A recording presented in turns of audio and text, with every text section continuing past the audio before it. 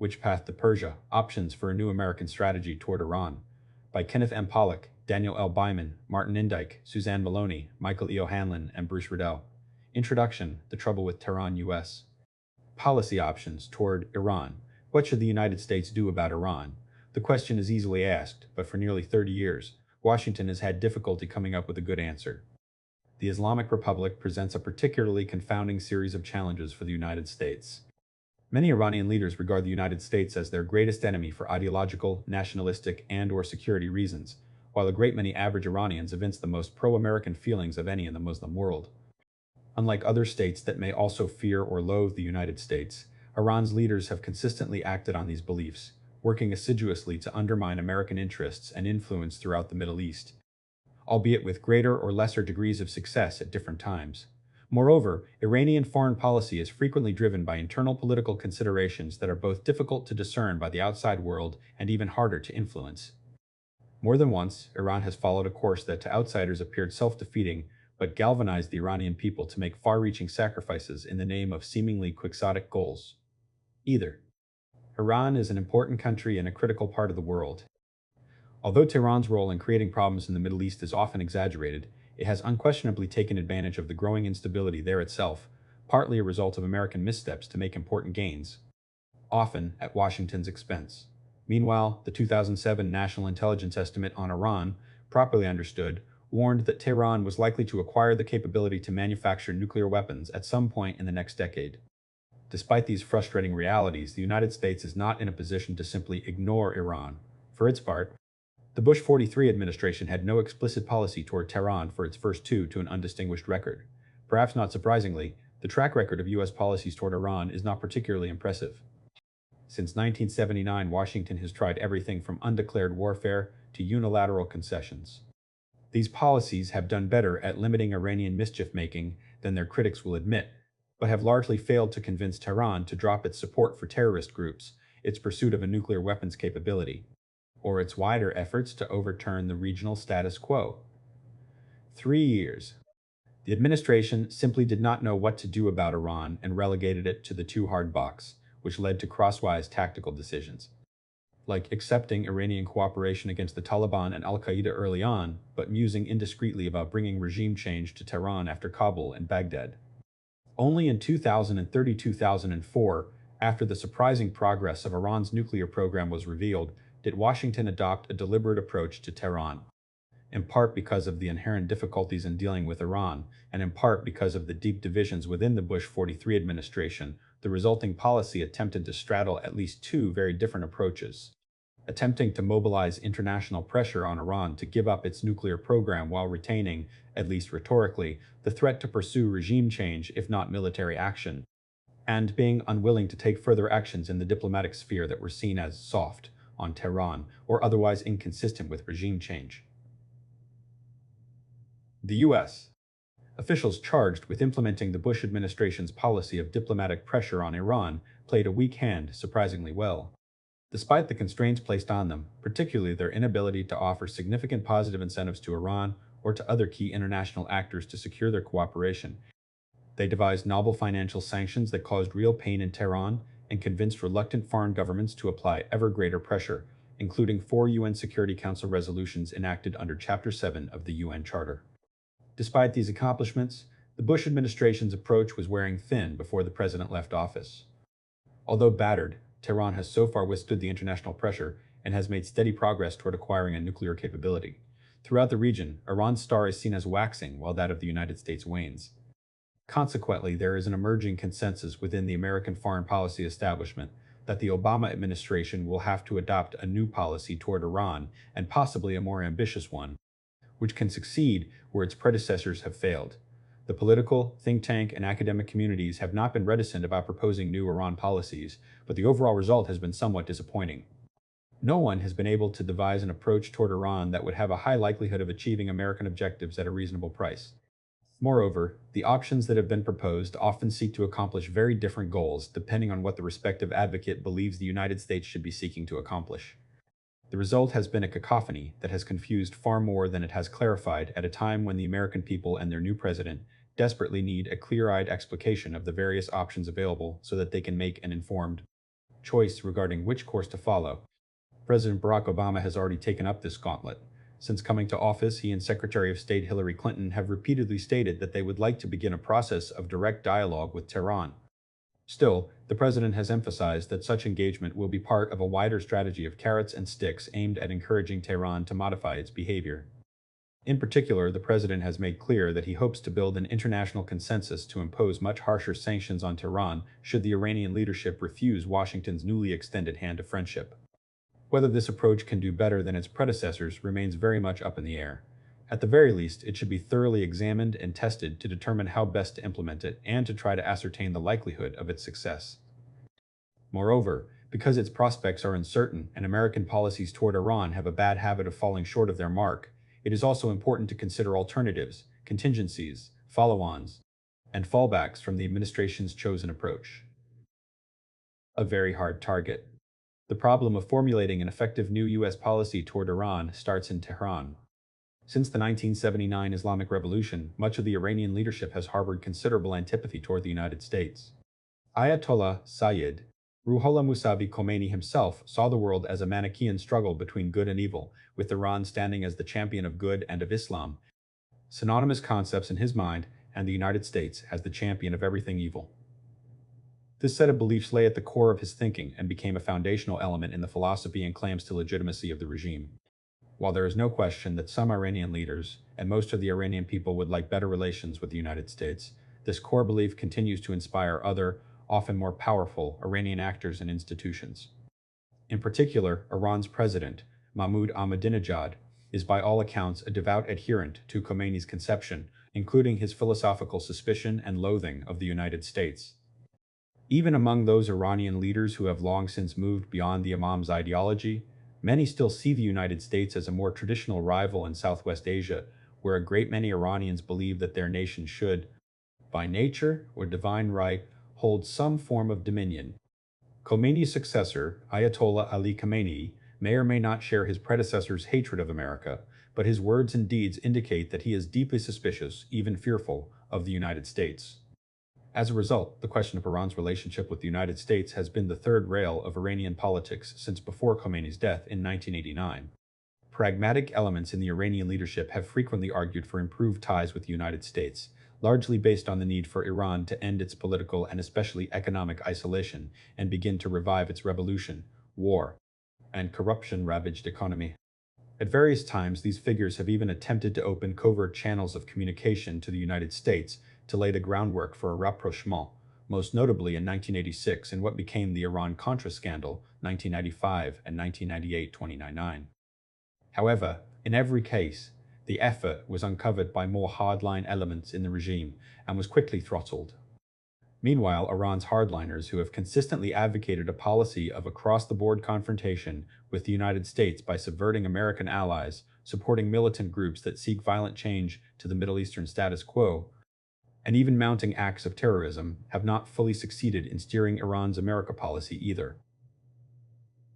At times, Tehran's course has leaned hard in their direction, such as in 1987-1988 when Iranian forces attacked U.S.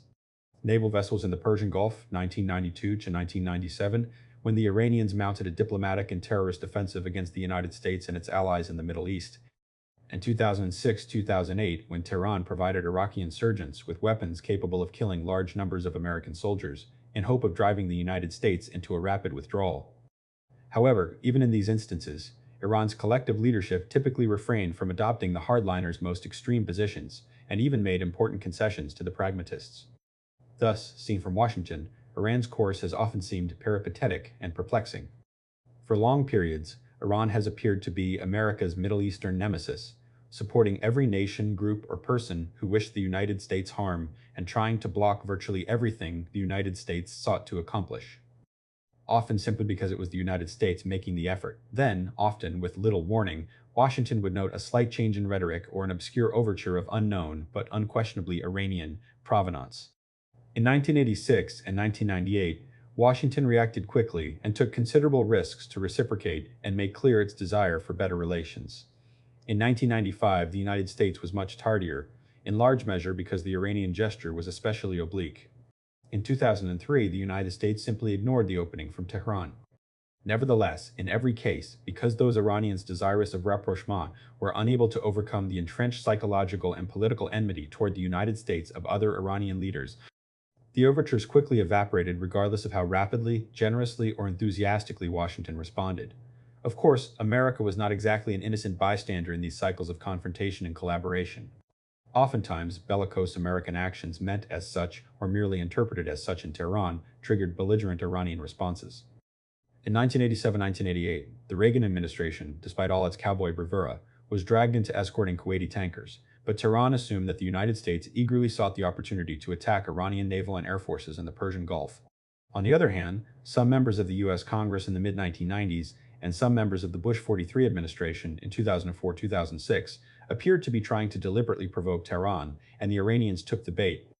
It is almost certainly the case, therefore, that even the most well-disposed observers in Tehran view American policy as equally confused and confusing. The net effect has been that the U.S.-Iranian relationship has functioned like the proverbial pendulum. At times, the United States and Iran have developed tacit working relationships such as over Afghanistan, and toward al-Qaeda in 2001-2003, or even kabuki-like courtships such as in 1998-2000. At other times, the two sides seem poised on the brink of war, as in 1987-1988, 1995-1997, and 2006-2007. Because it seems so hard for U.S. and Iranian overtures to coincide, and because the Iranian gestures appeared inevitably to be throttled by the regime's more hardline elements, over time, American policymakers increasingly saw the Iran issue as a loser. Any effort to be proactive with Iran, either to try to engage it and entice it into a better relationship, or to confront it and try to force it to behave better, ended up in the same frustrating nowhere where it had begun. Because the Iranian leadership was consistently unwilling to jettison its ideological, political, and nationalistic antipathies toward the United States, it was never willing to accept American offers for better relations. Most notably during 1989-1991, under the Bush 41 administration, and in 1998-2000 under the Clinton administration. Because Tehran was also willing to allow further erosion of the Iranian economy and to accept varying degrees of international isolation and sanctions, whatever pressure the United States imposed kept Tehran weak, but did not force a fundamental change in Iranian foreign policy. In Washington, Iran policy increasingly was viewed as a frugalous necessity, one that policymakers sought to ignore to the extent they possibly could. Indeed, this sentiment seemed to be the prevailing view of Bush 43 senior officials in the early years of that administration. Even among the academic and think tank communities, for most of the period between 1992 and 2003, except for the brief period between 1998 and 2000, when Clinton tried, ultimately unsuccessfully, to secure a rapprochement with Mohammad Khatami, work on Iran policy was largely relegated to a small community of experts whose proposals were primarily tactical, not strategic, in nature, and even then these were frequently ignored by the policy community. The transformation of American and Iranian fortunes in 2002-2004 sparked both the interest in a proactive policy toward Iran and an agitated new debate over what such a policy should encompass. Iran was seen by the United States and many countries throughout the Middle East as a difficult but largely marginalized troublemaker with the strength to play the spoiler in Arab-Israeli peace negotiations and Lebanese politics, but unable to mount any more of a threat than that. Prior to 2002, indeed, many Iran experts began to see the regime as increasingly anachronistic and likely to evolve slowly into something more benign over time, although it could certainly do some damage before that happened. From this perspective, there seemed to be little need for a dramatically new American strategic approach to deal with Iran. However, in 2002-2004, Iran's position seemed to reverse itself. The International Atomic Energy Agency confirmed the revelations of Iranian oppositionists that Tehran's nuclear program was far more advanced and closer to being able to produce nuclear weapons than had previously been known. At the same time, the United States overthrew the Taliban's regime in Afghanistan and Saddam Hussein's regime in Iraq, thereby eliminating Iran's two greatest regional security threats. Washington's catastrophic mishandling of the reconstruction of both of those countries bogged down the United States, militarily, politically, and economically, and greatly hampered the Bush administration's ability to deal with Iran or other regional actors looking to challenge the status quo. Worse still, because Tehran wielded considerable influence with armed groups in both countries, it could threaten vital American interests in Iraq and Afghanistan if it chose to do so, and was able to contribute to the military and political problems of the United States in both. Compounding these vulnerabilities, the The Bush administration botched political developments in both Lebanon and the Palestinian territories, causing new civil strife in each. Perhaps most damaging, it did not look to quell the 2006 Israel-Hezbollah or the 2008-2009 Israel-Hamas conflicts, both of which produced results that were widely seen as victories for key Iranian allies. Moreover, destabilizing spillover effects from Iraq, Lebanon, the Palestinian territories, and Afghanistan incited internal unrest in a number of countries around the region, leaving many of America's staunchest allies and Iran's worst foes feeling shaken and vulnerable. By 2005-2006, the United States appeared weak and in retreat all across the region, whereas Iran seemed to be leading a new rejectionist coalition that threatened to transform the Middle East's strategic landscape. This threat, or the impression of such a threat, shocked the American leadership and forced Washington, both the Bush administration and the wider policy community, to begin thinking about Iran in ways it had not in the past. In particular, the sense of a strategic threat from Iran, even among those who believed that it was being exaggerated by others, meant that simply trying to ignore Iran or merely reacting to its latest actions was no longer sufficient. Instead, the United States had to adopt a new strategy intended to eliminate, ameliorate, or contain this threat. Building a better Iran policy.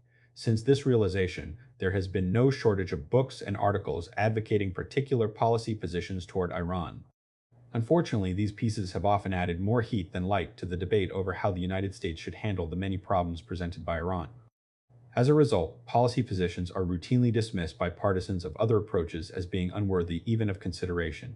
The right sneers at the idea of engaging with Iran as appeasement, and the left clamors for the U.S. government to abjure all resort to force under any circumstance. Even in the muddled middle, there is confusion regarding the priority that should be given to negotiations versus containment, and what mix of incentives and disincentives is appropriate to coerce or persuade Tehran. That confusion has arisen in part from proponents' unwillingness to take their analyses deeper than sloganeering, and in part from deliberate efforts to obfuscate the real costs and risks involved in virtually every policy toward Iran. Moreover, in recent years, the debate has increasingly focused on the narrow question of Iran's nuclear weapons program, admittedly a critical concern, frequently losing sight of the wider range of American differences with Iran. The central purpose of this monograph is to try to present the most important policy options available to the United States to craft a new strategy toward Iran, and to do so in a dispassionate, objective fashion. We have attempted to portray each option in its naked glory, without the gloss of advocacy. Each of us believes that some of the options are better than others, but we all recognize that none are perfect, and all have more risks and costs than guaranteed benefits. We have also sought to present them in a similar format to try to highlight the differences among them. One of the many failings of the current Iran debate is that proponents of different perspectives are often arguing about apples and oranges, comparing policies meant to achieve very different goals as if they were meant to achieve the same ends, or starting from assumptions as if everyone were in complete agreement about these assumptions. Part of the problem is that there is no national consensus, and one of President Obama's tasks in forging a new strategy toward Iran will be to build such a consensus, or at least achieve a national tolerance for his preferred course. We argue that at least 9 discrete approaches to Iran have emerged in the public debate, and it is these 9 options that we treat in this study. These 9 differ in a variety of ways, not simply in that they would employ different policy instruments, but also because they often seek to achieve different goals. These differences reflect divergent assumptions about Iran, about the international community, and about how best to prioritize and secure American interests regarding Iran.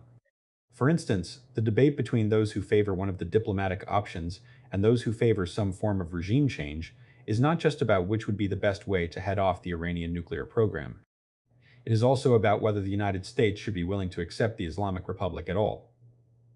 We have further grouped these 9 options into 4 bundles, reflecting the similarities among several of them.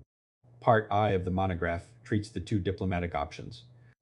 It begins by examining the policy option that the Obama administration has already announced will be its approach to Iran, a policy we have dubbed one of persuasion, by which the United States would employ positive and negative incentives to convince Iran to give up its problematic behavior. Because this policy is not guaranteed to succeed, and because many Americans may disagree with the administration's approach, we go on to address a much wider range of alternative strategies, beginning with another diplomatic option, one of pure engagement that would junk all of the sanctions and focus instead on accommodation and reassurance in an attempt to persuade Tehran to mend its ways. Part 2 looks at the various military options, a full-scale invasion, a more limited air campaign to destroy Iran's nuclear program, and allowing Israel to mount its own airstrike against the same. Regime change is the focus of Part 3 in all of its different variants, attempting to trigger a popular revolution, supporting an insurgency ethnic or political against the regime, and aiding a military coup. Finally, Part 4 examines the idea of moving directly to a policy of containment of Iran, in which the United States would attempt to deter Iran from trying to wield a future nuclear arsenal while hindering its ability to cause trouble in the Middle East and Central Asia. 9 bad options. Most readers are likely to conclude that all 9 of the options presented in this monograph are riddled with costs, complications, risks, and low likelihoods of success. Unfortunately, the available options reflect the difficulties facing the United States when it comes to Iran, rather than a paucity of thinking on the subject. Perhaps some new Kennan or Kissinger will emerge to reveal the answer to America's Persian dilemma, but it seems unlikely. Washington is probably limited to variations of the 9 approaches considered in this study, all of which involve heavy costs, significant risks, and potentially painful trade-offs. Thus, in producing this study of the policy options toward Iran, we have tried to present the options in a neutral fashion in one place and in a uniform manner that allows easy comparisons and highlights differences, and in a way that does not attempt to soft-pedal potential risks and costs. We have endeavored to provide readers a full explanation of the options without the partisan distortions typical in many of the advocacy pieces now cluttering the public debate. Moreover, by presenting them in a uniform format, we believe the reader will be able to make comparisons across the different options and see their differences, not just in approach but in goals, costs, and benefits, desired end states, and necessary trade-offs. Reasonable people may favor different options because they seek different objectives, hold different priorities, or are more willing to pay a certain price to deal with the problem of Iran, rather than because a given option is more likely to succeed. For these reasons, each option is presented in a fairly formulaic fashion. We start with its goal and the general time frame in which the policy might be expected to achieve that goal, then provide an overview of how the policy would work, followed by a section describing what would be required in terms of resources and tasks to give the policy the best chance of succeeding. We then conclude with a rundown of the various pros and cons associated with the policy. In this effort, we received invaluable help from Henri Barkey, Jeffrey Kemp, Ellen Leibson, Abbas Milani, Moza Milani, Carlos Pascual, George Perkovich, Danielle Pletka, and Robin Wright. All of them provided comments and criticisms that not only improved this monograph's quality, but also helped remove bias. Although the 9 different approaches we present represent discrete ways for the United States to handle Iran, it is not the case that all of these options are meant to stand alone. Quite to the contrary. The best American strategy toward Iran would doubtless combine several of these approaches into an integrated policy, in which the different approaches would be pursued sequentially or simultaneously, and thus in a complementary fashion. However, for analytic purposes, to most clearly illustrate the differences among them, and to best reveal which options can best be integrated with one another, we have chosen to present them as separately and discreetly as possible. The concluding chapter addresses how the different options could be combined to produce such an integrated strategy. Strategy. Then tactics. For the most part, we present the 9 options in a largely bare-bones fashion, laying them out in their broad conception without delving into too many details. We did not sketch out invasion routes or list all of the targets for airstrikes, nor did we attempt to spell out how to turn Ahwazi Arab separatists into a full-blown insurgency or to detail the myriad steps that might be tried to engage or contain Iran. That is not the purpose of this volume. Filling in the details requires a great deal of information about the specific circumstances in which the policy is to be implemented, information that is not necessarily available as of this writing. Our goal was to help readers and perhaps members of the new administration see the principal differences among the options more clearly, their differing objectives and end states, their differing costs and risks, their differing responses to the threat from Iran, and their different acceptability to various constituencies, foreign and domestic. Only by seeing the options in this stark form can American policymakers accurately devise a policy that fits with their goals, perception of the Iranian threat, willingness to bear sacrifices, and prioritization of the problem of Iran versus those of the economy, healthcare, Afghanistan, Iraq, Russia, and everything else the United States currently confronts. Once these questions are addressed, the United States can adopt a policy toward Iran that fits the bill and then adapt the basic premise of the policy to the specific circumstances of the moment. But without a clear-eyed assessment of how threatening Americans believe Iran to be, what they want to achieve, and what cost they are willing to pay to achieve that goal, the details will not add up to a strategy. Indeed, another of the problems Washington has had in the past is obsessing about disputes over niggling details and, in so doing, losing sight of any coherent overarching strategy toward Iran. A note on policy names: for nearly a decade, some scholars and experts on Iraq have advocated a policy of engagement with Iran, by which they meant that the United States should lift all of its sanctions and end its other efforts to constrain or punish Tehran, and instead try to entice Iran into a purely cooperative relationship. Their assumption has been that Iran reacts very badly to threats, no matter how conditional, and only a patient, long-term effort to convince Iran that the United States is not a threat of any kind will have an impact on Tehran's behavior, and that only by gradually taming the Islamic Republic over many years, if not decades. This policy assumes that the United States cannot prevent Iran from acquiring a nuclear weapons capability, nor can Washington coerce Tehran into ceasing its support for violent extremist groups or trying to overturn the regional status quo in anything like real time. Therefore, the United States simply must accept these realities in the short term, in the hope that reduced pressure and friendship will eventually bring about either a change in the regime's behavior or even a change in the regime itself. This is also the policy that we call engagement in this monograph. However, since the advent of the Obama administration, other people, including many in the media, have chosen to call the president's new approach to Iran a policy of engagement, because the president has stated that he wants to begin direct negotiations with Tehran. Unfortunately, this has the potential to create confusion when considering the various options available to the United States, the 9 options presented in this volume. Because the Obama administration's starting policy toward Iran features more than just a process of direct negotiations, and in particular features the threat of further sanctions if Iran refuses to meet the United States halfway, a critical difference from the usual meaning of engagement with Iran, we have chosen to describe this as a policy of persuasion instead. Indeed, the Obama administration's policy is an updated version of an older approach that is typically referred to as one of carrots and sticks. However, for reasons explained in Chapter 1, we argue that this moniker should no longer be used to describe this option. Setting the scene, formulating a new Iran strategy is not for the faint-hearted, nor is it for novices. Iran is an enormously complex country, both in terms of its government and people. Its interaction with the world is more complicated still. It is therefore useful for the reader to keep certain critical factors in mind when considering the options, factors that will likely play a role in shaping any of the options and Iran's responses to them. The Iranian threat to U.S. interests. A crucial question that the Obama administration must ponder is the threat that Iran poses to U.S. interests.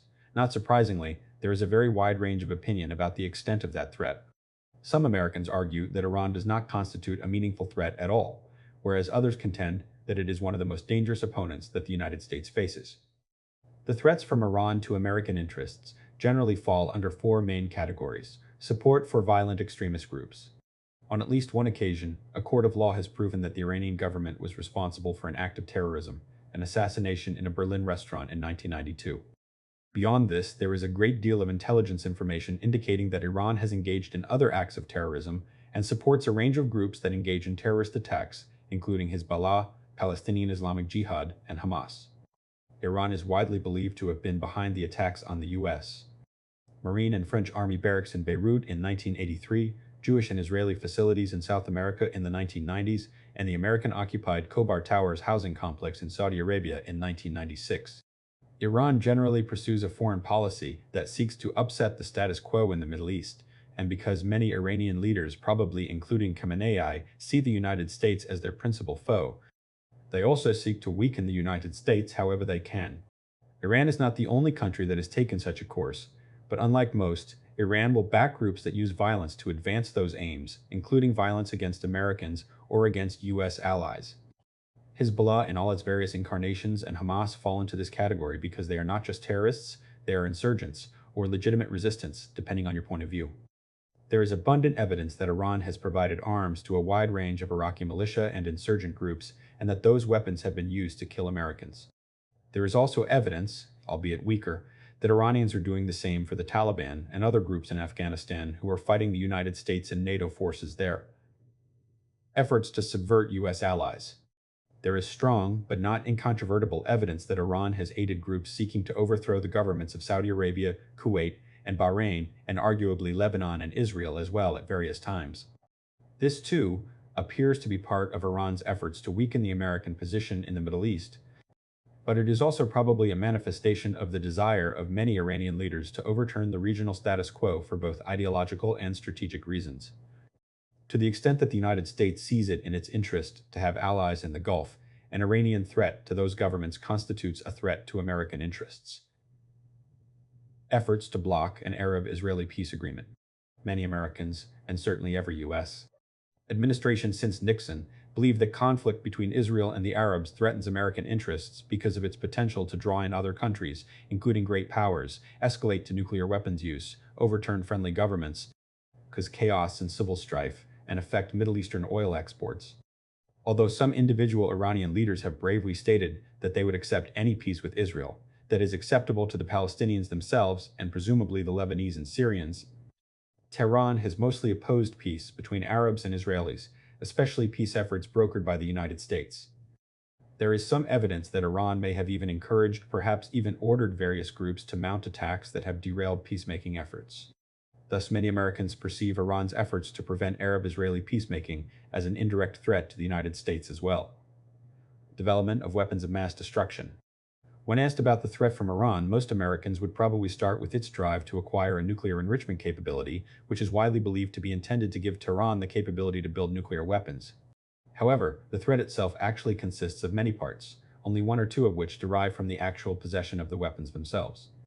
The other parts of this threat instead derive from fears regarding how Iran's development of nuclear weapons, or just the capability to make nuclear weapons, might heighten the other threats that Iran potentially poses to the United States. The direct threat from Iranian possession of one or more nuclear weapons stems from the possibility that Iran would acquire a nuclear weapon and use it against the United States either right away or at a time of crisis. Because the American nuclear arsenal is vastly more powerful than Iran's, and therefore American retaliation would be utterly devastating, Tehran would only do so either if its rulers were irrational or they believed that doing so was the only way to save their own lives or the regime. The rationality of various Iranian leaders is hotly debated, but American policymakers simply do not have the information that would allow them to make a definitive judgment one way or another. Most of Iran's foreign policy decision-making since the fall of the Shah could probably be characterized as aggressive but not reckless, but Washington cannot categorically rule out the possibility that there are truly insane or ideologically possessed Iranian leaders who would attempt far worse if they were ever in a position to do so.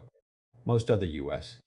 fears about Iranian weapons of mass destruction stem from concerns about how possession of such capabilities, and particularly a nuclear arsenal or the ability to build one, could exacerbate the other threats Iran poses to the United States. For instance, some Americans fear that Iran might give nuclear weapons to terrorists. While there are strong arguments as to why Tehran probably would not do so, this too cannot be ruled out, and the consequences, if it did come to pass, could be truly catastrophic. Another possibility is that Iran would develop nuclear weapons and then use them against Israel, or another U.S. ally like Saudi Arabia, which stands as the great champion of Sunni Islam, opposing Iran as the champion of Shia Islam. Because the United States has implicitly extended its nuclear umbrella over the Saudis, and because Israel could retaliate almost as massively against Iran as the United States could, this, too, is only likely in circumstances where Iran's leaders are irrational or face their own demise. For many Americans, a more likely, if somewhat less catastrophic threat in Iran's acquisition of a nuclear weapons capability is that Iran will be emboldened in its support of terrorism, violent militant groups, efforts to subvert American allies, and efforts to overturn the Middle Eastern status quo. In other words, once Iran has a nuclear capability of some kind, Tehran will believe that it is safe from retaliation by the United States, Israel, or any other country. And so it will pursue a wide variety of aggressive actions with far fewer restraints than in the past, which would likely lead to various crises, including confrontation with the United States. The acquisition of nuclear weapons or a nuclear weapons capability has made some countries behave more responsibly, China and eventually Russia, but in other cases it has either not changed their behavior appreciably, North Korea, South Africa, and arguably India, or has made them more aggressive, Russia under Khrushchev and Pakistan. Here the concern is not so much that Iranian leaders would act irrationally, but simply that they would become even more aggressive and would overstep and miscalculate. Over the past 30 years, there is no question that, whatever their intentions, Iranian leaders have acted aggressively, at least for periods of time, and have found themselves in extremely dangerous positions that they did not envision when they first set out. A nuclear capability would vastly increase the potential ramifications of this kind of behavior for Iran, its neighbors, and potentially the United States. As Americans learned during the Cold War, crises between two nuclear-armed states are extraordinarily dangerous events and should be avoided if at all possible. Threats and options, to a very great extent, fashioning a new strategy toward Iran should be driven by Americans' perception of the threat that Iran poses. American willingness to tolerate the threat posed by Iran must be weighed against the price of eliminating the threat. The less Americans feel threatened by Iran, the less they should be willing to pay to eliminate the threat. And the more threatened Americans feel, the more they should be willing to give to eliminate it. Indeed, one reason for the wide divergences among Americans on Iran policy is that some find Iran far more threatening to U.S. interests than do others. If one believes that Iran's leaders are irrational or ideologically blinded to the point where they would use a nuclear weapon if they possessed one, then such a level of concern would likely cause one to support the most extreme options. This is not to say that one should be unwilling to try one or more of the diplomatic or regime change options first, or even try airstrikes before going all in. But if these efforts fail, such a perception of threat may well lead to the conclusion that the costs of an invasion are more palatable than the risk that Iran will employ a future nuclear arsenal. To some extent, the converse is also true. That one's devotion to a particular option typically reveals, at least it should reveal, one's perception of the threat from Iran. Those who fervently embrace the diplomatic options but refuse to countenance any of the military or regime change options are implicitly declaring that while they may not want to see Iran acquire a nuclear capability, they are not so concerned about it that they would be willing to endure the costs and risks associated with covert action, airstrikes, or an invasion. Even the most optimistic experts recognize that it will be difficult to convince Iran to give up its nuclear program through diplomacy alone, whether by engagement, inducements, sanctions, or some combination. And so stopping at diplomacy means leaving considerable probability that Iran's nuclear program will not be stopped. The view from Tehran. The Iranian political system is one of the most complex, Byzantine, fragmented, and opaque on earth. Consequently, summarizing even just those elements relevant to a consideration of U.S. policy options toward Iran is a daunting task, one that requires a tremendous amount of generalization and superficiality. Nevertheless, it is important to remember that achieving America's goals with Iran will not be a unilateral exercise. The Iranians get a vote too. Ultimately, success will depend on how Iran reacts to U.S. policy initiatives, how Washington responds to Tehran's moves, and how each side feels about the other's subsequent actions down the road. For this reason, it is useful to have at least a thumbnail sketch of some key features of the Iranian political scene and how Iranians see the United States. It is always dangerous to try to generalize about Iranian opinion because, more than in most countries, Iran's people and its establishment tend to have widely divergent views on almost any issue imaginable. But from the broadest aperture, Iran seems to see itself as simultaneously very strong and successful, and very weak and troubled. To some extent, which one an Iranian tends to emphasize often reflects his or her primary concerns. In the international arena, many Iranians see themselves as quite strong and are proud of having made important gains. This is certainly the case for Iran's radical hardline leadership, such as President Ahmadinejad and the commanders of the Revolutionary Guards, who see Iran's efforts to put together a rejectionist front against the United States and its allies as having made great progress in recent years. Iran's two most immediate threats, Saddam Hussein's regime in Iraq and the Taliban regime in Afghanistan, are gone, and the U.S. military is bogged down in both places, limiting its ability to threaten Iran. The hardliners perceive the military clashes of Hezbollah and Hamas against Israel as having redounded to Iran's benefit and play up the popularity of Ahmadinejad and Iran's allies Hassan Nasrallah of Hezbollah and Khalid Mashal of Hamas among the Arab populace as further signs of Iran's strength. Those Iranians whose sight is set more inward tend to paint a different picture. The Iranian economy is a mess, with both inflation and unemployment approaching 30%. Iran remains completely dependent on oil exports for its economic livelihood, but the low price of oil and projections of dramatic declines in Iranian oil production, a product of mismanagement and the inability to secure Western technology because of the sanctions, are drastically curtailing Tehran's principal revenues. Iran's oil woes make the impact of both rampant corruption and the international sanctions, formal and informal, multilateral and unilateral, far worse than it already was. Nor do most Iranians see a remedy in their political system. The regime tightly circumscribes both who may rule and what actions they may take. In 1997, Iranians elected Mohammad Khatami president because he espoused the left's vision of far-reaching change. However, Khatami failed to bring about the change that Iranians sought, so in 2005 they went to the polls and elected Ahmadinejad president, believing that he would deliver the right's version of far-reaching change. at least in terms of extensive economic reforms and an end to corruption. He, too, has failed and has actually made the economic problems far worse. Iran's economic woes and the vulnerability to external pressure that they create have gone so far as to push its political leadership to consider engaging the United States directly in ways it never had in the past. Statements by a variety of Iranian leaders, including even Ahmadinejad, suggest that Iran would be willing to engage with representatives of the Obama administration directly. It should be noted that Iranian officials met with members of the Bush 43 administration, both covertly during 2001-2003 to coordinate policy on Afghanistan, and overtly in 2007-2008 to discuss Iraq. Thus, the willingness to meet is not new, but what does seem to be is a willingness to discuss the US-Iranian relationship itself rather than the narrow mechanics of a particular mutual interest. All that said, it appears that Iran's leadership has so far only made a tactical decision to discuss these issues with the United States, but it has not yet made the strategic decision to compromise on the issues that matter to the United States, such as the Iranian nuclear program and support for violent extremist groups. To some extent, this is probably because Tehran is not sure what America's goals and intentions are, and they do not know what Washington is offering or threatening. Whatever else is going on, it is highly likely that the Iranians will not cross that bridge until they have entered into a process of negotiations and can see what is on offer. It is worth keeping in mind that bazaar, market, is a word of Iranian origin, and in Iran the bazaar is always open. Beyond this, however, Tehran's approach almost certainly reflects the nature of politics in Iran today.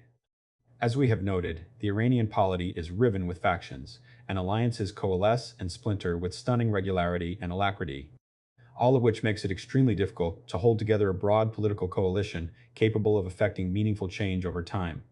Moreover, many key political figures align on opposite ends of the political spectrum on crucial issues. The hardliners tend to favor a patronage approach to the economy, view improved relations with the United States as anathema, and promote Iran's nuclear program as an economic diplomatic security panacea. Iran's reformists, as well as its more pragmatic figures, favor privatization of the economy and view better relations with the United States as critical to securing the trade, aid, and investment that the Iranian economy desperately needs. And while they would like to retain at least some aspects of the nuclear program, they have shown a much greater willingness to accept limits on it in return for better international economic and diplomatic relations. In the midst of all of this sits Ali Khamenei, Iran's supreme leader, who is by far the most powerful figure in the Iranian system, but has preferred to rule by balancing all of Iran's fractious factions. Khamenei seems to be deeply suspicious of the United States, and he may share the ideological sympathies of the hardliners, but he also seems to recognize the economic realities emphasized by the pragmatists. And his tendency has been to avoid dramatic decisions in favor of one camp or another so as to preserve the status quo in the hope that this will prevent a dangerous internal political schism without doing too much harm to either Iran's economy or security. This has placed him on the horns of a dilemma. It is the sum of all of these parts that creates a system that most Iranians describe as operating according to the laws of inertia.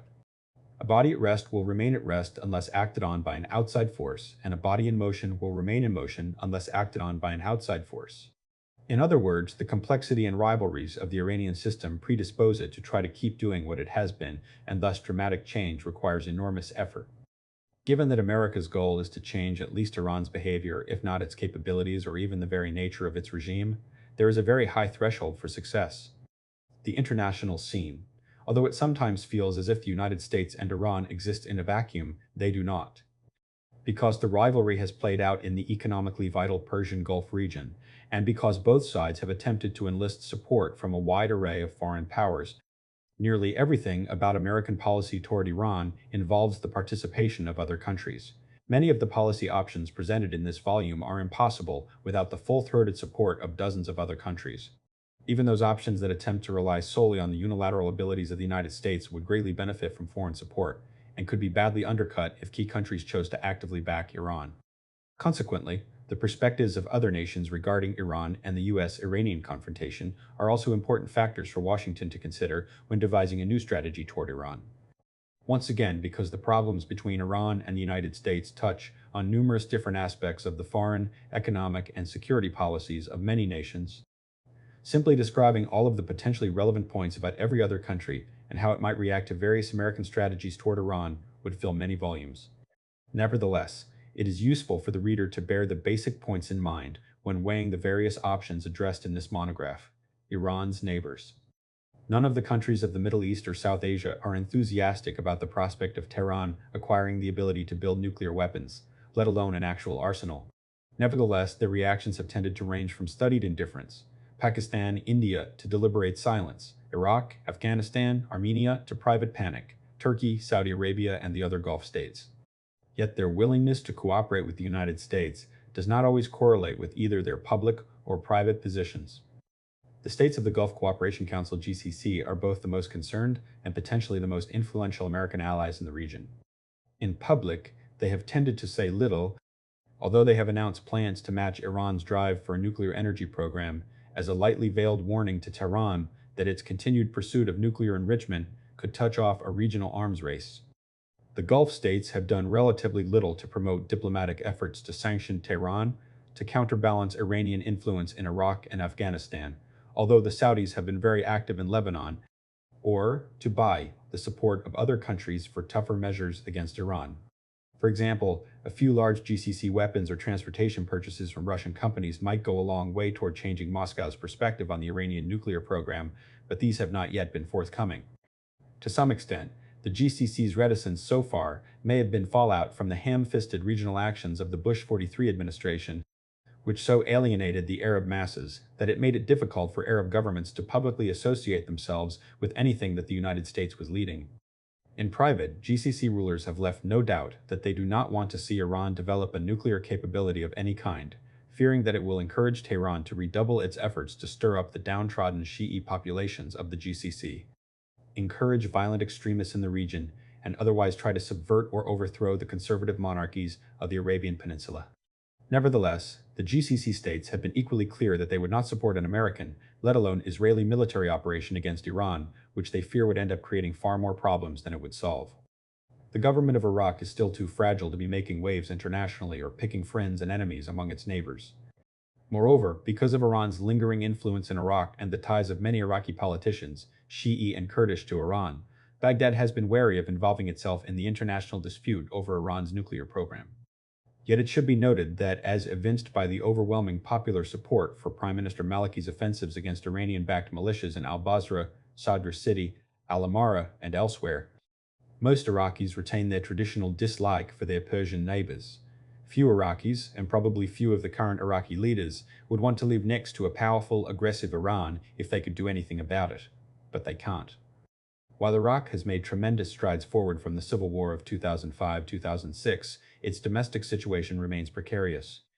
Most Iraqi leaders fear that the US-Iranian friction might escalate to actual conflict, overt or covert, and would be fought out in Iraq, where Iranian agents and proxies would likely try to mount a major campaign against the American soldiers who will remain there until at least 2012.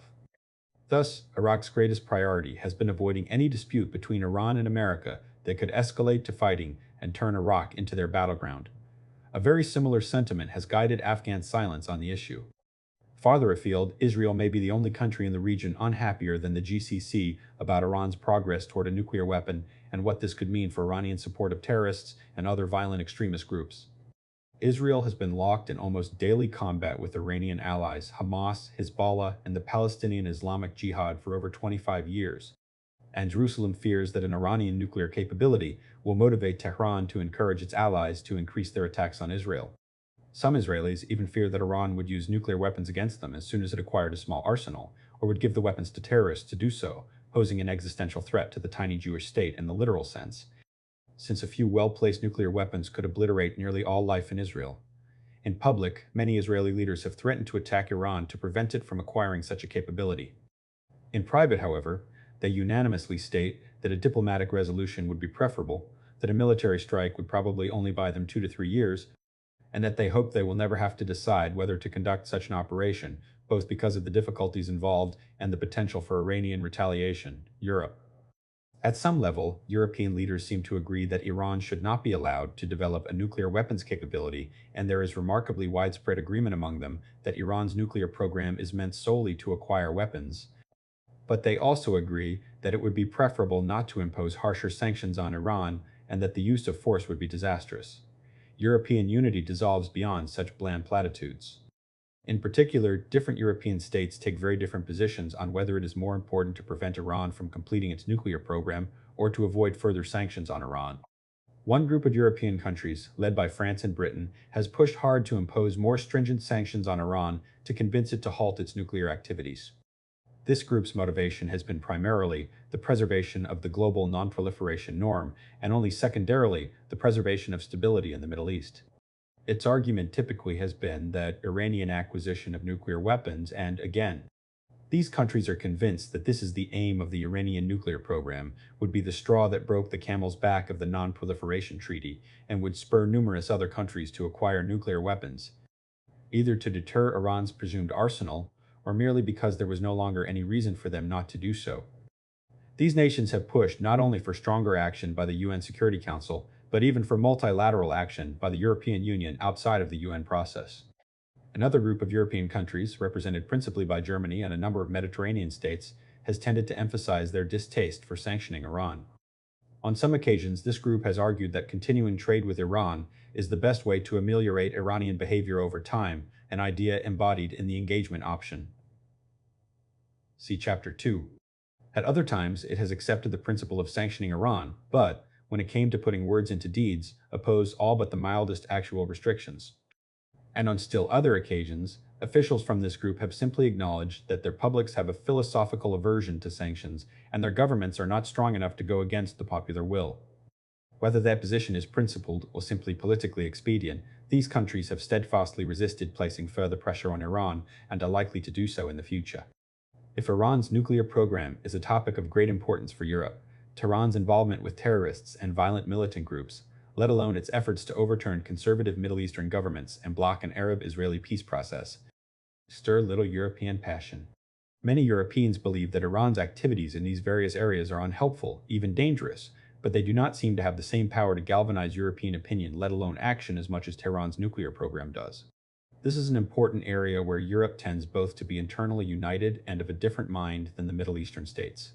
Confrontational policies toward Tehran can often elicit at least some support when they are tied to Iran's pursuit of a nuclear weapons capability, but find little backing when meant to respond to Iranian activities in other areas that the United States considers alarming. Consequently, while Europe is united in its opposition to Iran's nuclear program, if not in the method to stop it, and in its indifference toward Iran's support of militant groups, it is divided over the nature of the Iranian regime itself. The Islamic Republic is brutal, oppressive, repressive, intolerant, paranoid, and prone to widespread human rights abuses. Although it follows some democratic practices such as relatively competitive elections, its adherence to others such as transparency, accountability, the rule of law, the protection of minorities, freedom of the press, freedom of religion, freedom of speech ranges from questionable to non-existent. This morally odious behavior is irrelevant to some European regimes and of paramount importance to others. The Scandinavian states in particular are staunch advocates of human rights, and for them, the Iranian regime's treatment of its own citizenry is a matter of great concern. Russia and China. It is widely believed that Russia and China could play critical roles in a new American strategy toward Iran. Both are important sources of weapons for Iran, including nuclear sales from Russia. Russia and China are important trading partners with Iran, and Chinese businesses especially have moved into Iran to scavenge all of the business deals that Western firms were forced to abandon because of the sanctions. Thus, if Russia and China were to follow the West in sanctioning Iran, Tehran's already precarious economic situation might turn downright perilous. In particular, the persuasion approach would greatly benefit from Russian and Chinese willingness to impose harsher sanctions on Iran, and because the Obama administration has already announced that it will pursue this option. Moscow and Beijing hold potential trump cards over America's course. If Russia and China cooperate with the United States, Iran will come under much heavier pressure. This may or may not be enough to convince Iran to change course, but it certainly will give Washington reason to stick with this policy for some time. However, if Russia and China oppose the United States, which, in effect, would be siding with Iran, not only would it be far more difficult for the strategy to work, but also the United States will likely drop it much faster and turn instead to different options that require less international cooperation. Both Moscow and Beijing have publicly stated that Iran should not be allowed to develop the capability to make highly enriched uranium, which is the key ingredient for a nuclear weapon. The Iranians probably already have that capability, at least at the theoretical level.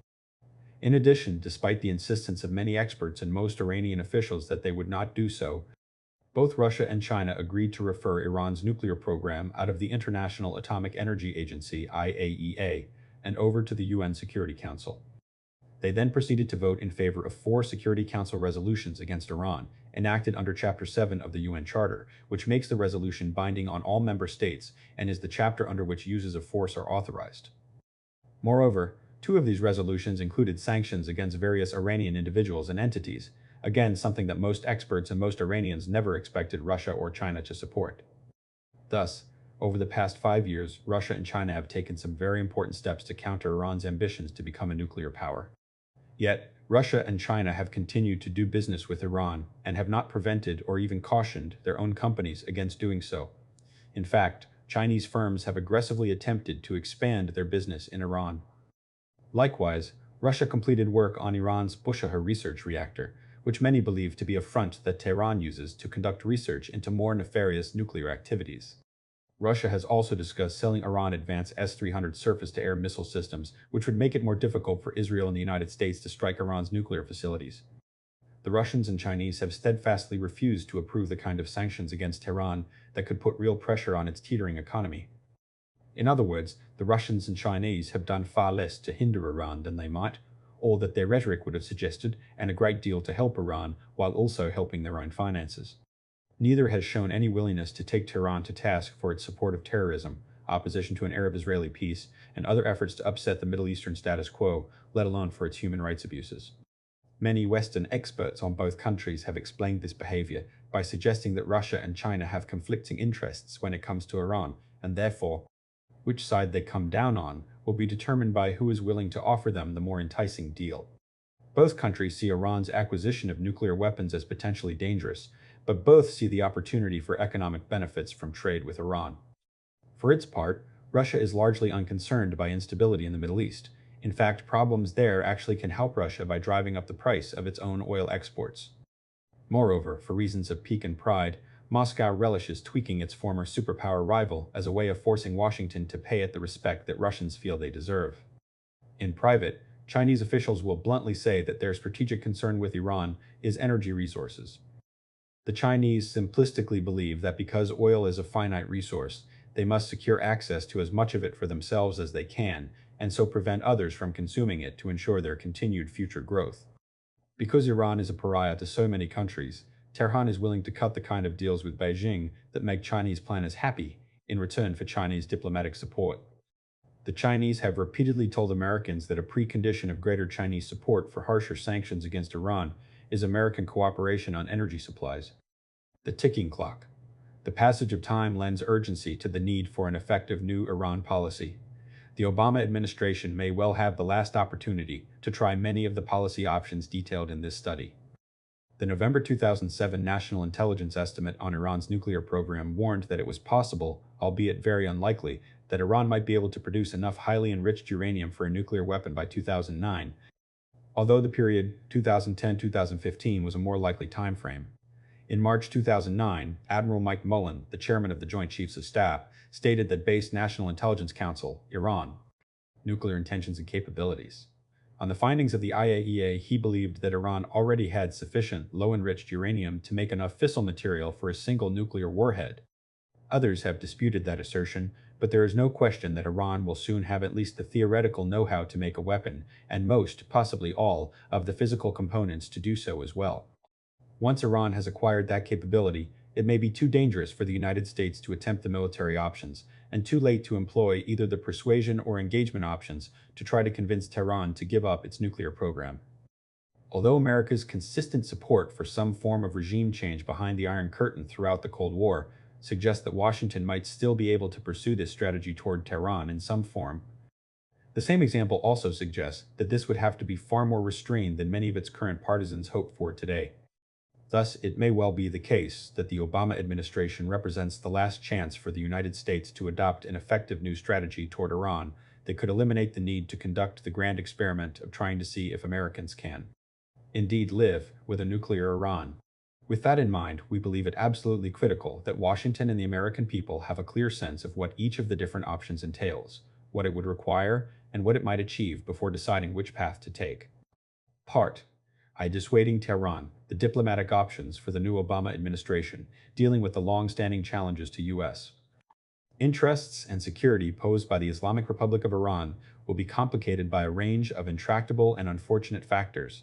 The increasing urgency of the timeline associated with Tehran's nuclear program, the adverse conditions for U.S. nowers, influence in the region, and finally, the curious, contradictory legacy of its predecessors' policies.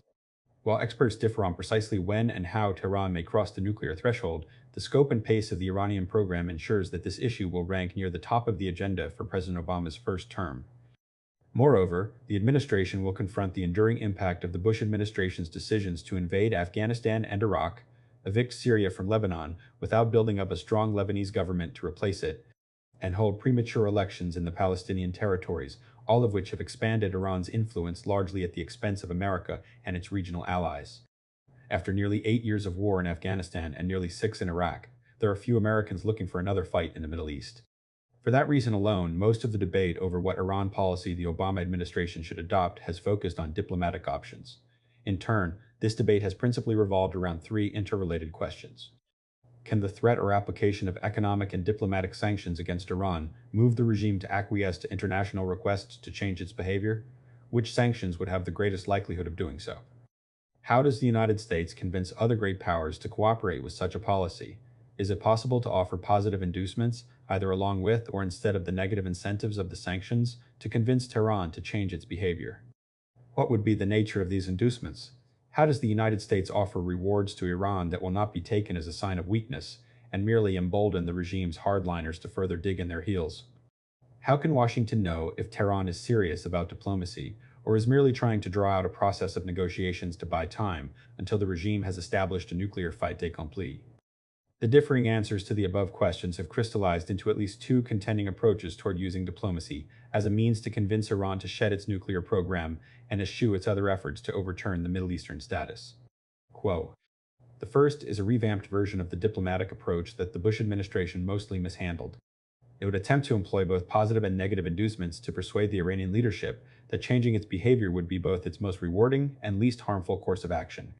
This approach, which we have called a strategy of persuasion, is the policy that the Obama administration has chosen for its initial foray into Iran strategy. The second is a policy of engagement that would abandon sticks altogether in the belief that any threats simply cause the Islamic Republic to dig in its heels, even if doing so means cutting off its nose to spite its face. Indeed, in its purest form, a policy of engagement would take a long-term approach based on the belief that by reassuring the Iranians that their fears were baseless, integrating them into the global economy, and helping their people see the possibility of a better life for themselves through a cooperative relationship with the United States and the rest of the world, Tehran would slowly change its ways, much as China did. These two diplomatic options are presented in the next two chapters. Chapter 1. An offer Iran shouldn't refuse persuasion. To convince Iran to give up its nuclear program, the George W. program.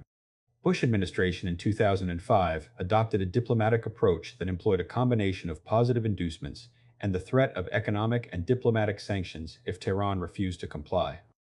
By the time Bush left office, the policy had not yet succeeded, although it had accomplished more than many of its critics had predicted. Many Americans believed that this approach could be revived, revised, and made to succeed under a new administration. Immediately after his election, President Obama himself indicated that this would be the starting point of his administration's approach to Iran.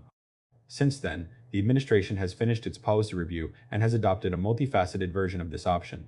Like all Iran policy options, this approach faces considerable hurdles. For this option, the first hurdle is the legacy of the Bush administration's efforts and demonstrating that it failed not because of inherent flaws in the strategy, but because of poor implementation. Those who favor persuasion, sometimes infelicitously referred to as a policy of carrots and sticks, believe that the Bush administration hamstrung the process by combining it with elements of other policy options, particularly regime change, that ran at cross purposes. It also eschewed key diplomatic bargains that might have secured greater international support and refused to put up meaningful positive incentives that could have had a greater impact on the actions of both Tehran and the rest of the international community. Persuasion also requires building a broad international commitment to a set of powerful sanctions on Iran to punish it for non-compliance at a time when many countries do not see the threat from Iran as a priority, and some have reason to oppose such treatment. Moreover, in the final analysis, this option and the engagement option as well rests on the willingness and ability of the leaders of Iran to sort out their politics in such a way that they agree to comply with the international community. Iran's habitual pugnacity toward external pressure and the Byzantine internal politics of the clerical regime mean that any such effort inevitably begins with a hard row to hoe. Goal. This policy is intended to convince the government of Iran to change its behavior on issues of critical importance to the United States. It is not intended to try to change the government of Iran. Shortly after taking office, President Obama attempted to underline this point in his Nowruz Iranian New Year message to the people of Iran on March 19, 2009, in which he assured Iranians that the United States wants the Islamic Republic of Iran to take its rightful place in the community of nations. 15. Emphasis added. In other words, the president was signaling that he was ready to accept the current Iranian regime, not merely the Iranian people, back into the international community if the regime were willing to work constructively with the United States and the rest of the international community. A key question that the new U.S. administration will have to address regarding the goals of the persuasion approach toward Iran is whether to focus only on convincing Iran to cease its nuclear program or also to insist that Iran cease its support for terrorism and other anti-status quo activities, particularly its efforts to hinder Arab-Israeli peacemaking. Although there are risks in Iran's mere possession of a nuclear weapons-making capability, the most likely threat is that once Iran is believed to have such a capability, it will pursue its regional anti-status quo agenda more aggressively than in the past. Specifically, it may provide greater support to terrorist groups and Palestinian rejectionists. It may again attempt to subvert conservative Arab regimes. It may provide arms to countries and non-state actors fighting the United States and its allies, and it may pursue a range of other actions all intended to undermine the American position, topple or Finlandize unfriendly governments, and otherwise reorder the region more to its own liking.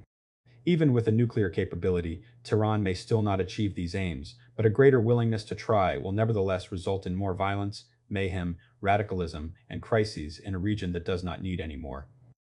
In other words, a critical threat behind Iran's pursuit of a nuclear weapons capability is that it will intensify Iran's anti-status quo activities, which many Americans would argue should necessitate an effort not merely to convince Tehran to halt its nuclear program, but also its support for violent extremist groups and other anti-status quo activities. Indeed, American sanctions on Iran, at least prior to 2001, were always explicitly intended to convince the Iranians to give up all of these problematic behaviors, not merely their nuclear program. As such, this policy would mirror the goals of the successful American policy toward Gaddafi's Libya, which is often seen as a model for how a similar approach should be applied to Iran. The American dilemma. There is a critical complication in expanding the policy goals to encompass Iranian behavior beyond its nuclear program. It could undermine the international support that is the sine qua non of the option. There is broad agreement, at least in principle, among most of the international community, and certainly all of the great powers, on the need to prevent Iran from acquiring a nuclear weapons capability. This often breaks down in practice, but it still provides an important foundation that the United States can build upon to pursue this part of its policy. However, far fewer states are troubled by Iran's destabilizing activities in the region or even its support for terrorist groups. Certainly few believe these actions troublesome enough to merit the kind of harsh sanctions that may be needed to pressure Tehran to abandon them. Consequently, focusing purely on the nuclear program would be the surest path toward building a wide and strong international consensus against Iran, but this might not be sufficient from the American perspective to secure U.S. needs regarding Iranian behavior. Moreover, many Americans may conclude that if the United States is going to provide Iran with the kind of major benefits that the Iranians will no doubt demand to halt their nuclear program, Washington ought to get more from Tehran in return. On the other hand, if Washington insists on including Iranian misbehavior beyond its nuclear program, it will be more difficult to secure the kind of broad international commitment to impose harsh penalties on Iran for failure to comply that probably will be necessary for the policy to succeed. Time frame. The persuasion approach holds out the potential to achieve its goals relatively quickly, conceivably in a matter of months, although a time frame of several years seems more likely. At least in theory, the United States and its allies might agree very quickly on a package of benefits to offer Tehran, as well as a series of new penalties to impose on Iran if it refused the deal. Likewise, Iran might quickly decide that the deal is a good one and accept it, and then things would move forward relatively quickly. The reality, however, is that both processes are likely to involve very complicated internal political and external diplomatic negotiations, even if they are successful.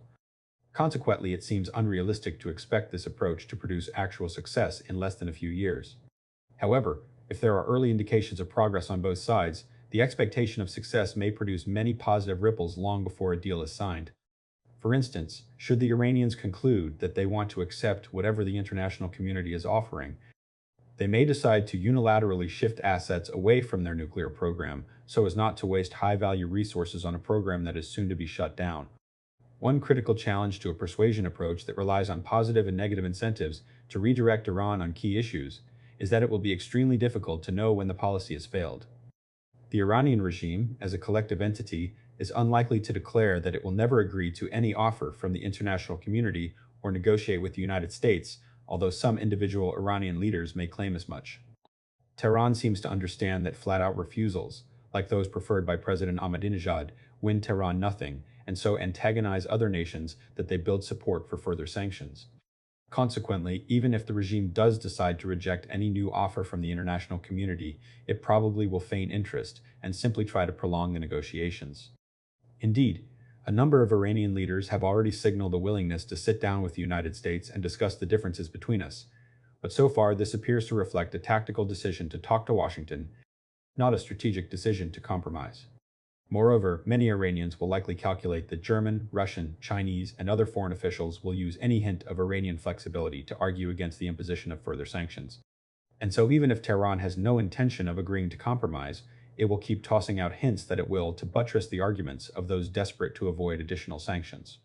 Because it may be impossible for the international community to recognize when this policy has failed, it will be critical to place clear time restrictions on the negotiations and require Iran to take positive, discernible steps to demonstrate that it is not merely attempting to prolong these negotiations to ward off further sanctions.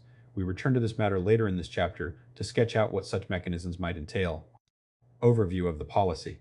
The core concept of the persuasion approach remains the idea of simultaneously offering Iran a series of compelling rewards for giving up its nuclear program and possibly ceasing its other deleterious behavior as well, and threatening to impose harsh penalties on Iran for refusing to do so. In essence, it means offering Iran a deal, but one that also contains an implicit ultimatum: change your ways and you will be rewarded, don't and you will be punished.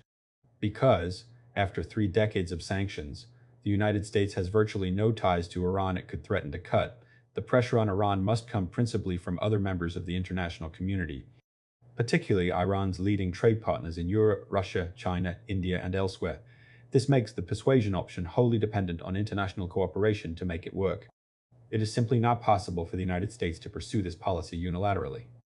For this reason, the UN Security Council is the ideal mechanism through which to pursue the policy, and the Bush administration did enjoy some important successes there. It is less feasible but still possible to pursue the strategy outside the United Nations, and the Bush administration was able to secure some modest cooperation from the European Union and America's Asian trade partners outside of the UN framework. Because the Bush administration did eventually adopt a version of this policy, the key question that supporters of a persuasion approach, including the Obama administration, now that it has opted for this strategy, must answer is what can be done differently so that a new version can succeed where the last one failed. The heart of the critique of the Bush administration's efforts is that it was never willing to offer Iran meaningful positive inducements, both because many administration hardliners rejected on principle the idea of any concessions, and because the administration concurrently pursued a limited policy of regime change, which militated against taking any steps that could alleviate Iranian problems. This failure to address the inherent contradictions in the Bush administration's approach to persuasion undermined its incentives-based approach in 2 ways. First, it meant that Iranians themselves did not believe that they were getting that much for giving up their nuclear program, let alone reversing their foreign policy more generally. Certainly, any potential benefits were not ammunition enough for those Iranians interested in their economic fortunes to win the policy fight with hardliners determined to preserve the nuclear program. Second, the meager benefits the Bush administration was willing to offer failed to impress European and East Asian publics. American allies in Europe and East Asia are critical to an approach that relies heavily on sanctions, both because they have typically had extensive trade relationships with Iran and because they can furnish exactly the kinds of capital, technology, and markets that Tehran needs to address its economic problems. Moreover, if the United States is unable to secure the cooperation of its closest allies, it is hard to imagine that it could win over Russia, China, India, and other countries with different agendas. If the Europeans and Japanese are on board with the United States, these other countries must take notice. If the United States stands alone, they can ignore us. The populations of many U.S., believing not incorrectly that it remained committed to regime change, and was simply attempting to give an offer to Tehran that it would never accept, so that Washington could then use an Iranian rejection as justification for either implementing crippling sanctions or moving to war. Allies were suspicious of the Bush administration. It was generally the case that the publics of the European and East Asian democracies were only willing to sanction Iran for refusing to comply if they believed that Tehran had been offered a deal that was so good that only a regime determined to acquire nuclear weapons would refuse. In addition, because the Bush administration's incentives were never big enough to satisfy the European and East Asian concerns, few of these governments were willing to consider more than modest punishments against Tehran for refusing the offer. At this point, Iran remains very much on the wrong track, pushing hard to acquire an enrichment capability, heedless of the international consensus against it. Within the scope of the persuasion approach, there is no question that what is most needed are new, much harsher sanctions to convince Iran to stop, reconsider, and hopefully change course. Paradoxically, however, the only way that the United States is likely to secure international support for new sanctions is if it offers up much greater rewards to Iran for doing the right thing. Upping the ante.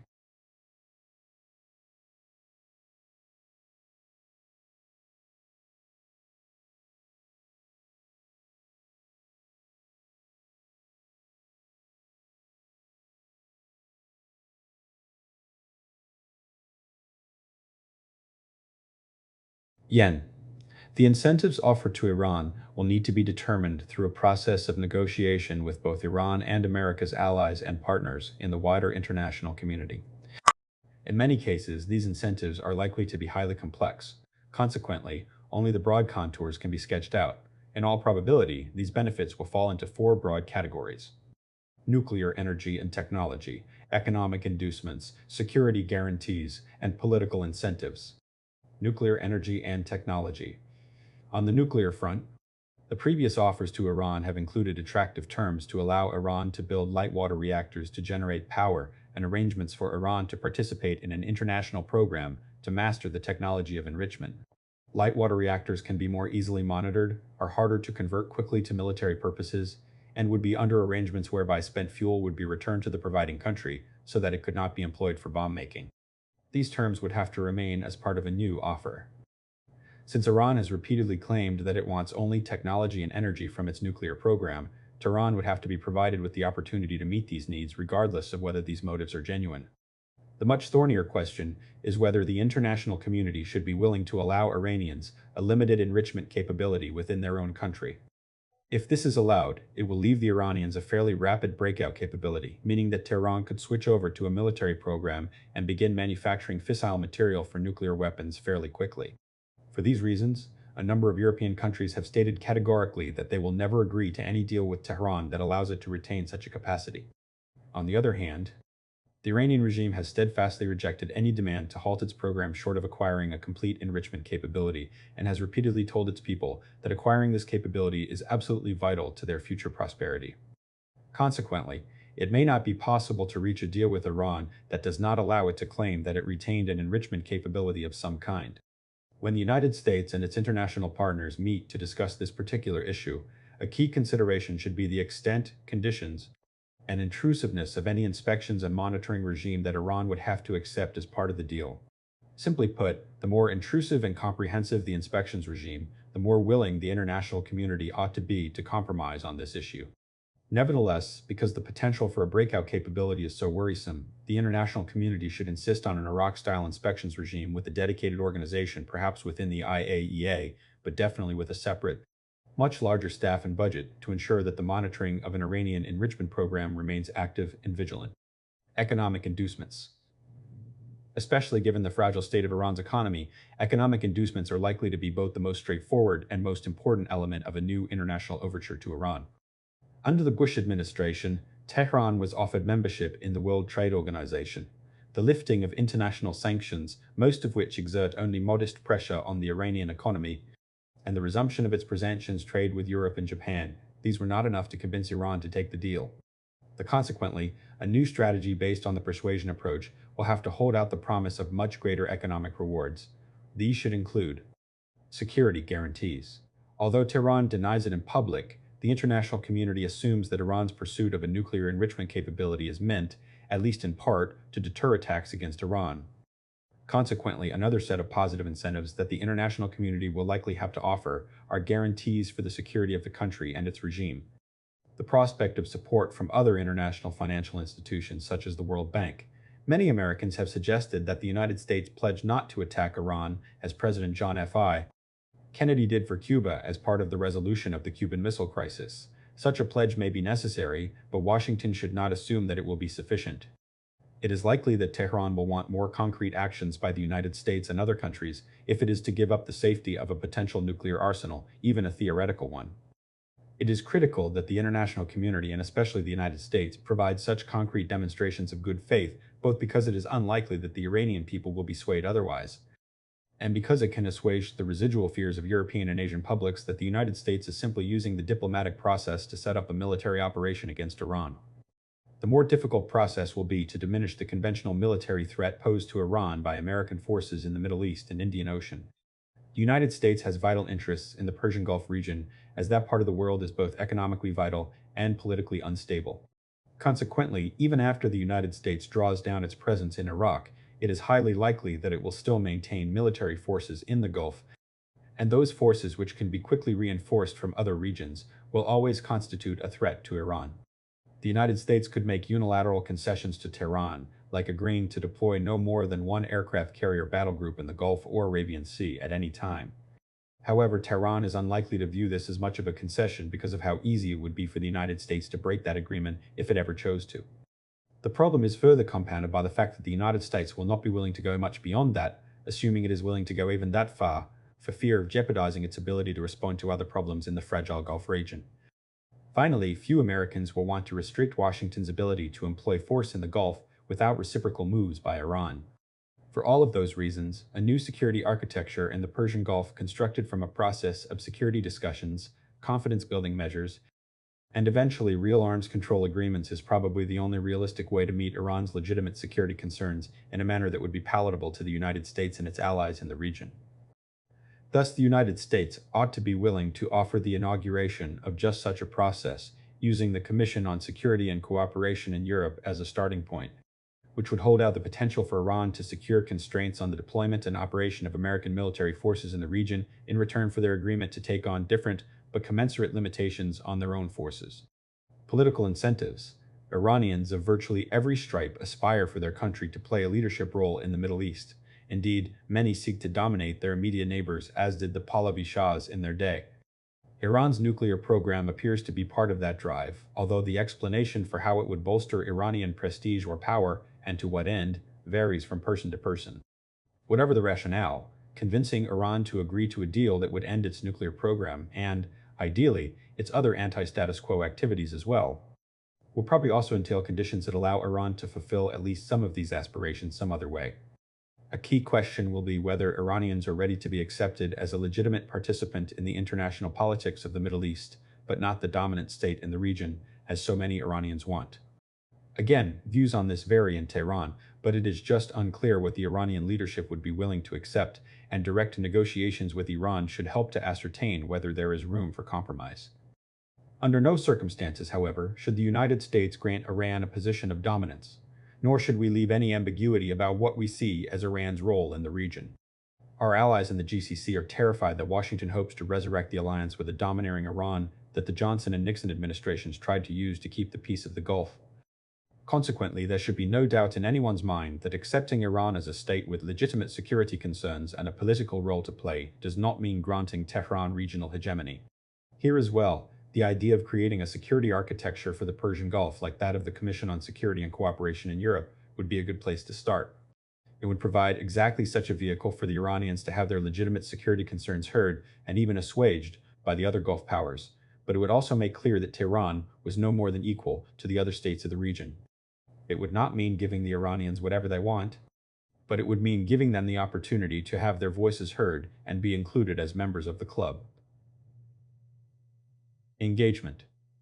Although the process of engaging Tehran is dealt with at much greater length in the next chapter, it is important to note that it also has a role in the persuasion approach. First, it will be extremely difficult to conduct this strategy without a more expansive dialogue between the United States and Iran than the weak, long-distance line that has existed for the past 5 years, if not the past 30 years. Before proposing packages of incentives to Iran, the United States will need to get a better sense of what Iran wants and what it needs. Offers will likely have to be refined and adapted through a process of negotiation before they have any hope of becoming agreements.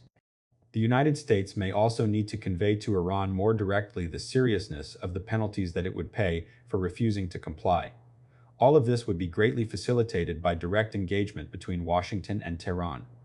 Moreover, a critical element of the persuasion option is for the United States to demonstrate that it wants better relations with Iran and is willing to do everything to achieve this short of accepting Iran's nuclear ambitions. Support for violent extremist groups, and efforts to overturn the regional status quo. The Bush administration's refusal to speak to Iran directly conveyed precisely the opposite conviction, and so tended to reinforce the perceptions of both Iranians and others, including Europeans, Japanese, Russians, Chinese, and Indians, that Washington was not sincere and was merely going through the motions of reaching out to Tehran in the hope that Tehran would reject the offer so that Washington could then pursue a more aggressive policy. The goal should rather be to convince the Iranians that the United States wants them to do the right thing, not to trick them into doing the wrong thing to make more aggressive policy options more viable. Consequently, this approach should express a clear desire for direct engagement, not only to facilitate negotiations, but also to demonstrate goodwill toward Iran so as to make a cooperative resolution of the current situation more likely. In this sense, engagement with Iran is a tactic of the persuasion approach, at least initially. Engaging Iran is meant to facilitate a deal that would resolve all of Washington's many disputes with Tehran and give Iran the chance to change its behavior in fundamental ways that would allow the United States and its international partners to bring Iran back into the community of nations. In this policy option, if Iran accepts that deal and fundamentally changes its behavior, then the tactic of engagement shifts easily into a strategy of engagement. Once Iran has demonstrated its goodwill and has chosen the path of compromise with the United States and the wider international community, that same process of engagement would be expanded into the kind of strategic engagement envisioned in the next chapter. Preparing to bring the hammer down, a critical element of the persuasion option, and largely what sets it apart from the engagement option, is the need to secure international agreement on a series of painful sanctions to be imposed on Iran if it turns down the package of benefits. The sanctions need to be made clear to Iran as the punishment for refusing to take the deal at the same time it is proffered. The negotiations within the international community on the sanctions need to be an integral part of working out the details of the benefits so that the United States and other countries more willing to sanction Iran, like France, can trade benefits for sanctions with those states less inclined to penalize Iran for its recalcitrance. In addition, these sanctions need to be more painful than those imposed on Iran so far, but they probably should be graduated, meaning that they can start out less painful and grow more onerous over time if Iran continues to refuse the deal. A graduated approach of ratcheting up the pressure on Iran will make many countries more comfortable with the process, since it would mean that Iran would have ample opportunity to reverse course before the most painful measures are imposed. So far, most of the UN Security Council sanctions on Iran have had little impact because they have targeted the travel and foreign assets of individuals and Iranian entities connected to its nuclear program. The financial sanctions imposed on Iran both multilaterally and unilaterally by the United States and a number of European countries have been far more threatening to Tehran. And many Iranians seem to believe that they are contributing to Iran's current crop of serious economic problems. This demonstrates that future sanctions against Iran must be directed primarily against the Iranian economy. This is Iran's Achilles heel, and little else has meaningful impact on the political debate of the Iranian leadership. In particular, new sanctions on Iran should focus on further curtailing Iranian financial activities and preventing the foreign investment that Iranians desperately need. Going after Iran's ability to secure insurance and reinsurance from international firms could further strain the country's finances. Some direct trade sanctions might also be appropriate, but they will need to be designed very carefully. Prohibiting trade can have an immediate impact on the civilian population, and if it causes deaths or illness, especially among children, can quickly undermine international support for the sanctions, as was the case with the UN sanctions on Iraq in the 1990s. Nevertheless, there are some important exceptions to these rules. For instance, one non-economic trade sanction that ought to be on the table is an international ban on arms sales to Iran. Similarly, if the international community wants to continue to punish specific Iranian institutions rather than the entire system, a better candidate than entities like the Revolutionary Guards would be the massive bonyads, so-called charitable organizations established after the revolution, that control as much as half of the economic activity in Iran and are among the worst sources of the endemic corruption in Iran. These control dozens, if not hundreds, of subsidiaries that, along with quasi-state-controlled companies, dominate the Iranian economy, and serve as critical sources of graft for various regime officials. Sanctioning these entities by preventing them from conducting international financial transactions would not only hit at institutions of far greater importance to the regime, but would also take aim at organizations widely loathed by the Iranian whole. A rare and fortuitous circumstance in the history of economic sanctions. Weighing oil and gas sanctions, potentially the most devastating sanctions the international community might levy against Iran, would focus on its hydrocarbon economy. Iran is highly dependent on its oil exports for revenue and its gasoline imports for transportation. Prohibiting either one could cripple the Iranian economy and cause massive problems throughout Iranian society. For this reason, many have advocated such sanctions as being the only sure way to exert enough pressure to motivate the Iranian regime to give up its nuclear program. This logic may well be correct, but there are real risks if it proves otherwise. The oil market remains volatile right now, and the loss of Iran's 2 million barrels per day of exports could push oil prices back up to economically damaging levels. For this reason, there is little international appetite for preventing Iran from exporting oil. By the same token, if the international community were to prohibit or even limit Iranian gasoline imports, there is a real risk that the regime would respond by suspending its oil exports, causing the same problem. After all, from Tehran's perspective, the restriction of gasoline imports could risk causing the collapse of the Iranian economy and thus the regime itself. In such circumstances, Iranian leaders may see little point in restraint because they may not feel that the loss of their oil revenue is as important if they cannot purchase one of their most essential imports. Or they may calculate that the only way that they can persuade the international community to give up a gasoline embargo is to do the one thing that would threaten the economy of the international community. Prohibiting gasoline sales to Iran could also be so draconian that it would actually undermine the sanctions altogether. As noted above, it takes long periods of time for economic sanctions to have their impact and persuade a recalcitrant regime to take an action it hopes to avoid. This means that for sanctions to work, they must be sustainable for months or years. However, as history has shown, most dramatically in the case of Iraq under Saddam Hussein, sanctions that are considered excessively harsh and are believed to be causing widespread malnutrition, starvation, medical problems, and ultimately the death of innocent people, especially children, are unsustainable, regardless of the accuracy of those perceptions. If the international community were to cut off Iranian gasoline imports, it is virtually axiomatic that the Iranians would claim that innocents were dying, for example, because food could not be produced or distributed, homes could not be heated, and ambulances could not rush seriously ill people to the hospital. These claims might prove entirely false, but the sight of dead children whose deaths are said to be related to the sanctions would likely undermine international support for the sanctions, regardless of the Iranian regime's behavior. For these reasons, sanctions against Iran's hydrocarbon economy, particularly its vulnerable gasoline imports, probably should be used only as part of a final set of sanctions at the end of a longer process of ratcheting up the pressure on Tehran, if they are employed at all. Nail down the sanctions up front. An important lesson from the experiences of the Bush administration on Iran, as well as the Clinton administration's efforts to deal with Saddam Hussein, is the need to agree on specific sanctions and announce them as warnings long before they are to come into effect. Although the great powers all agreed during the Bush 43 years that Iran should not be allowed to acquire a uranium enrichment capability, and that it should be punished for refusing to comply with various UN Security Council demands embodied in resolutions enacted under Chapter 7 of the UN Charter, which makes them binding upon all member states. Whenever it came time to actually impose such sanctions on Iran, reluctant countries were able to weaken the actual resolutions to the point where they had little bite. It is always easier to agree on harsher sanctions if the negotiations are conducted well before any sanctions are likely to be imposed. The key is then to codify those sanctions and ideally write them into the very resolutions making the demands so that they cannot be watered down when it comes time to impose them.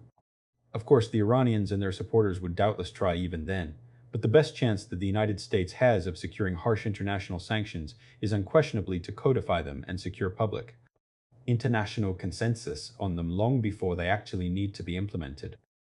Codifying the sanctions to be incurred for failure to comply at each step of the process is also critically important so that the Iranians have a clear sense of the pain they will suffer if they fail to comply.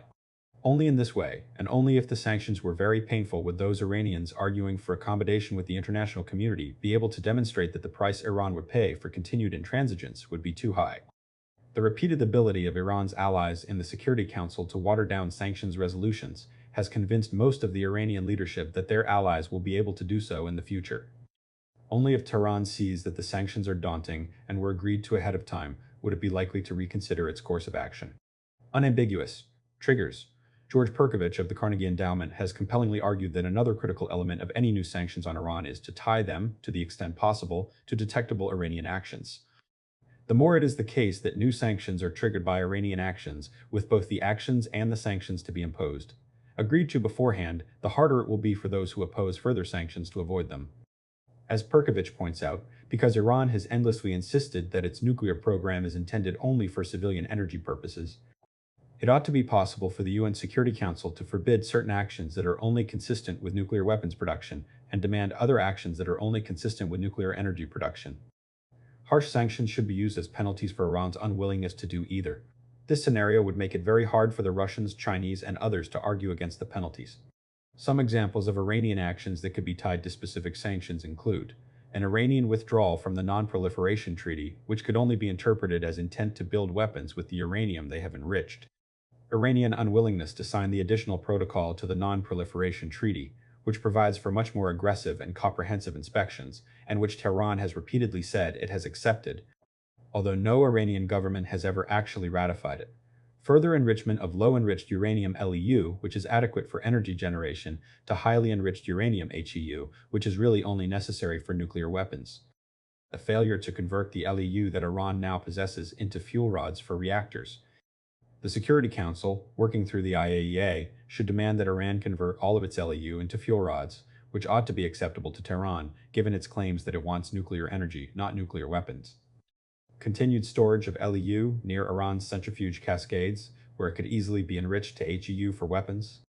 Indeed, the IAEA should demand that Iran establish a storage facility for all of its LEU far from its centrifuge plants, with appropriate safeguards and regular inspections by the IAEA to account for all of the LEU Iran has produced. Under circumstances in which Tehran may be attempting to sow confusion and create ambiguity, this is an extremely useful approach to the problem of how to impose sanctions on Iran for its misbehavior. However, it cannot be the only method of imposing new sanctions on Iran. As noted above, negotiations over a deal cannot be allowed to become a means by which Iran simply avoids any penalties. Consequently, other sanctions will have to be tied to certain deadlines. Iran must accept either key pieces of or the entire deal being offered by the international community by a prescribed time, or it will face other penalties. Otherwise, Tehran may have no incentive to ever take the deal or reject it, and it will simply be able to keep playing for time. The ends, not the means, because it will be difficult for a persuasion approach to work under any circumstances. It would be preferable for the United States and its allies to concentrate purely on the outcome of the process and less or not at all on the process itself. What is important is securing international support and convincing the Iranians to accept the deal on offer. Everything else ought to be incidental from an American perspective. Some Americans have argued that the deal ought to be part of the grand bargain between Tehran and the West or the whole international community, because Iran will only be able to make the necessary concessions in the context of securing its needs on a host of other issues. Others have argued that such a grand bargain would simply be too much for the Iranian system to handle, and so the United States and the international community should instead seek incremental agreements and/or deals on various pieces of the whole, both of which could be more easily digested by Tehran. Ultimately, it should be left to the Iranians to decide which approach is most palatable for them, and the United States and its allies should make very clear that they are amenable to either approach. It should not matter how the United States gets to the outcome, only that it gets there. Given how many hurdles the United States will face, it should not add more unnecessarily. For the same reasons, the United States should be willing to allow the Iranians to define who and how they meet, as well as where. Some analysts argue that Americans must be present at the table when offers are put to the Iranians to demonstrate U.S. commitment to them. Others have insisted that an American presence at the table would make it impossible for Tehran to accede to any such offer. Again, all that matters is whether the Iranians want Americans at the table. The one related element of process that does transcend the general rule that the United States should focus on function, not form, is whether the offer should be made to Tehran secretly or publicly. Again, there is debate among Americans and others, with one side arguing that a public offer would spark Iranian nationalism and virtually force the regime to reject it, and the other countering that a secret offer would allow opponents within the regime to kill it behind closed doors and then mislead the public about its contents. On this issue, those who argue for a public declaration of the contents of the offer have a strong case. In previous iterations, regime hardliners have been able to prevail in the political debates over various international offers to Tehran, partly because the Iranian public never really understood what was being proposed. Since one of the critical elements of this offer is the idea that the deal will be so attractive to the vast number of Iranians that the regime will not feel able to turn it down, and that European publics will likewise see it as a deal that no Iranian regime with benign intentions could possibly reject. It is vitally important that the terms be made public. Keeping the contents of the deal secret would undermine the central principle of this option. That said, it would still be consistent with this policy option to initiate contacts in secret if that were preferable to Tehran, conduct negotiations secretly, and even make the initial offer to the leadership in private. However, Tehran should understand that in these circumstances, the international community would only keep the terms of the offer secret for a set period of time, and if the leadership did not come back with a positive response before that deadline, the terms would be made public. Indeed, this could be one way to impose time limits to prevent the Iranians from simply stringing along the negotiations. The cape and the sword. The question of whether negotiations with Iran should be overt or covert is related to another aspect of the persuasion approach: what to play up and what to play down. For a variety of reasons, many Iranians are extremely sensitive to their public treatment by the United States. Thus, how Washington and its international partners describes its policy toward Iran, what it chooses to publicize, and what it tries to keep private are all important. Unfortunately, the Obama administration has already taken some important missteps in this respect. When threatened, Iranian leaders tend to respond defensively, rejecting the threats unthinkingly, regardless of their content or the potential impact on Iran. Especially since the 1978 revolution, Tehran has frequently cut off its own nose to spite its face when threatened. Moreover, because of the Iranian regime's deep insecurity, both literally and figuratively, the only way that a policy of persuasion can succeed, in terms of securing Iranian agreement to a deal that would preclude its acquisition of a nuclear arsenal, terminate its support for violent extremist groups, and end its efforts to overturn the Middle Eastern status quo, is if the Iranian regime is able to claim that it won a great victory from the deal. As long as the United States gets what it needs, Washington should be fine with allowing the Iranians to crow all they want, because that will be a necessary precondition for achieving American aims. This necessity should shape America's public statements about its Iran policy as long as a persuasion approach is being pursued, as the Obama administration has been doing so far.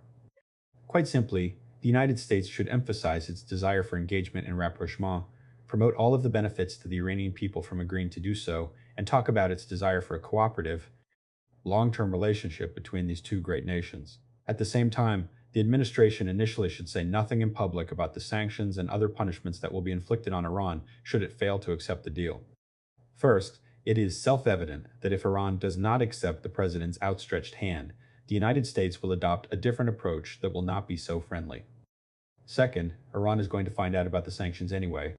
Tehran has various sources who will report on the negotiations between the United States and other key members of the international community over what sanctions to impose on Iran for failing to comply or engage, trying to draw out negotiations, or taking actions clearly intended to advance a nuclear weapons program. Eventually, those threats would need to be made public, but for the Obama administration, there is still time for that.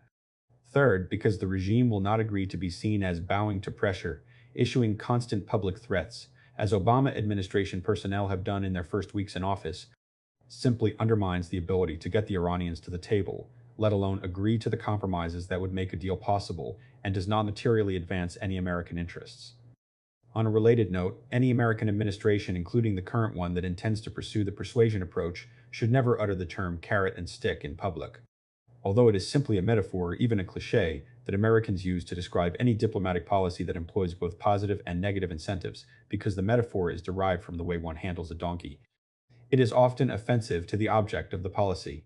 That is certainly the case for Iran, which has repeatedly bridled at the term, including when President-elect Obama employed it in a televised interview. This too must be kept in perspective.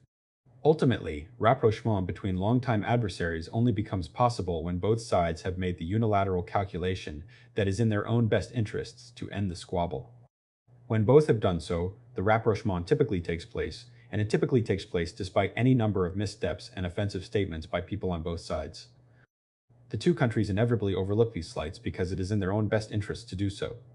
This is a critical point to keep in mind when considering the potential for a US-Iranian deal. Countries do not make peace as a favor to one another. They do it out of a cold calculation that it serves their interests. Any rapprochement that can be derailed by obnoxious rhetoric is not the genuine item. During the American reconciliation with China in the 1970s and 1980s, and with India in the 1990s and 2000s, reactionaries on both sides fired off outrageous verbal broadsides at the other country to try to derail the process. Washington, Beijing, and New Delhi all chose to continue to improve relations because of the benefits to each of them of doing so. Until Iran decides that improved relations with the United States are in its interest, it does not matter what the United States says, there will be no rapprochement. And once the Iranians make that decision, affronts to its dignity will lose much, if not all, of their sting. Nevertheless, words do have impact, and they can certainly complicate a delicate rapprochement, even once both countries have crossed the crucial Rubicon of seeing the rapprochement as in their interests. These complications rarely affect the ultimate outcome, but they certainly can affect the timing of the rapprochement. Given that America's problems with Iran are closely tied to matters of timing, Washington should try as hard as it can to not prolong this process by saying careless things that would make it harder for Tehran to cooperate. Indeed, the smartest thing that an American administration pursuing the persuasion approach could do would be to announce that it was pursuing a policy of pure engagement instead, playing up all of the positives and the desire for a cooperative relationship, and pushing Obama, meet the press, December 7, 2008. The sanctions and all of the threats well into the background until it becomes clear that the Iranians are interested in a deal. Requirements. As its name implies, the requirements of the persuasion approach are principally diplomatic and secondarily political. Military risks and economic costs are both likely to be relatively low. In addition to those requirements already mentioned, significant economic incentives, the possibility of compromising on enrichment, the need for a highly intrusive inspection regime, and others. The most important and potentially most onerous requirement of this option is the need to strike diplomatic deals with Russia, China, and potentially other countries to secure their support for the new offer to Iran. In particular, the United States would need their agreement to impose crippling sanctions on Iran if Tehran continues to refuse the offer. A critical failing of the Bush administration was its unwillingness to prioritize among foreign policy issues and make sacrifices on issues of lesser importance to secure gains on those of greater importance. As a result, it never really tested whether reluctant countries like Russia and China could be brought around to support tougher moves against Iran if Tehran failed to accede to UN Security Council demands. A key element of persuasion would be prioritization, putting Iran ahead of other considerations, and then making the necessary trade-offs to secure the support of Russia, China, India, and other relevant countries. Although the Russians certainly make money off their relationship with Tehran, they have repeatedly stated that Iran should not be allowed to develop an enrichment capability and privately signaled their willingness to cooperate with the United States on Iran in return for American concessions elsewhere, probably on issues of greater importance to Moscow, like missile defense, Georgia, Chechnya, Belarus, Bosnia, Kosovo, and/or Ukraine. Stephen Piffer has suggested that an easy compromise the United States could make would be to slow down the installation of ballistic missile defense systems in Eastern Europe in return for Russian cooperation on Iran. This might be expanded to an explicit deal in which the speed of emplacement and ultimate extent of American missile defenses were directly related to the rapidity of Iran's nuclear development and whether Tehran ultimately agreed to suspend or end it. This would then put the onus on the Russians to find ways to convince the Iranians to stop their program, which likely would mean joining in on tough international sanctions if the former wanted to head off the deployment of the American missile defense systems. Especially after the August 2008 Russian moves in Georgia, it would be repugnant for the United States simply to acquiesce to the reassertion of Russian dominance over the former countries of the Soviet Union, but it may be necessary to cut some deals in order to secure Moscow's support for a tougher Iran policy. If the current administration truly cares about preventing Iran from acquiring a nuclear weapons capability and is determined to pursue the persuasion approach to the greatest extent possible, it may find it necessary to make such hard decisions. Similarly, the Chinese have privately indicated that their greatest concern is secure energy supplies, and that they, too, would be willing to go along with harsher sanctions on a recalcitrant Iran if the United States were willing to find ways to help China with its energy needs. Setting up a joint energy committee for Chinese and American officials to begin a dialogue, as Jeffrey Bader has suggested, would be a good place to start. Another option could entail determined efforts by the United States to reduce its own energy dependence, thereby freeing up oil supplies for Chinese purchasers and encouraging oil-producing allies such as Saudi Arabia, Kuwait, the United Arab Emirates, Mexico, and Canada to work more closely with the Chinese to reassure them that their energy needs will be met. Other countries also will want payoffs from the United States in return for their assistance on Iran. Such deals may be distasteful, but many will be unavoidable if the persuasion approach is to have a reasonable chance of succeeding. Without support from a wide range of other countries, sanctions on Iran will prove toothless. It is not that these nations do not recognize a danger in a nuclear-armed Iran, they just do not regard it as a high priority. As a result, the United States may have to offer them some benefit on one of their higher priorities to secure their cooperation on Iran, assuming that the current administration considers it one of America's highest priorities. Pros and cons. The following are the advantages and disadvantages of the persuasion approach. Advantages. There is evidence that a strategy of employing both positive and negative incentives has had an impact on Iranian politics, and in the manner, though not the extent, hoped for. Throughout the 2003-2007 timeframe, Iranian elites debated about their nuclear program, with a number suggesting that Iran ought to be willing to make compromises to avoid international sanctions that they feared would cripple their already fragile economy. Given that the Bush administration was never willing to offer the kind of positive inducements that might have made Iranians take notice, or might have convinced Europeans, Russians, Chinese, and others to go along with the kind of harsh sanctions that might have made Iranians wince, the level of debate during this period was surprising. It suggests that a more enthusiastic embrace of this option could produce a much more intense debate in Tehran that could result in a decision to accept a deal. The success of similar approaches with Libya and to a lesser extent North Korea also bolsters this supposition. The A conflict. It would be self-defeating for Tehran to lash out militarily in response to sharper international sanctions, and they have never done so in the past. For those who favor regime change or a military attack on Iran, either by the United States or Israel, there is a strong argument to be made for trying this option first. Inciting regime change in Iran would be greatly assisted by convincing the Iranian people that their government is so ideologically blinkered that it refuses to do what is best for the people and instead clings to a policy that could only bring ruin on the country. The ideal scenario in this case would be that the United States and the international community present a package of positive inducements so enticing that the Iranian citizenry would support the deal, only to have the regime reject it. In a similar vein, any military operation against Iran will likely be very unpopular around the world and require the proper international context, both to ensure the logistical support the operation would require and to minimize the blowback from it. The best way to minimize international opprobrium and maximize support, however, grudging or covert, is to strike only when there is a widespread conviction that the Iranians were given but then rejected a superb offer. One so good that only a regime determined to acquire nuclear weapons and acquire them for the wrong reasons would turn it down. Under those circumstances, the United States or Israel could portray its operations as taken in sorrow, not anger, and at least some in the international community would conclude that the Iranians brought it on themselves by refusing a very good deal. For similar reasons, the persuasion approach nicely sets up containment as a fall-back strategy. If the United States and the international community offer the Iranian leadership a deal so good that they should not refuse it, but still do, they will convince much of the world that they are bound and determined to acquire nuclear weapons. And probably for nefarious purposes. More to the point, the kinds of harsh sanctions that would hopefully be on the table as part of this strategy would come into force if Tehran rejected the offer. The key is that these penalties would constitute a far more powerful set of constraints than Iran has faced in the past. In this way, containment is one of two natural outcomes of the persuasion approach.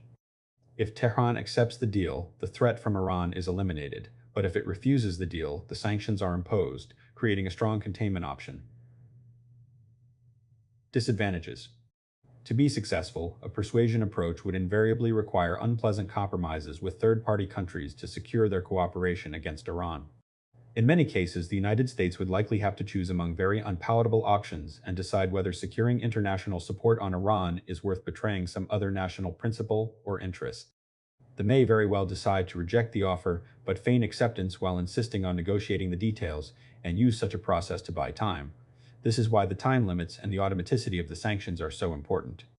If they are not part of the deal, then the Iranians could reasonably expect to escape the punishments and the wider emplacement of a containment regime against them altogether. Although starting with the persuasion approach can create some advantages for both the regime change and military options, the potential for Iran to prolong negotiations could also ultimately undermine these two options. In particular, the longer that the United States or Israel waits to strike Iran's nuclear facilities, the more likely it will be that Iran will have improved its defenses, potentially diminishing the impact of the strikes. Similarly, protracted haggling over the terms of a deal at which the Iranians excel will muddy the clarity of the international offer, making it easier for the regime to claim that the deal fell apart over technicalities, which will obscure why the regime turned down the deal and weaken domestic incentives for regime change, as well as international resolve to impose sanctions.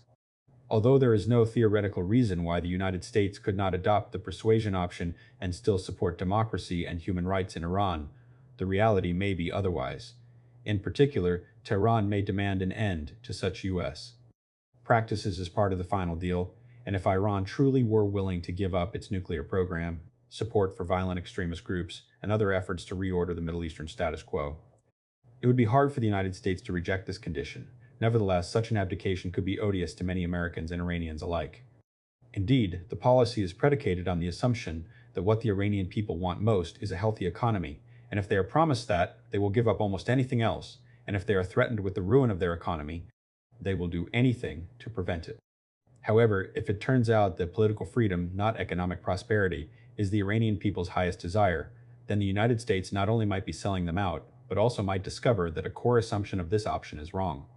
Some Iran analysts have argued that any policy that includes sanctions is self-defeating. They contend that when faced with threats of any kind, the clerical regime consistently reacts instinctively with belligerence, even when doing so is ultimately detrimental to its own interests. Consequently, in their view, whatever potential impact the positive inducements of the persuasion approach might have would be undercut by the reflexive negative reaction to the threat of sanctions. It is this fiercely argued but unproven belief that lies at the heart of the engagement approach, which argues for using only carrots, not sticks. There are reasons to believe that this policy will simply fail because of the intricacies and dysfunctions of Iranian domestic politics. Even if the positive and negative pressures work as intended and as the debates from 2005-2007 suggest, they can, external influences are never more than one factor in Iranian decision-making. Since the revolution, the Iranian regime has acted in ways that have seemed bizarre and baffling to outsiders because they appeared to run contrary to Iran's national interests. In virtually every case, it has been because the Iranian leadership has understood its interests differently from the way in which outsiders have, and/or because of domestic political considerations and endless political maneuvering among the elites. Since this policy option ultimately relies on the Iranian decision-making process to make a difficult choice based on external strategic logic, and since the Iranian system has just as often made decisions on alternative considerations that run contrary to such logic, one should not assume that this policy is bound to succeed. Chapter 2: Tempting Tehran. The engagement option. As the previous chapter noted, the Bush administration tried a version of the persuasion approach toward Iran for roughly 3 years and failed to convince Tehran to end its quest for a nuclear weapons capability or cease its other problematic behavior. In response, a number of Iran analysts have suggested that the problem was not the Bush administration's half-hearted and contradictory embrace of the strategy, but rather that the policy itself was flawed. These analysts argue that the threat and imposition of sanctions will inevitably prompt nationalistic Iranians and a fearful regime to reject any diplomatic overture from the West, no matter what the consequences. They have recommended instead that Washington drop the sticks and instead focus on the carrots as the only way of creating a set of incentives that the Iranian regime might accept.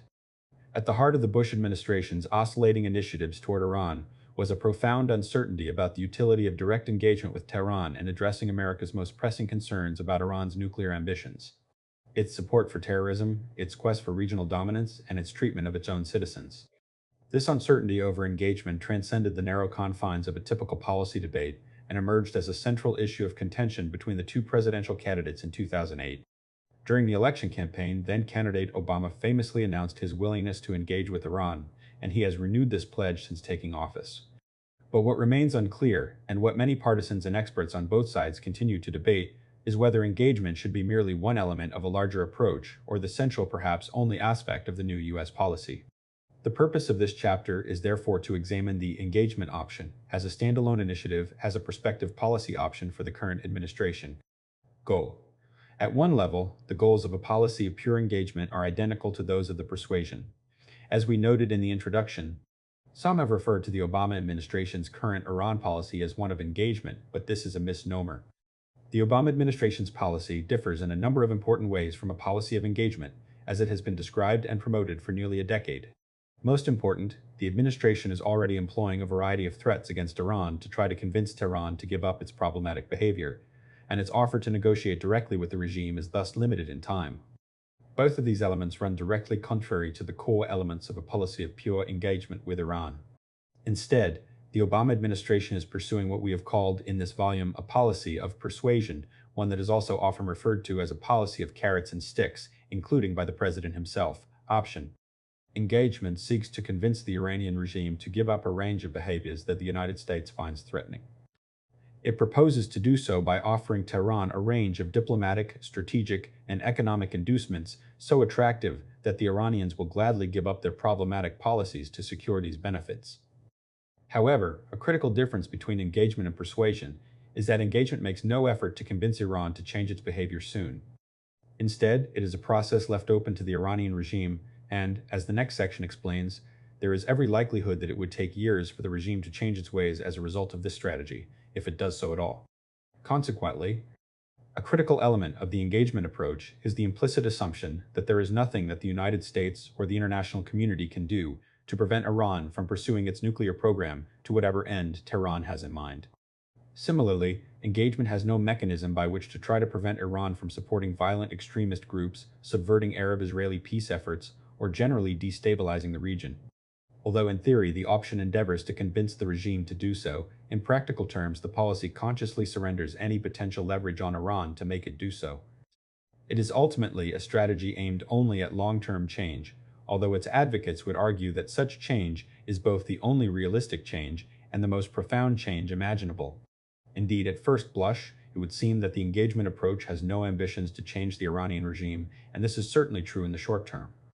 The hope of engagement is that once this regime no longer feels threatened by the United States or the international community in any way, it will come to believe that improved relations would enhance its own power and stability, and so will choose to change its ways. Indeed, with this approach, success would have to be defined in a way that falls short of achieving any maximalist conception of Washington's ideal aims. Even the best-case outcome of engagement, a grand bargain achieved in a relatively short time frame, would likely leave unaddressed disturbing Iranian policies, such as Tehran's treatment of the most vulnerable of its citizenry, at least in the short term. Such an optimal end state of engagement would entail an American-Iranian relationship marked by skeptical ties, cooperation within narrow constraints on areas of common interest, and over the long term, the slow expansion of interaction and mutual trust. However, American engagement with Iran, even if successful, will not preclude competition or even tensions. In analogous cases, Iran's uneasy détentes with the United Kingdom and Saudi Arabia, or America's relationships with China or Libya, rapprochement has not remedied all difficulties. Nevertheless, while engagement is routinely criticized as overly accommodating of the internal inadequacies of the Iranian regime, proponents suggest that its long-term payoff could exceed its more ambitious alternatives. Although engagement is not directly predicated upon a change in the complexion of Iran's regime, its advocates argue that the process itself would provide the most direct and secure path toward altering the political and ideological character of the regime itself. They argue that increasing the level and frequency of interaction between Iranians and the broader world would erode the regime's legitimacy, create new sources and centers of power and influence, shatter the monopolistic controls of crony elites, and generally usher in more conducive conditions for a democratic transition in Iran. Moreover, many of engagement's advocates contend that the only way profound political change can come to Iran is if the United States backs off, removing the bugbear that the regime uses to justify its repressive controls. In this space, they contend, indigenous democracy activists would flourish, and the result would be the gradual ascent of a coalition of democratic forces that they see as already emerging from the wreckage of the reformist movement. The prospects of these assertions coming to fruition are difficult to assess. Normalization and the dramatic expansion of economic ties have certainly transformed China by creating a massive middle class, empowering new interest groups outside the parameters of the Communist Party, and corroding the influence of official ideology. Still, economic liberalization has yet to make a substantial dent in the authoritarian control of the Chinese state or its human rights policies. In other situations, particularly the more personalistic autocracy of Muammar Gaddafi's Libya, the prospect that rapprochement with Washington may stimulate meaningful internal progress is highly unlikely. Nonetheless, proponents of engagement with Iran point to its well-developed civil society and its considerable experience with competitive politics, albeit currently only within the narrow constraints permitted by the regime, as indicators that Iran's contested domestic political scene would be well positioned to benefit from the openings provided by engagement. Time-frame engagement can only work over the long term. First, simply alleviating Tehran's fears about the United States would take many years. This is especially so since American forces will remain in Iraq until at least the beginning of 2012, their presence in Afghanistan is open-ended, and they will likely remain in the Persian Gulf for decades. Because of this, Iran will face powerful U.S. military units on its western, southern, and eastern border for a long time, and this will be threatening no matter how Pacific American rhetoric is, or how quickly Washington can dismantle the vast web of unilateral sanctions against Iran that have been built up in countless acts of legislation and executive orders. Indeed, the process of dismantling the sanctions, assuming Congress would agree to it, would be an equally long process. The debate over whether the United States is genuine in these changes would be only one element in what will doubtless be a protracted and intense political fight in Tehran over whether to engage Washington under even those circumstances. Enmity with the United States was a core element of Khomeini's philosophy. Many Iranian leaders believe in it fervently, and others see it as inherently part of the regime's legitimacy. Both groups will be loath to abandon it in favor of rapprochement. Moreover, even security assurances and the dismantling of sanctions would not spell success for a policy of pure engagement. First, under these circumstances, Iran's hardliners would doubtless argue that because Iran faces no punishment for continuing with its current policy, there is no reason to change course. This is one area where the analogy with China breaks down. When Washington began its rapprochement with Beijing, China was not actively pursuing policies inimical to American interests, let alone designed to harm the United States. For the most part, China had itself shifted gears, and in tacit cooperation with the United States, was actively opposing the Soviet Union and conducting other initiatives beneficial to the United States.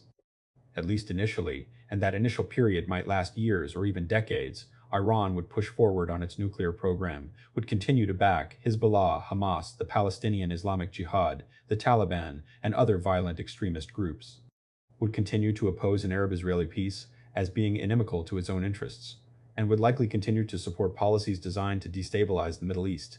Indeed, it may well increase all of these activities. Consequently, engagement has a low likelihood of eliminating problematic Iranian behavior in the short term. Proponents of engagement must ultimately accept that by pursuing this option, the United States may be acquiescing to several years or more of further Iranian nuclear development, possibly including the development of an actual arsenal, as well as other actions that run counter to U.S. interests. The contention of those who favor engagement is that sticking to this approach will, over time, moderate Iran's behavior and then lead to the gradual evolution of its political system in a more positive direction. There is no time limit on this and no way to speed things up indeed.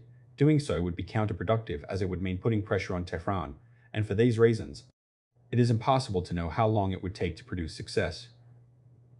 Of course, those who advocate pure engagement also contend that all of the other options would fail to secure results in a meaningful time frame too, and that only engagement would deliver results at all, even if it takes years or decades to do so. Overview of the policy engagement as defined loosely. The simple act of talking to Tehran represents an almost inevitable component of any broad strategic approach to dealing with the challenges posed by the Islamic Republic. Diplomacy is by definition the normal conduct of business between sovereign states, and even in the absence of formal relations between governments, the need to communicate directly persists. Throughout their 30-year estrangement, Washington and Tehran have communicated routinely on a range of urgent and mundane questions, largely but not entirely through the intermediation of the Swiss, who represent U.S. interests in Tehran.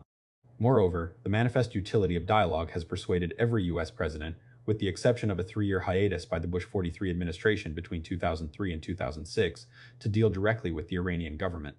President Jimmy Carter pursued negotiations through a variety of direct and indirect channels throughout the long siege of the hostage crisis, even maintaining formal relations, including allowing Iran to maintain its embassy in Washington for a full 5 months during the ordeal. Throughout the 1980s, America's readiness to deal directly with Tehran persisted, even in the face of escalating regional tensions and U.S.-Iranian naval skirmishes in the Gulf.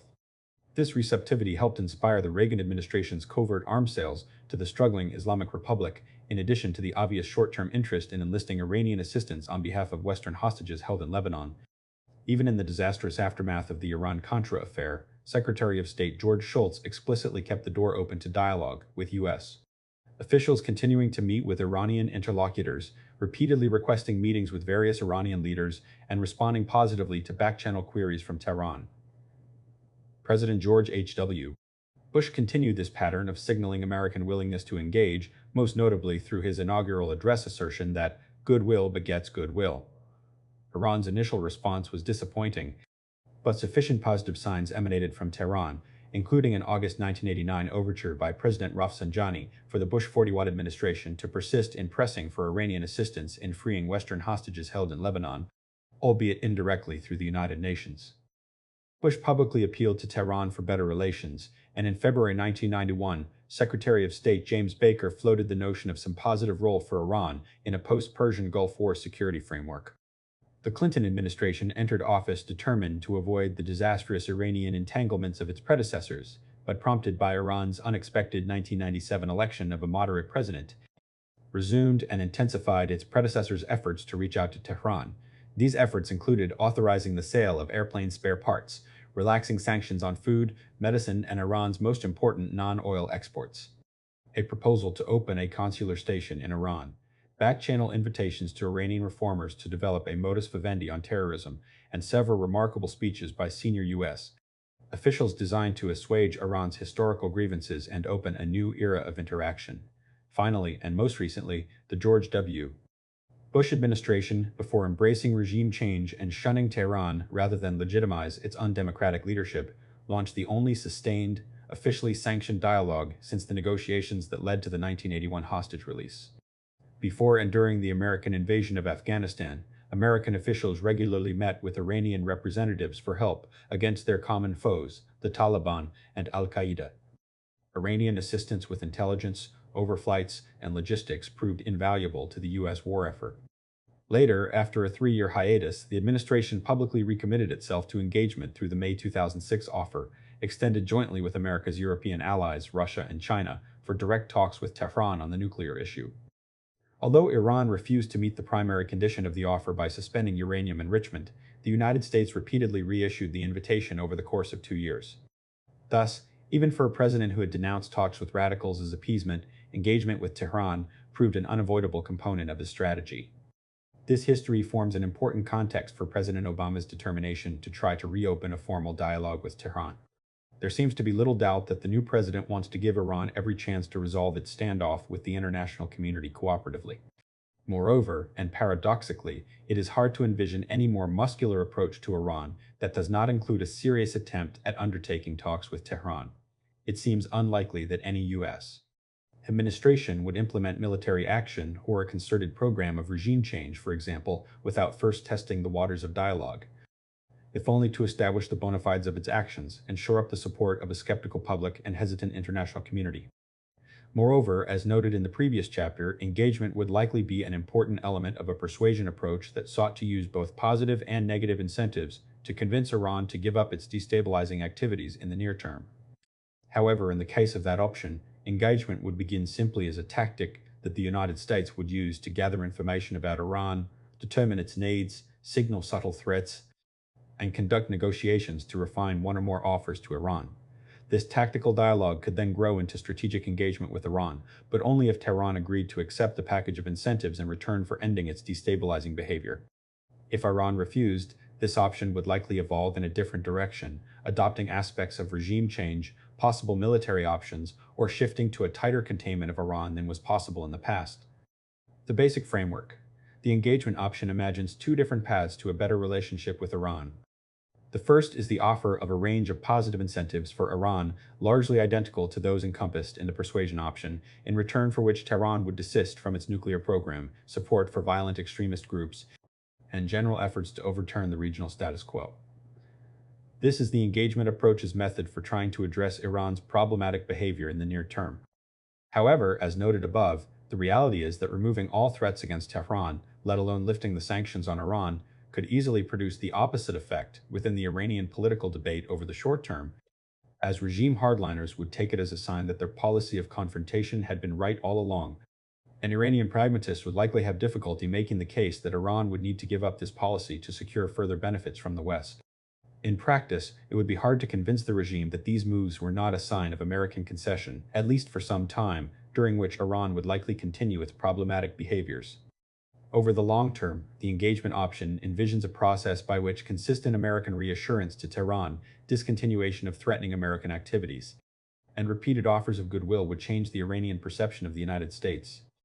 It assumes that Iranian behavior toward the United States is driven principally by a perception of threat from the United States and reactions to American moves perceived as hostile in Tehran. Consequently, over time, a series of confidence-building measures, including the deal envisioned in the preceding paragraph, would break down the barriers of this security dilemma and prompt Tehran to curb and eventually end its own hostile policies toward the United States. Finally, as part of the long-term aspect of this policy option, the engagement approach also argues that the only hope of fostering meaningful internal political change in Iran is for the United States and the international community to end their hostile behavior toward Iran and to reduce the clerical regime's paranoia and undermine the basis for its repression of the Iranian people. Advocates of engagement argue that only in these circumstances will a genuine democratic opposition to the current regime be able to grow and secure the support of an Iranian populace longing for change. Putting engagement first. Employing engagement with Iran as the centerpiece of U.S. policy would entail a wholesale shift from all prior U.S. approaches, which have chiefly relied on military, economic, and diplomatic coercion, coupled at times with parallel efforts at enticement, to induce Tehran to abandon its troublemaking ways.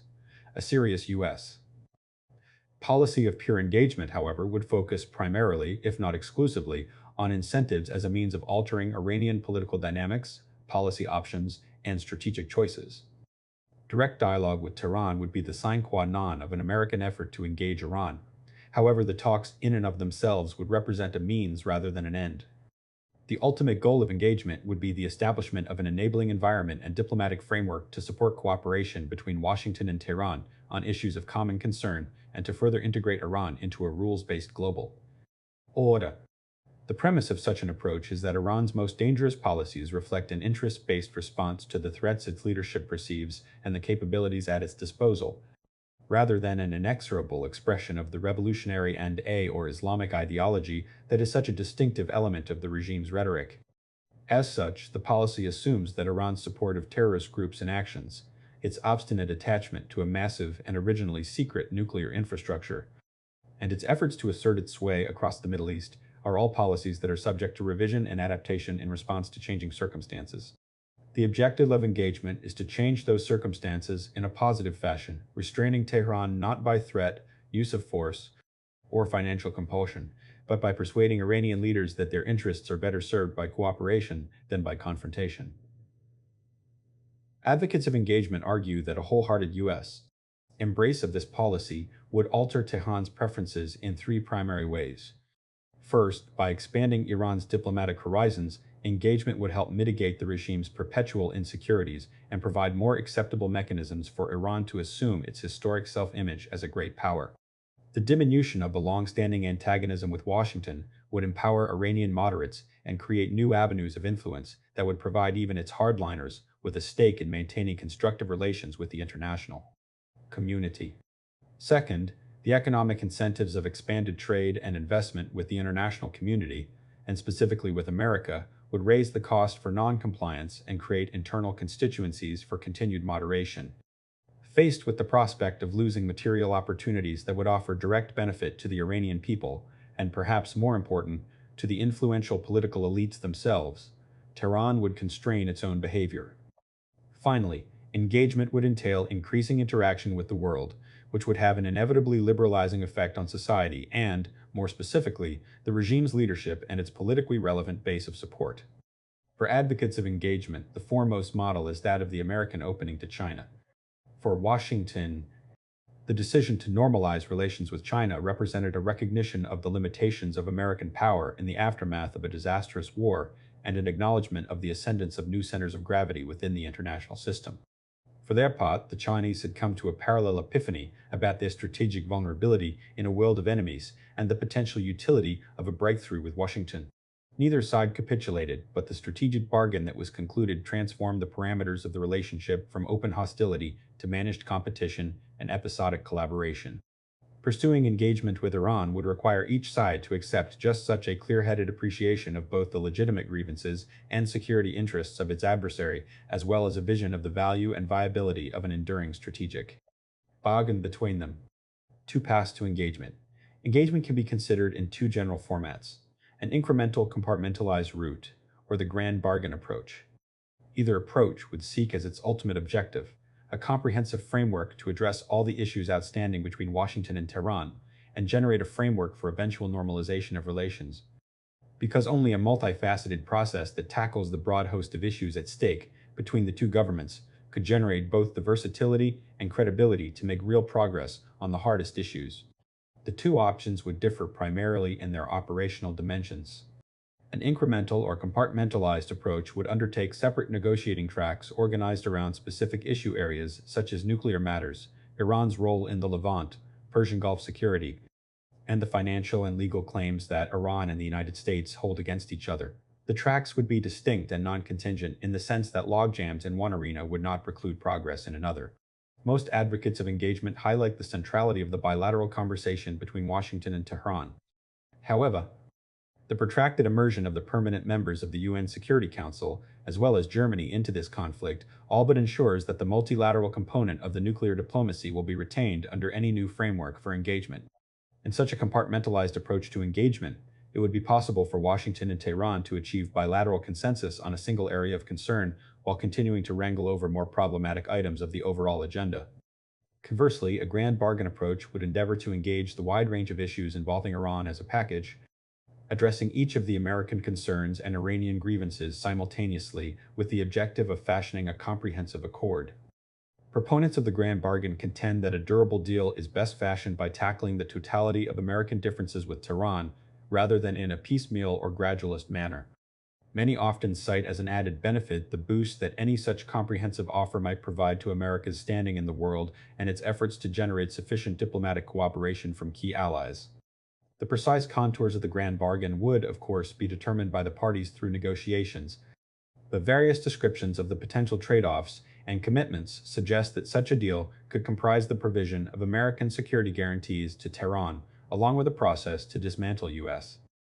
economic and diplomatic sanctions in exchange for Iranian steps to disavow Hezbollah, Hamas, and other terrorist proxies, and undertake measures to provide full transparency and confidence in the peaceful nature of its nuclear activities. Advocates of each of the two options hold opposing views on the viability of the alternative. Those who prefer an incremental approach suggest that a grand bargain is simply unrealistic, given the duration and acrimony of the estrangement and the sensitivity of the issues at stake for both sides, and that only by achieving tangible benefits can engagement create the level of mutual confidence and political leverage from reluctant constituencies on both sides to facilitate concessions on more contentious issues or sustain any broader agreement. Incrementalists contend that early, specific progress in narrowly defined areas of common interest is an essential component to sustaining the process of engagement itself. Those who favor a holistic grand bargain approach deride incrementalism as prone to collapse and/or reversal under the weight of predictably episodic stumbling blocks. They point to the inability of either the United States or Iran to move beyond issue-specific cooperation in those instances where such interaction has been initiated, including the 2001-2003 talks on Afghanistan, arguing that only a fully inclusive approach will generate the momentum necessary to advance an undertaking of this magnitude to its fruition. For its supporters, only a grand bargain offers the requisite assurances for each side to make the epic concessions that its adversary demands. The crux of the difference between these competing approaches to engagement involves their understanding and interpretation of Iran's internal politics. Those who advocate an issue-specific, compartmentalized strategy of engagement suggest that incrementalism is critical to building confidence and political support among Iranian hardliners, whose ideological affinities and elite self-interest have long cemented their opposition to any normalization with America.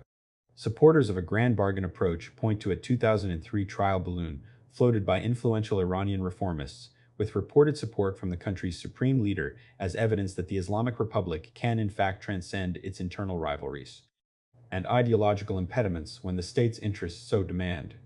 Since the Bush administration failed to pursue the 2003 proposal, in part because of questions about its credibility, the issue of Iran's political will to resolve its antipathy with Washington remains largely untested and ultimately unknown. The inducements. The engagement options method of trying to convince the Iranian regime to cease its problematic behavior in the near or medium term relies on offering Iran only positive incentives, without the negative incentives of persuasion. In this sense, engagement as a policy option is also predicated upon the efficacy of incentives to alter the preferences, priorities, and policies of the Iranian leadership. While the specific scope of any incentives would ultimately be determined by the American administration, most proposals suggest three broad areas that should be addressed: nuclear, strategic, and economic. 5 years of frustrating and mostly fruitless negotiations between the international community and Iran have tended to prioritize the first, on the premise that the regime's staunchly nationalist defense of its right to nuclear technology limits its flexibility in acceding to the self-imposed limitations desired by the international community. Having invested its national prestige in the advancement and expansion of its nuclear expertise and infrastructure, the Iranian regime will only be willing to curtail its ambitions in exchange for carrots specifically tailored to satisfy its ostensible need for technical prowess and alternative power sources. To date, the offers of Western investment in light water reactors and fuel guarantees have proven insufficient to tempt a political elite that is increasingly aligned around the utility of obstinacy on the nuclear issue, but it is reasonable to envision that the right package could produce a more amenable response. The political and economic components of any potential incentives package are similarly essential to the prospect of the Iranian regime contemplating meaningful concessions of its own. Throughout most of the last 3 decades, the primary obstacle to generating any diplomatic traction between Washington and Tehran has been Tehran's insistence on specific U.S. policy changes as a prerequisite for engaging in any dialogue.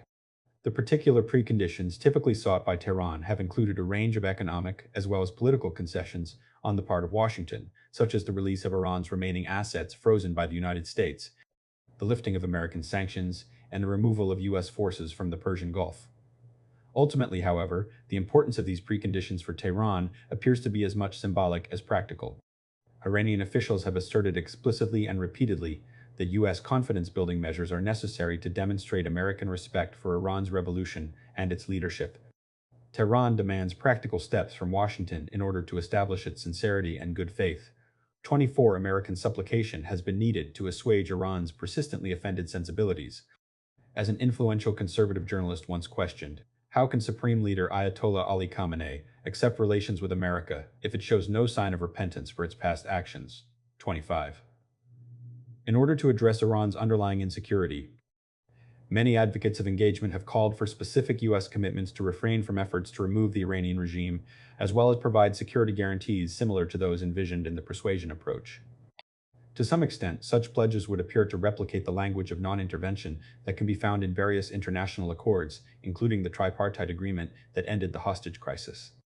The 1981 Algiers Accords pledges that it is, and from now on, will be the policy of the United States not to intervene, directly or indirectly, politically or militarily, in Iran's internal affairs. Interestingly, there is no evidence that a new U.S. pledge to respect Iran's sovereignty and refrain from threats or aggression would have particular resonance with Tehran. Demands for a security guarantee have never been part of the litany of conditions articulated by Iranian leaders. In fact, many have explicitly rejected this idea and given their profound mistrust in U.S. leaders and motives. It is not clear why Tehran's persistent insecurities would be assuaged in any meaningful way by a new set of U.S. written commitments. Instead, as with the persuasion approach, security guarantees to Tehran would likely have to go well beyond toothless rhetoric. Again, such steps could include American efforts to initiate a dialogue on small-bore issues such as resumption of talks on naval protocols for incident at sea prevention or a USS. Proposal for a regional security framework that integrates the Islamic Republic more fully within the region. Here as well, it would be of equal or greater importance to Tehran that as part of any security guarantees, Washington pledged to curtail or end its high-profile efforts to promote democracy within Iran. These activities undermine U.S. efforts to draw Iran to the negotiating table by suggesting that the principal American objective is the eradication of the Islamic Republic and its leadership. These tangible measures, buttressed by unequivocal statements by senior American officials about the nature of U.S. aims and intentions toward Iran, could produce greater traction among Iranian decision-makers.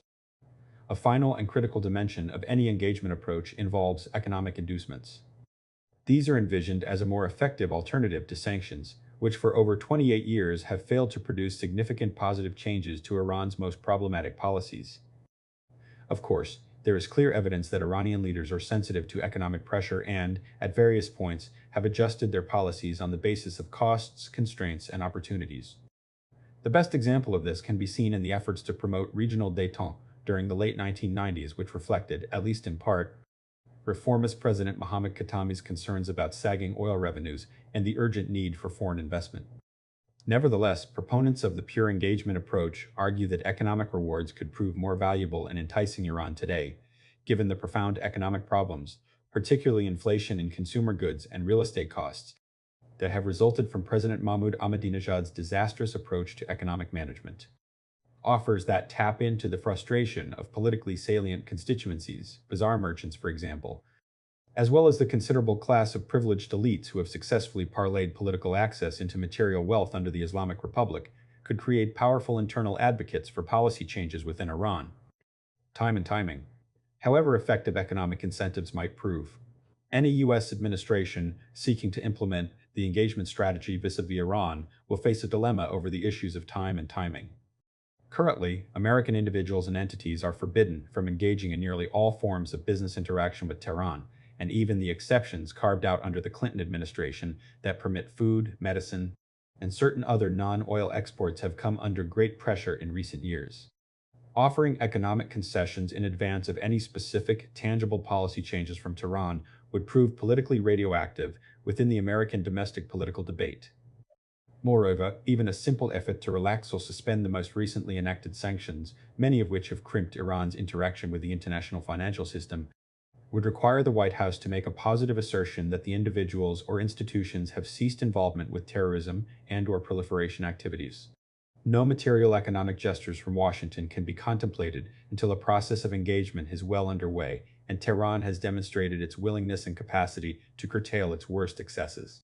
In the absence of some hint of Iranian reciprocation, the best that any U.S. administration could likely produce is a more tempered attitude toward Iran's economic relationships with various international financial institutions and with U.S. allies, many of whom have curtailed export credits and other measures that facilitate trade with Iran because of legitimate concerns about the investment climate there, as much as in response to U.S. pressure. One potentially powerful tool would be measures such as executory contracts that permit Americans to engage in business-related discussions with Iranian counterparts, but defer any actual exchange of resources or services until further political progress has been achieved. Moreover, engagement suffers from some of the same problems with time as the persuasion approach.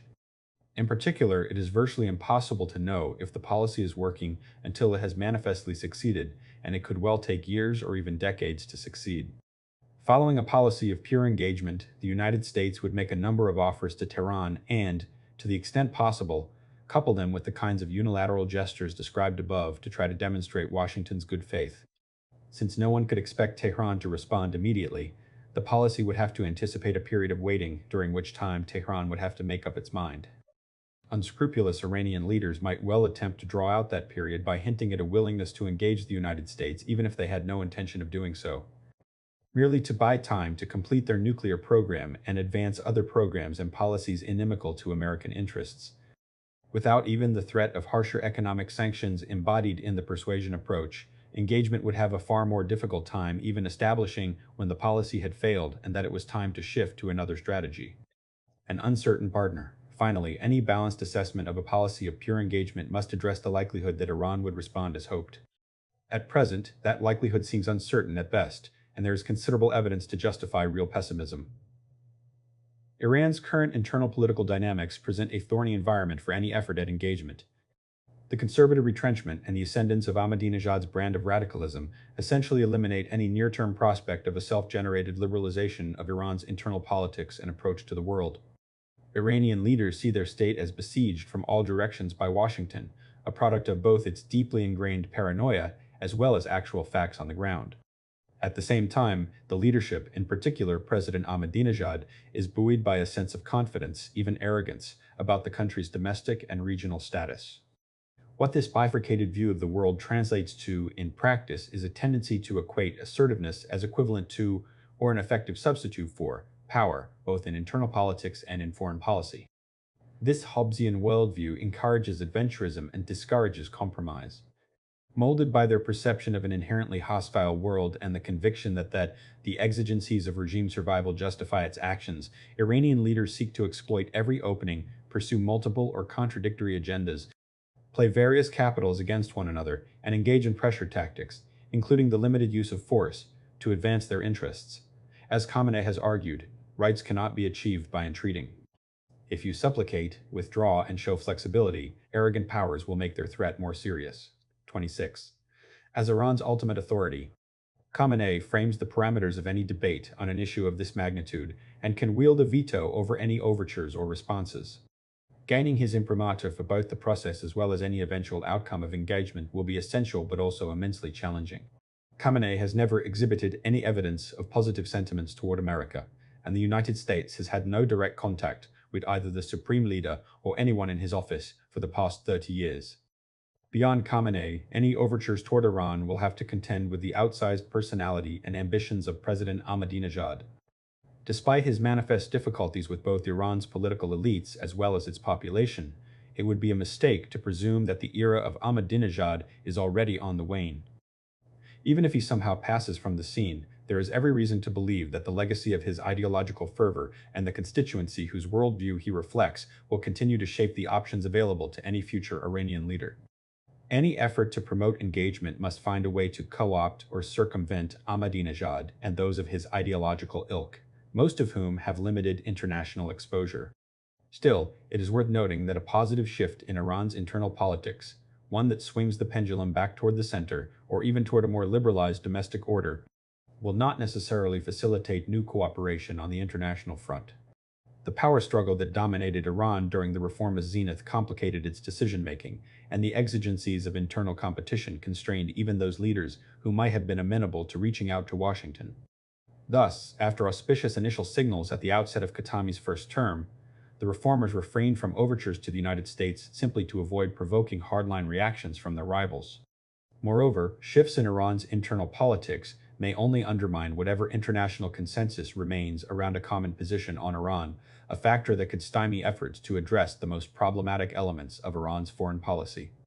Those states desperate to avoid any confrontational policy with Iran, regardless of all other considerations, often pounce on seeming shifts in Tehran's balance of power to justify further inaction.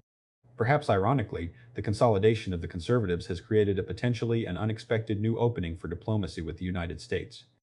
Today, for the first time in Iranian post-revolutionary history, there is cross-factional support for direct, authoritative dialogue with their American adversaries. Public endorsement of negotiations with Washington, a position that risked a prison term if voiced publicly as recently as 2002, is now the official position of the entire relevant political elite of the Islamic Republic. The shift can be credited, at least in part, to Ahmadinejad, whose conservative backing and firmly established revolutionary credentials facilitated his surprising and largely ham-fisted attempts to reach out to Washington as a means of courting public opinion. Ahmadinejad's overtures have been reinforced by public statements from Khamenei over the past 2 years, offering grudging but unprecedented support for negotiations with the United States. To facilitate a serious dialogue, Iran will need something more than just the crucial blessing of Khamenei and Ahmadinejad. Given the complexities of the Iranian system and its endemic factionalism, engagement will require an Iranian political figure who is both willing and capable of championing this agenda. For more than 20 years, Ali Akbar Hashemi Rafsanjani played that role, advocating consistently for an improved, if not wholly restored, relationship with Washington, both in public remarks as early as 1983 and, more relevantly, behind the scenes as one of the regime's central power brokers. However, the past decade has demonstrated that he is not well suited for Iran's contemporary political environment. Rafsanjani cannot command a vast popular mandate, as his embarrassing performances in the 2000 parliamentary and 2005 presidential ballots demonstrated. Nor have his wily backroom tactics proven particularly effective in neutralizing the bombast or the populism that has elevated Ahmadinejad. Rafsanjani will continue to have an important role in shaping Iran's policies and its political evolution, but his heyday is well behind him, and persistent reports of his imminent resurgence have proven vastly overstated. Who might assume this mantle as Rafsanjani fades from the scene? There are a host of potential candidates, but none who have yet demonstrated the necessary interest, tenacity, or political fortitude. Requirements. The fiscal and military requirements of pursuing engagement are effectively negligible. If anything, a successful implementation could produce some cost savings for Washington with respect to military resources, as well as expanded U.S. economic opportunities. Conversely, the domestic political resources required on both sides to make such an approach viable are imposing. Engagement reflects a tacit acceptance of two important arguments that are open to debate. First, that Iran's leadership is capable of changing policies and behavior that invoke central tenets of the regime's ideology. And second, that Iran and the United States are willing to accommodate each other's core interests in order to achieve a peaceful coexistence. Proponents can make a strong case for the viability of both propositions, but inevitably the propositions would require an American willingness to invest political capital and diplomatic energy in a process that has no guarantee of a positive outcome. The most important resource that would be required on each side is political capital and the capacity of each government to support a protracted, complicated negotiating process over the course of what would inevitably be a period of great flux, if not turmoil, in the region.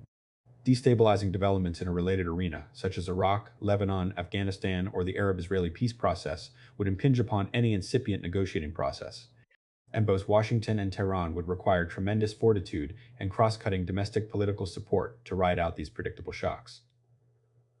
Any U.S. administration preparing to undertake a serious strategy, employing only positive incentives toward the Islamic Republic, would have to be willing and prepared to absorb the vehement backlash from both domestic political constituencies as well as regional allies. A president who chose to engage Iran, whether as a standalone approach or as part of a more variegated effort, would need to have the solid backing of Congress. Where grandstanding on issues related to Iran has long been a popular and politically advantageous diversion.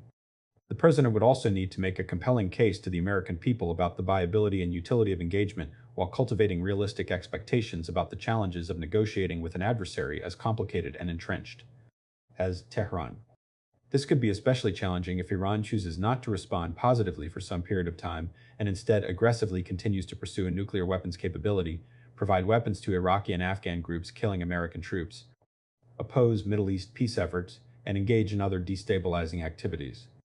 Engagement would win plaudits from some international constituencies, but the parties to the past 5 years of negotiations over Iran's nuclear program, particularly Britain, France, and Germany, may perceive this approach as undercutting whatever minimal progress a united multilateral campaign of pressure has achieved to date. The United States would also have to manage the disparate interests and concerns of Israel and the Arab states of the Persian Gulf. Given a policy that regional states will doubtless see as surrendering to Iran, Washington would have to convince Israel not to attack and the GCC not to get nuclear weapons of their own. Over the course of implementing its policy of engagement, Washington would also have to deal with the ongoing challenges of Iranian mischief and defending the deal to skeptics. Specifically, the administration would have to consider the concessions the United States is prepared and capable of offering to Tehran and the level of Iranian misconduct Washington is prepared to countenance, and then persuade a largely skeptical political core that such compromises are worthwhile. Other cases of Iranian détente with former adversaries, in particular Britain and Saudi Arabia, have hinged on the ability and willingness of Iran's adversaries to accept a considerable degree of ambiguity from Tehran and to provide significant scope for face-saving rhetoric and actions. In any U.S.-Iranian engagement process, Washington would have to be prepared to accept a strategic bargain that ultimately falls short of optimal American objectives. While the United States has struck similar bargains with other former adversaries such as China and has found a way to live with the manifold failings of imperfect allies such as Pakistan, Iran has special sensitivity within the American political context. Even the best imperfect bargain would be difficult to promote at home and may fall short of meeting American strategic needs in Southwest Asia. Since this option relies on the Iranians to want our positive incentives enough to make the compromises we need, without any threat should they refuse, the most that Iran might be willing to give up might fall well short of what the United States considers its minimal goals. For instance, it is impossible to imagine that Iran would give up nuclear enrichment in these circumstances, and unlikely that they would even agree to the more intrusive inspections of the NPT's additional protocol. The most the United States might get from the Iranians on the nuclear front would be a reaffirmation of their statement that they are not seeking nuclear weapons, which would elicit much skepticism given the many lies they have already told the IAEA and the international community about their nuclear program. Washington would also need to consider the logistical dimension of any engagement process. Thanks to the long American absence from Tehran and bureaucratic neglect, the U.S. diplomatic apparatus for dealing with Iran remains insufficient.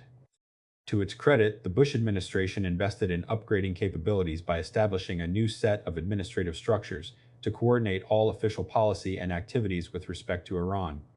Over the long term, the new configuration will create a cadre of American officials skilled in interpreting Iranian issues and capable of staffing some future diplomatic engagement. In the short term, Washington will be pressed to assemble a team with sufficient background and exposure to Iran who can staff prolonged negotiations. Pros and cons. The following are the advantages and disadvantages of the engagement approach. Advantages. The James Dobbins, How to Talk to Iran, Washington Post, July 22, 2007, p. B07. Over the course of 18 months, the direct communication between Washington and Tehran on Afghanistan generated tangible cooperation between the two adversaries on a critical issue of American security, including valuable tactical Iranian assistance in Operation Enduring Freedom, the establishment and stabilization of the post-Taliban government in Kabul, and Iranian offers to participate in a U.S.-led training program for the Afghan army and to launch a counterterrorism dialogue with Washington. The bilateral dialogue was not an easy or perfect pathway for diplomacy, but even where the results did not fulfill U.S. expectations, the existence of a direct dialogue provided an indispensable channel on this vital issue for both sides. With the appropriate investment of diplomatic resources and energy, this precedent could be extended to the wider array of American concerns. The costs of the likely economic incentives to Tehran would be minor and would probably be more than offset if U.S.-Iranian trade flowers as part of a rapprochement. A serious, well-crafted effort by Washington to engage Tehran would generate considerable support among European allies and potentially create leverage for alternative policy directions if engagement were to fail.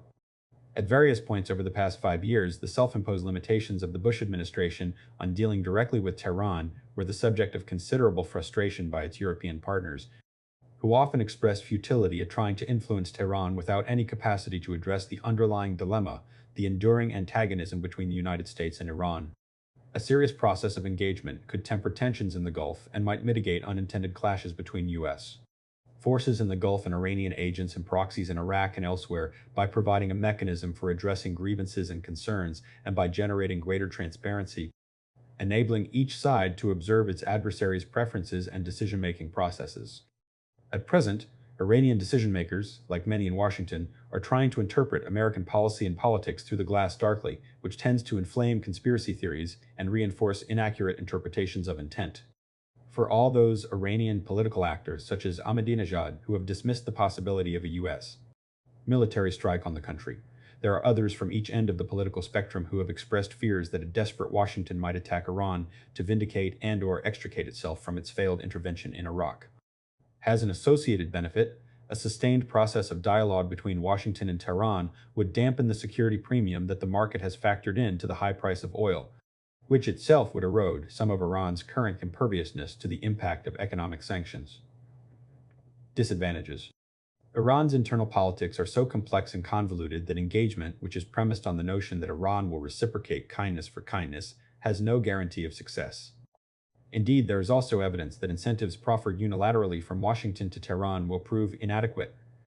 The Clinton administration undertook dramatic steps to create an opening with the reformists during the Khatami period, including the relaxation of an array of sanctions and a fairly wide-ranging apology for past policies, and received no reciprocal positive signals or overtures from Tehran, in part, no doubt, because of the enduring power struggle within the Iranian regime. While the reconsolidation of power in the hands of Iran's conservative faction could mitigate this problem, the current political context within Iran and the region creates a different complication. Tehran's hardliners will interpret any unilateral initiative from Washington or perception of concessions as a sign of weakness, which will only bolster the current consensus among the Iranian elite that a more aggressive position will better serve their country's interests. Tehran may conclude that the end of confrontational American policies toward Iran, as envisioned in this option, is a sign of weakness on the part of the United States and a vindication for their own aggressive behavior. Not only might this make Iran less willing to accept any deal proffered by the United States, in the expectation that further Iranian aggressiveness might force additional American concessions, but it could lead to unintended clashes between the United States and Iran, or Israel and Iran. Thus, the option also runs the risk of provoking the very military conflict it seeks to avoid. The timetable for any negotiating process exacerbates the inherent discrepancies between U.S. and Iranian interests. Even in an optimal situation, a sincere and unified Iranian commitment to the negotiations, the process itself would be protracted. Prior cases of rapprochement with old adversaries involving either the United States or Iran have entailed years of discussion, much of it occurring behind the scenes. The anticipated duration for this negotiation would necessarily be longer, a product of the complexity of the issues at stake, the entrenched nature of the antagonism, and the peculiarities of Iran's perpetually fractured internal political dynamics and consensus decision-making process. Tehran could easily use the process of negotiations and dialogue as an opportunity to maximize its own leverage and dupe the international community, pushing forward until its nuclear capabilities have reached the fabled point of no return. The end result would be close to the worst-case scenario from the perspective of U.S. interests in ensuring that Iran does not possess nuclear weapons capability. It is very possible that there simply is no constituency within Iran that is both willing and capable of making a bargain with Washington. In fact, there are undoubtedly important constituencies within the Iranian political elite who would welcome a crisis as a means of rekindling Iran's waning revolutionary fires and deflecting attention from the domestic deficiencies of Islamic rule. The reality is that despite an array of missed opportunities on both sides, Tehran has never clearly communicated that its leadership would be prepared, fully and authoritatively, to make epic concessions on the key areas of U.S. concern. Even more uncertain is whether Iran has had or will ever attain the level of policy coordination and institutional coherence that would enable any overarching agreement to be implemented successfully. Unless the United States carefully prepares its allies regarding its adoption of an engagement approach, Washington may find that some of its most important partners in dealing with the challenges posed by Iran could prove surprisingly unenthusiastic about such a dramatic shift in U.S. tactics. The Europeans may interpret such a turnaround as subverting their own considerable investment in a multilateral diplomatic framework for addressing Iran's nuclear ambitions and prove reluctant to provide crucial international reinforcement for American overtures. Within the region, America's Arab allies would likely react as apprehensively to U.S.-Iranian engagement as they would to the prospect of a military attack. Given their reliance on the American security umbrella and their long-standing trepidations about Iranian influence and intentions, the Persian Gulf states would likely seek to bolster their domestic defenses and turn to alternative suppliers to do so. They may follow through on their many private threats to acquire nuclear weapons of their own if the Iranians are allowed to do so. At the very last, their confidence in the credibility of U.S. diplomatic and military commitments would suffer. Finally, the Israel factor presents a disturbing wild card for the prospects of engagement. For most of the past 3 decades, Israel and the United States have maintained broadly similar assessments of the threat posed by Iran and correspondingly close cooperation on policy. Although the bilateral relationship today remains as strong as ever, a reversal of the traditional American approach to Iran would raise profound misgivings among most of the Israeli body politic and their supporters in the U.S. Congress. If Israeli leaders believe that their interests are being ill-served by U.S.-Iranian negotiations, they may feel compelled to take independent military action, irrespective of the prospects of success or the cascading impact on American interests in the region. Such a scenario would torpedo any engagement process and likely create an avalanche of intensified security dilemmas for Washington. Part 2: Disarming. The military. Omen. The military options. The diplomatic options available to the United States for addressing the problem of Iran share a common, possibly fatal, flaw. They require Iranian cooperation. Even the persuasion option, which contains important elements of coercion in addition to those elements meant to persuade, ultimately relies on the willingness of the Iranian regime to cooperate. Both diplomatic options assume that Tehran is capable of making cost-benefit analyses, placing strategic considerations ahead of domestic politics and ideology, and making a major shift in what has been one of the foundational policies of the Islamic Republic, enmity toward the United States. As the previous chapters noted, all of these assumptions are, at best, unproven. At worst, there is considerable evidence calling many of them into question. This means that neither of the diplomatic options is a sure thing. They are not doomed to failure, but neither are they guaranteed to succeed. Neither may have a better than even chance of success, and we cannot know with any degree of certainty just what their true probability of success is. Beyond this concern, many Americans simply distrust the Iranian regime. They do not believe that Tehran will ever live up to any agreement struck with the United States, no matter what the circumstances or the manifest advantages to Tehran. For them, this also calls into question the advisability of a policy employing both positive and negative incentives, persuasion, or one relying only on positive incentives, engagement toward Tehran. Others extend that mistrust not only to Iran but to Russia, China, and even our European and Japanese allies.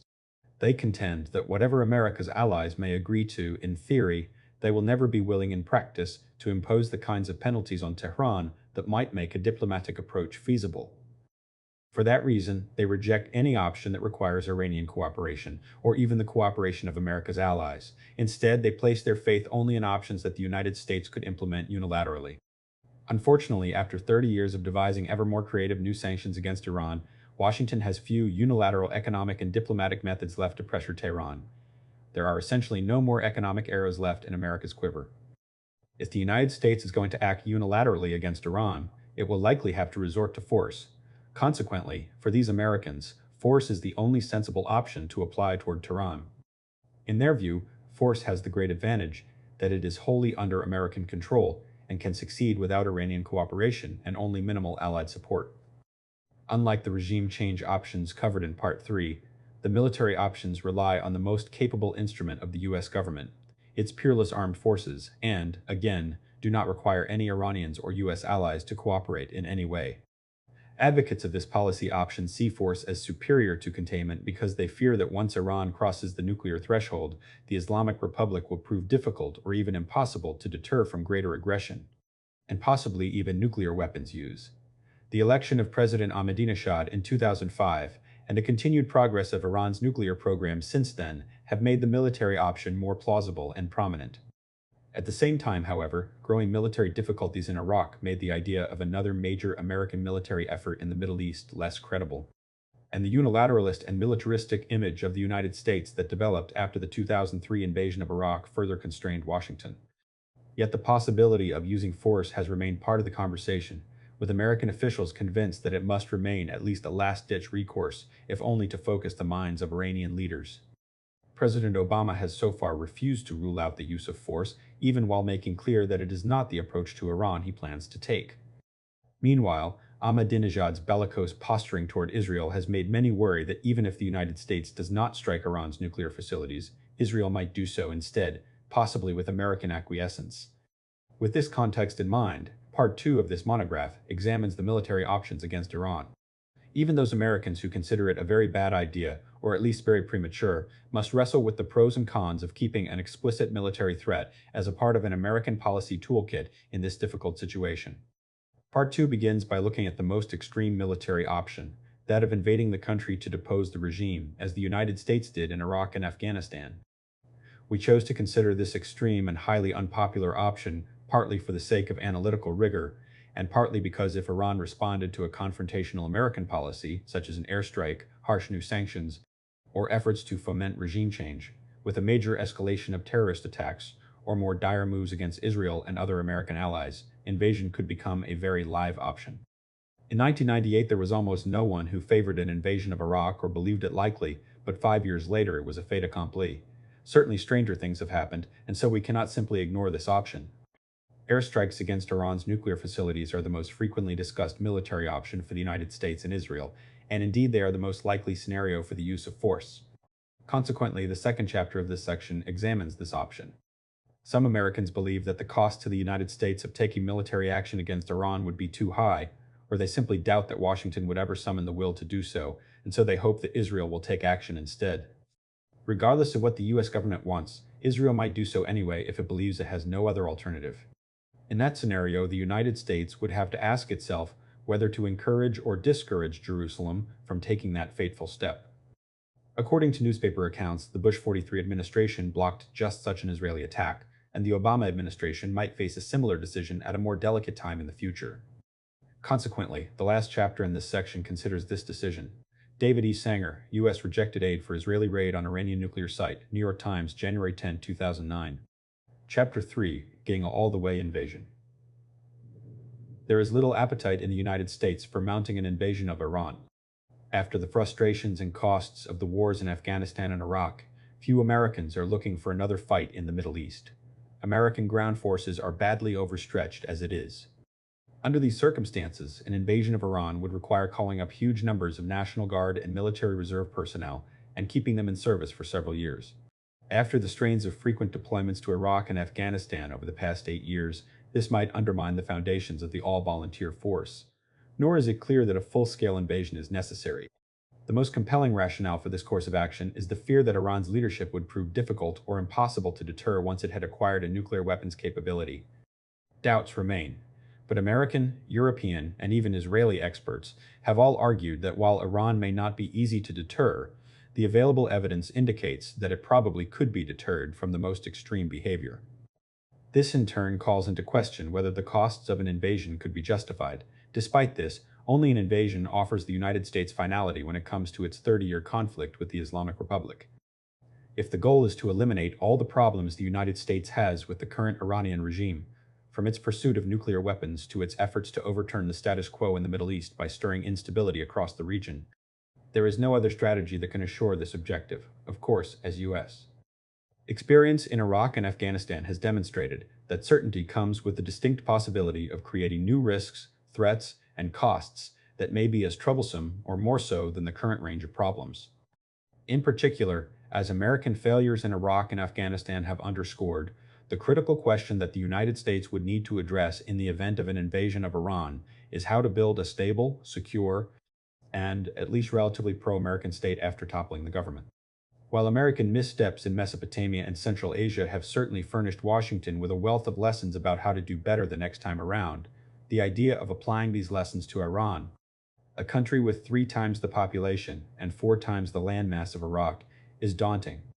Moreover, since one of the lessons is clearly that large numbers of troops are needed to secure the country for months after an invasion, and that those troops could only be provided by a massive, long-term call-up of National Guard and military reserve units that might wreck the all-volunteer force, it is just unclear how the United States could reasonably expect to handle post-war Iran if the American people ever did change their perspective enough that an invasion became politically feasible. Goal. The goal of the invasion option of Iran would be to forcibly remove the Iranian government, crush its military power to prevent any remnants of the regime from reasserting their control over Iranian society, and extirpate its nuclear programs. Unfortunately, as Washington learned in Iraq, and to a lesser extent in Afghanistan, that cannot be the limit of American goals. As the wars in Iraq and Afghanistan have demonstrated, the United States would inevitably have to ensure that a reasonably stable and reasonably pro-American, or at least less anti-American government would be able to assume power and rule the country after U.S. forces departed. Like Iraq, Iran is too intrinsically and strategically important a country for the United States to be able to march in, overthrow its government, and then march out, leaving chaos in its wake. Iran exports about 2 million barrels per day of oil and, with the right technology, it could produce even more. It also has one of the largest reserves of natural gas in the world. These resources make Iran an important supplier of the energy needs of the global economy. Iran does not border Saudi Arabia, the linchpin of the oil market, or Kuwait, but it does border Iraq, another major oil producer and a country where the United States now has a great deal at stake.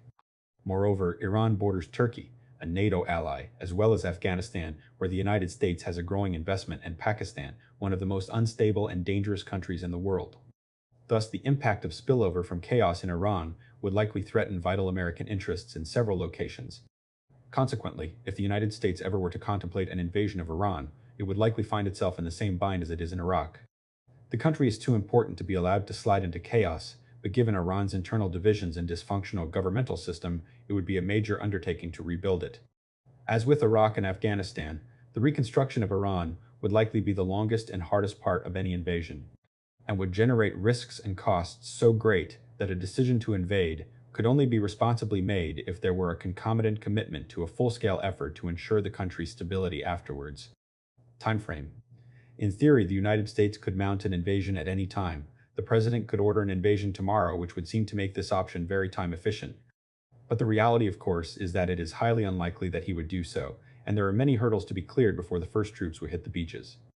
Although an invasion might accomplish its objectives more quickly than engagement or the various regime change options, it still would require months of military and logistical preparations, and might take even longer to lay the political and international foundations. It seems highly unlikely that the United States would mount an invasion without any provocation or other buildup. Even in the case of the Bush administration's march to war with Iraq in 2003, which was about as fast as it is possible to imagine, there was almost a year of preparations, starting with ominous statements from the administration, new UN Security Council resolutions, a congressional vote, the buildup of forces, and an ultimatum to Saddam Hussein.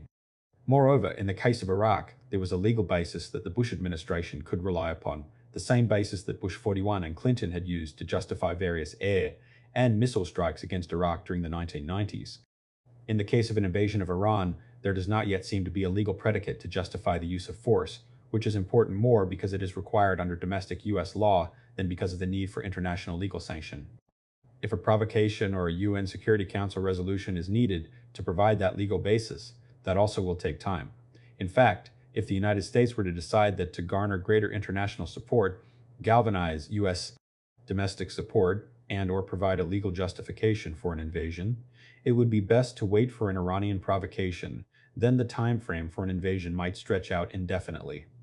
With only one real exception, since the 1978 revolution, the Islamic Republic has never willingly provoked an American military response, although it certainly has taken actions that could have done so if Washington had been looking for a fight.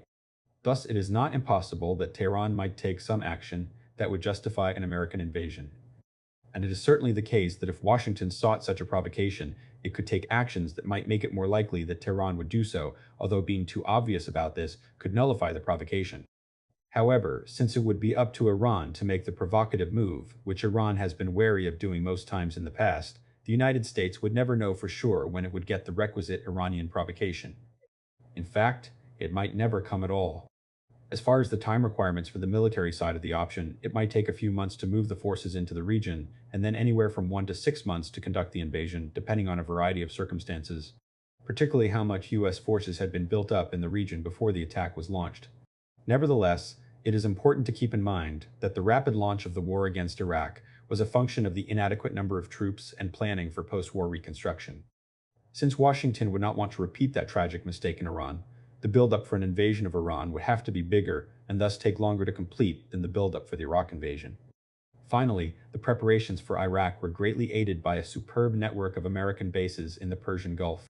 Absent some dramatic Iranian provocation, it seems very unlikely that those same countries, Kuwait, Bahrain, Qatar, and Britain in particular, would allow the United States to use those same facilities for an invasion of Iran, potentially further lengthening the time required for the invasion itself. As in both Iraq and Afghanistan, post-invasion reconstruction would be the longest and possibly the bloodiest part of the whole endeavor. If it were handled very well, applying all of the lessons learned in Iraq and Afghanistan, it might require only a few years of major military and financial commitments, followed by a significant diminution of U.S. presence and aid thereafter. If the reconstruction were to go badly, either because of American mistakes or forces beyond U.S. control, it could take many more years to produce an acceptable end state.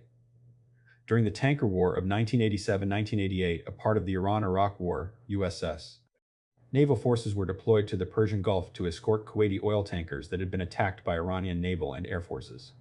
Iran responded by mining the Persian Gulf and conducting a number of attacks and aggressive actions against American naval forces, which at times did trigger American military responses.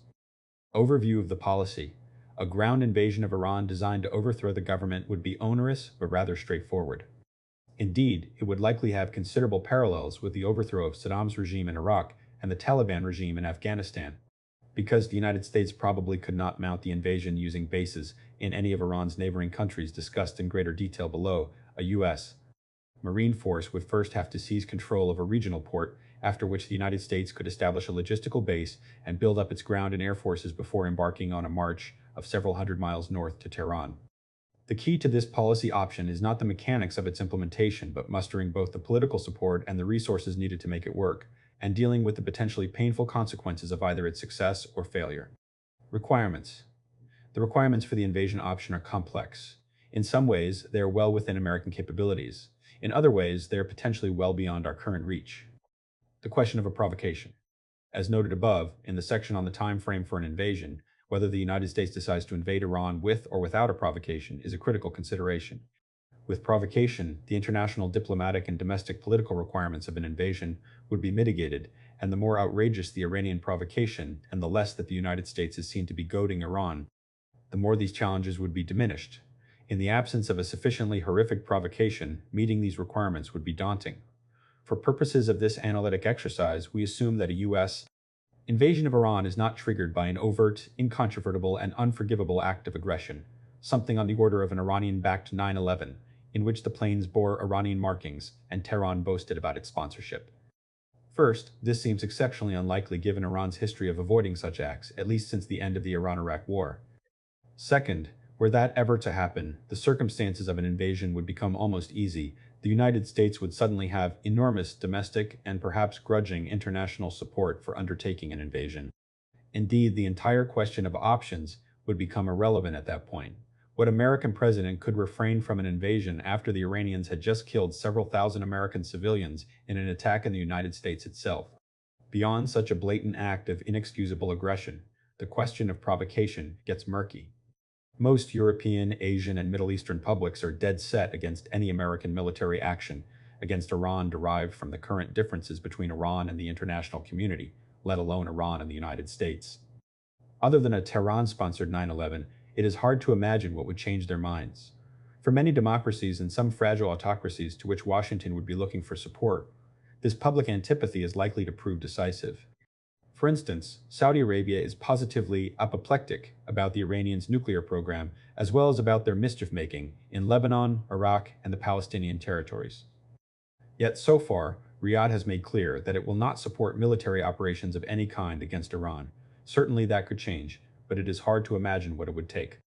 For instance, one might speculate that further Iranian progress on enrichment might suffice, but the Iranians already have the theoretical know-how and plenty of feedstock to make the fissile material for a bomb. Given that this situation has not been enough to push the GCC to support military operations against Iran, what would? Certainly Iran testing a nuclear device might, but at that point it almost certainly would be too late.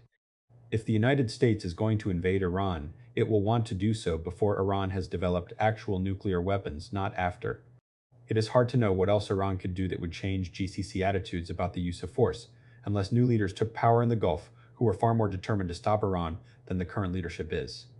And the GCC states tend to be more worried about the threat from Iran than European or East Asian countries are. Given all this, there does not seem to be much utility in examining an American invasion of Iran in the context of an overt Iranian attack that produced mass American civilian casualties. It does not seem to be a scenario that the United States is likely to face. Nor is it an option for American foreign policy because the outcry from the American people for an overwhelming military response would drown out all other possible approaches. The more challenging scenario for the United States, and one that is still a potential policy option, is to mount an invasion of Iran without an outrageous provocation, simply to eliminate Iran as a source of problems in the Middle East. In this situation, Washington would be effectively deciding to go it alone, because it will be too difficult to create the circumstances that would result in any meaningful aid from other countries. It is this scenario that is most relevant to this study, and therefore the scenario that will be treated below. Diplomatic requirements. Given the context laid out above, the diplomatic requirements for an invasion of Iran would appear to be impossible and therefore irrelevant. If the United States decides to invade Iran without some dramatic Iranian provocation, the likelihood of international support will be slim to none.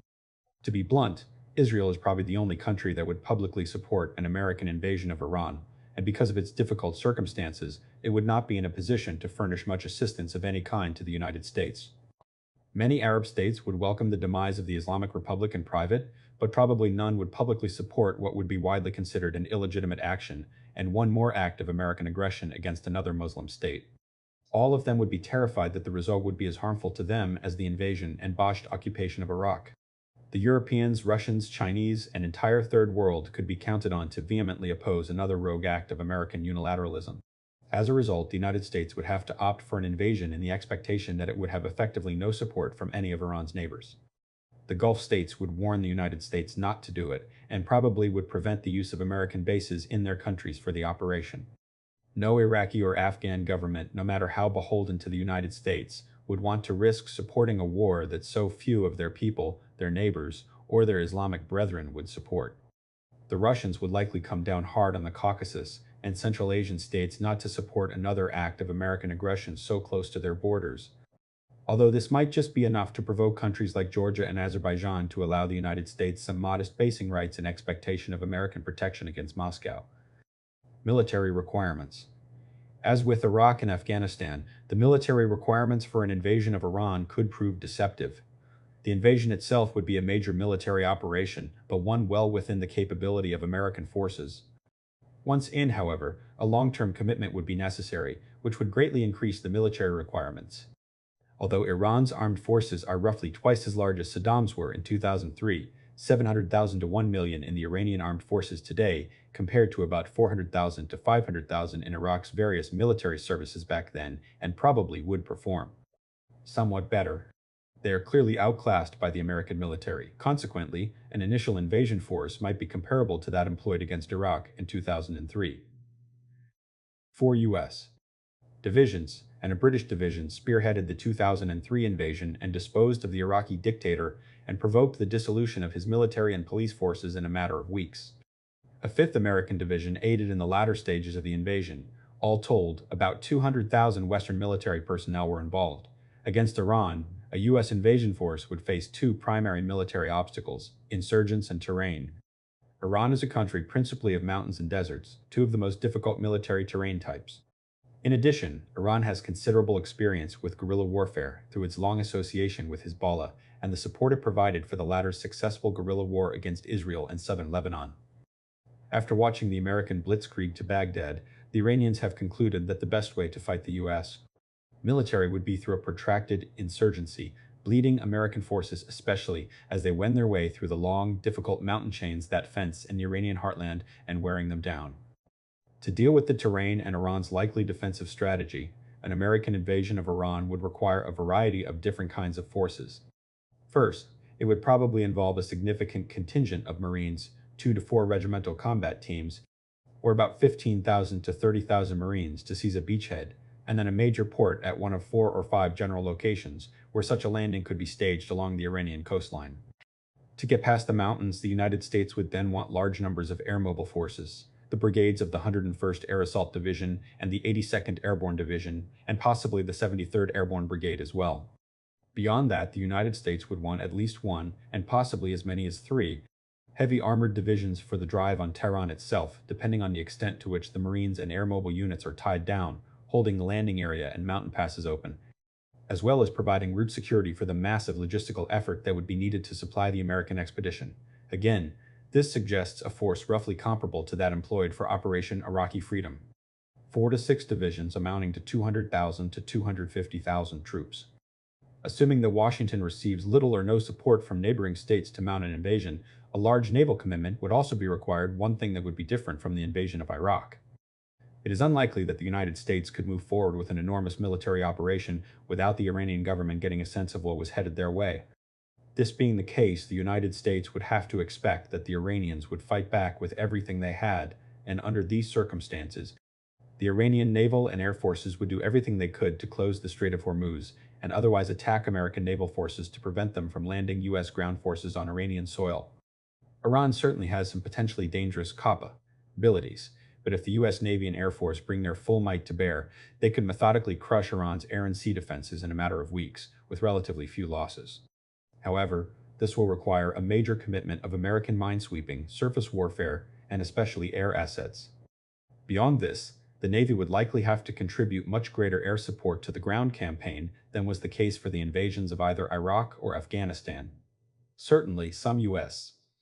aircraft like B-2 stealth bombers could fly from the continental United States, and Washington might get British permission to use the island of Diego Garcia for B-1s, B-52s, and tankers. But unless the GCC states, Iraq, and/or Central Asian countries could be persuaded to allow the U.S. Air Force to operate from nearby airfields, the vast majority of American aircraft would have to operate from carriers in the Persian Gulf and North Arabian Sea. Given the extent to which modern U.S. ground operations rely on air support, including during occupation and counterinsurgency campaigns, this suggests that 3 or more carriers would need to be committed to this campaign, at least until Iranian air bases could be secured and developed to handle U.S. Air Force planes. Similarly, if the United States were denied access to its many bases in the Persian Gulf region, as seems likely, the Navy would have to bring in everything needed to support the invasion, and U.S. engineers would have to build facilities at Iranian ports to make them capable of supporting a massive force. Indeed, because it is likely that the United States would have little regional support, because the distances involved would be much greater than in Iraq. Distances from major Iranian ports to Tehran are anywhere from 1.5 to 3 times as great as the distance from the Kuwaiti border to Baghdad. And because of the much more difficult terrain, the logistical requirements for an invasion of Iran could be considerably more demanding than those for an invasion of Iraq. Finally, it is worth noting that this undertaking would likely create a desperate need for a range of specialized forces that are already in short supply.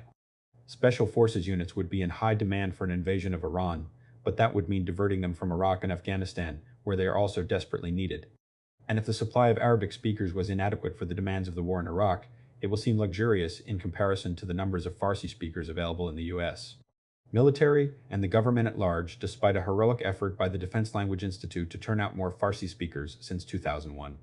Requirements of the occupation, given the significant but decreasing U.S. Commitment in Iraq and the considerable and increasing U.S. commitment in Afghanistan, assembling an invasion force for Iran would be a daunting task. However, it would pale compared to the needs of the post-conflict security and reconstruction mission. This will likely prove true even if Washington has learned the lessons of Iraq and mounts the invasion and occupation of Iran exactly as it should have done in Iraq. All low-intensity conflict operations, whether a counterinsurgency campaign or a stability operation like securing post-invasion Iran, require relatively large numbers of security forces because the sine qua non of success is securing the civilian populace against widespread violence. Scholars and counterinsurgency experts have suggested that it takes about 20 security personnel per 1,000 people to secure civilians against insurgencies and other forms of violence common in post-conflict reconstruction. This ratio suggests that an occupation force of 1 million troops would be needed for Iran. There is reason to believe that high-quality troops with lavish support assets like the U.S. military can get away with less than the canonical figure. However, even if the United States, by relying on far superior training, technology, and tactics, could cut that number in half, the remainder still represents essentially the entire active duty component of the U.S. Army and Marine Corps. Even if it were only necessary to maintain such a large force in Iran for the first 6 months, after which the United States could begin drawing down its forces quickly, as experience in the Balkans and even Iraq suggests is possible, such a commitment would certainly require a massive mobilization of the National Guard and both the Army and Marine Reserves. It might necessitate their total mobilization for at least 6 to 12 months, and might also require major redeployments away from Iraq and Afghanistan.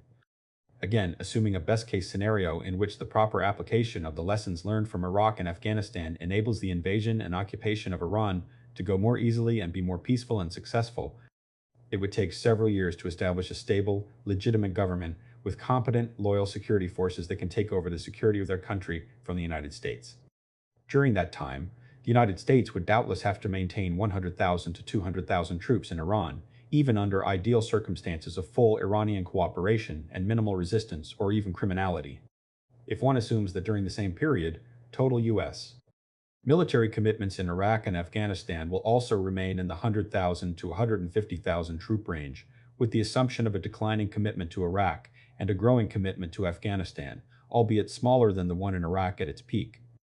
It is hard to imagine how the current level of American ground forces could sustain such deployments over the period of years that would be required.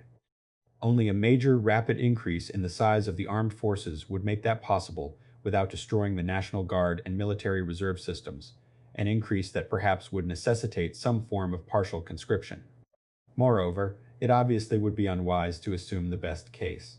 The Bush administration's insistence that only the best case was possible in Iraq lies at the root of the concatenation of mistakes that produced the worst case in Iraq from 2003 to 2006. Iranians are fiercely nationalistic, and while many would welcome the end of their current regime and the establishment of a better relationship with the United States, the evidence suggests that most would fiercely oppose a U.S. invasion. Accounting for more realistic scenarios increases the challenges and requirements for the occupation of Iran even more, to levels that realistically only could be met by a major, rapid expansion of the U.S. armed forces, for which the American people appear to have little interest, would likely be as mismanaged and tragic as it was in Iraq from 2003 to 2006. Political requirements. The following are the advantages and disadvantages of the invasion approach. Because the military requirements of the occupation and reconstruction of Iran are so daunting, and the likelihood of international support in this scenario appears so low, the first and most important requirement would be the overwhelming political support of the American people for an invasion. Simply put, compared to U.S.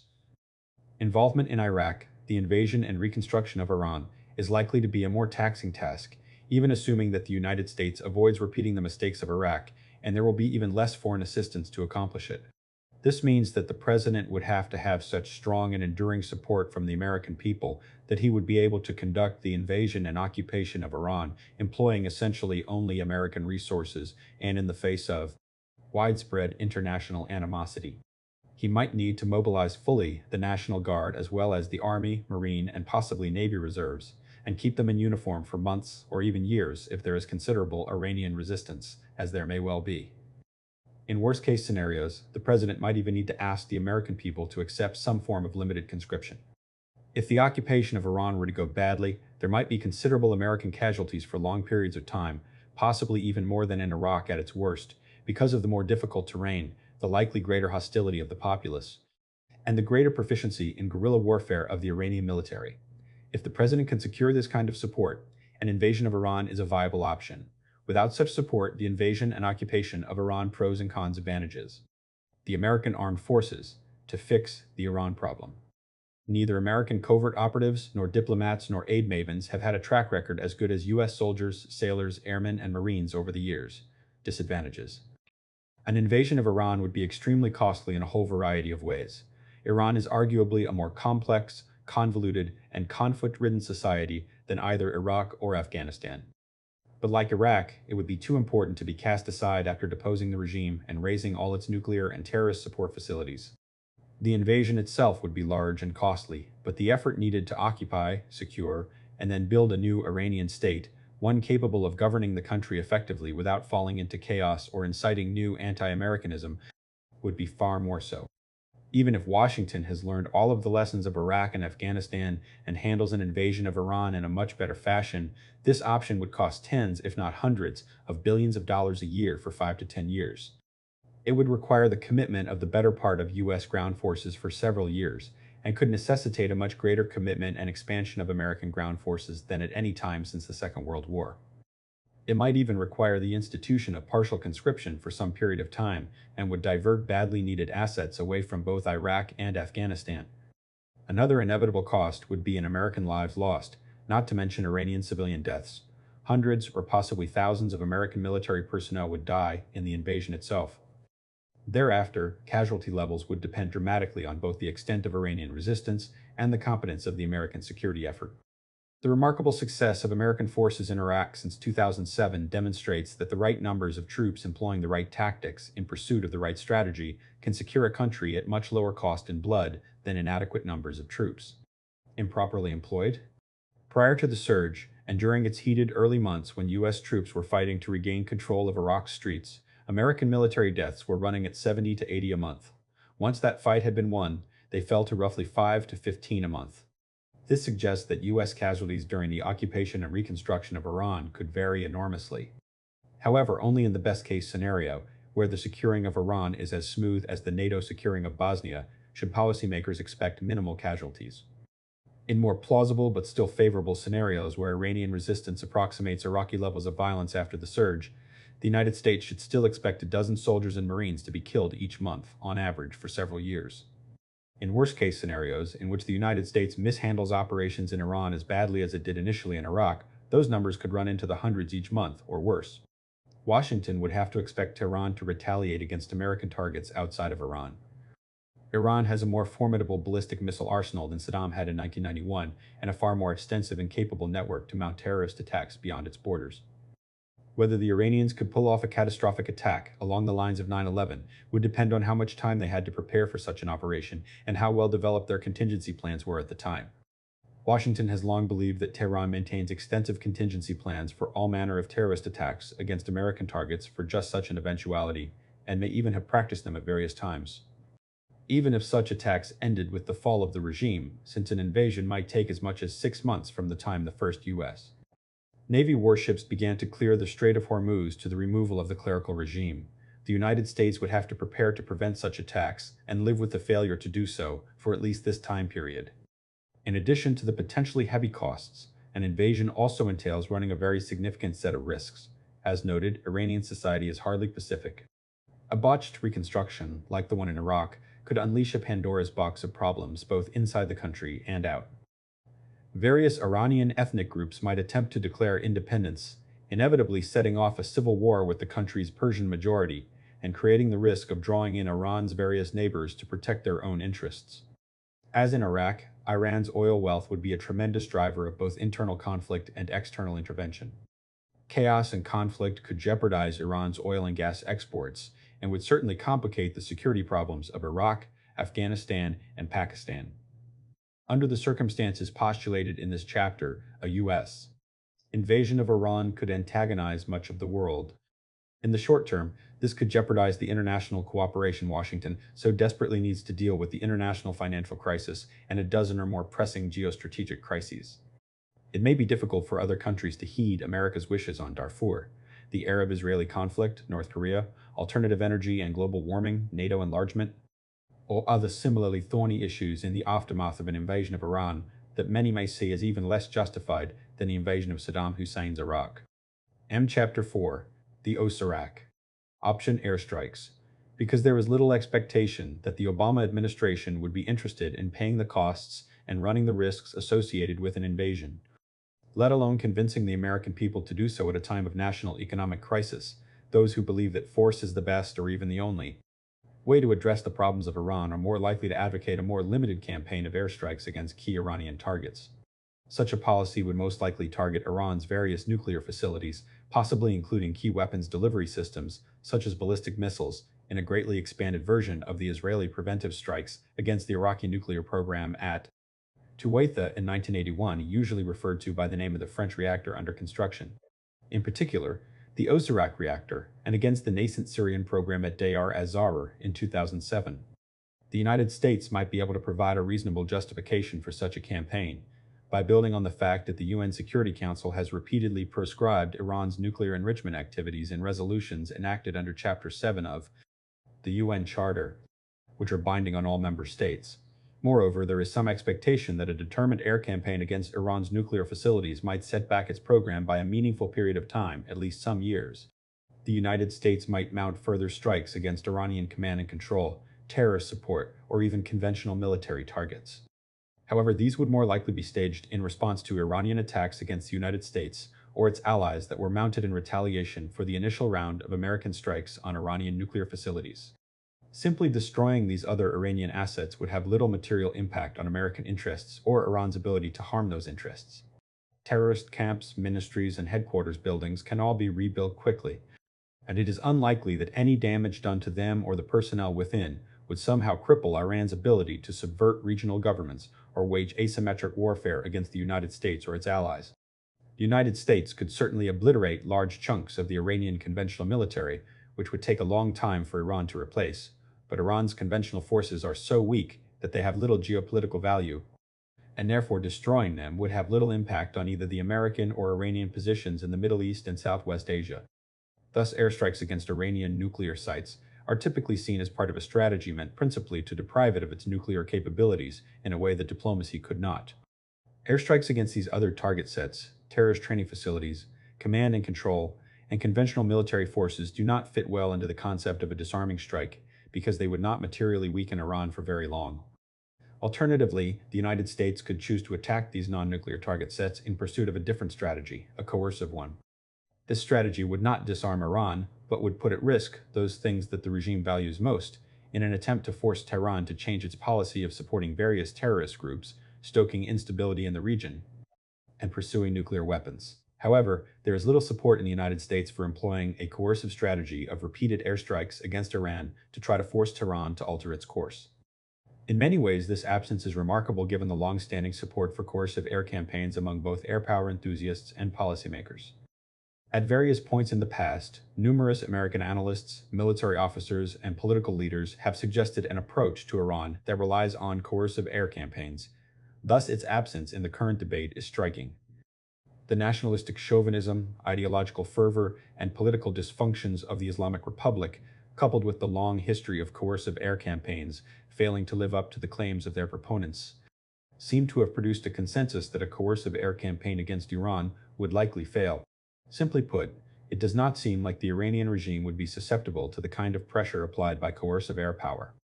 And coercive air campaigns are notoriously bad at successfully compelling the target country to do what the attacking country wants. Consequently, the airstrikes option against Iran has focused principally on a campaign intended to disarm Iran, to strip it of its nuclear capability, in the expectation that this would greatly reduce, for some period of time, the threat Iran poses to the United States and its allies. Of course, a key question debated even by its advocates is how long a period of time, which in turn raises the question of whether this option is sufficient by itself to address effectively U.S. concerns about Iran, or whether it is merely the first piece of a more complex approach. Some proponents suggest that airstrikes constitute a standalone policy, in that the United States could simply resume its attacks whenever the Iranians began to rebuild their nuclear facilities, as most observers suspect they would. The expectation is that, at some point, the Iranians would tire of being bombed and give up, or the people would tire of a regime that keeps provoking American airstrikes and oust it. Other proponents of this policy argue that repeated bombings of Iran would be difficult to sustain and might not lead to the regime's removal, and therefore, the airstrikes option would be designed simply to buy time, hopefully several years, such as a persuasion approach that would carry the demonstrated threat of further uses of force as a very potent stick, or a more determined effort at regime change that would also benefit from the demonstrated willingness of the United States to employ force against the Iranian regime, during which the United States could orchestrate other actions against Iran. Goal. The goal of an air campaign would be to obliterate much or all of Iran's nuclear program, which is spread over a number of major nuclear energy-related sites, on the assumption that any of them could be used to develop weapons. The list of targets would likely include at least the well-known nuclear research reactor at Bushehr, a range of locations related to Iran's uranium processing and enrichment program, and the Iraq plutonium separation plant, as well as sites believed to be involved in producing warheads or other components for nuclear weapons. It might also include other targets involved in developing Iran's long-range missile force, which is the most obvious method Iran would have of using nuclear weapons should it acquire them. If all of these targets were successfully destroyed, such a military operation might delay Iran's attainment of a nuclear weapon by a decade or more. After Israel's 1981 Osirak raid, Saddam Hussein was unable to build a basement bomb over the following decade, although by the time of Operation Desert Storm in 1991 he had come close. Such a lengthy delay might provide enough time for Iran's imperfect political process to produce a new leadership before the existing one could create a bomb surreptitiously. A more modest or less successful American or Israeli aerial campaign would create havoc in the Iranian nuclear program, but would not necessarily accomplish the physical annihilation of all facilities. Unless Iran has large secret facilities of which Western intelligence and the IAEA are unaware, such a campaign could also set back Iran's nuclear program, but probably much less so than a larger and more successful strike. It would be difficult to quantify, but a limited or less successful attack might delay Iran's attainment of a nuclear capability by anywhere from 1 to 4 years. If Iran has managed to build large secret facilities, like a second main uranium enrichment site, the delay to Iran's attainment of its first bomb could be much less. This would be particularly true if Iran had moved enough uranium hexafluoride from known sites to have fuel for the centrifuges at the second site.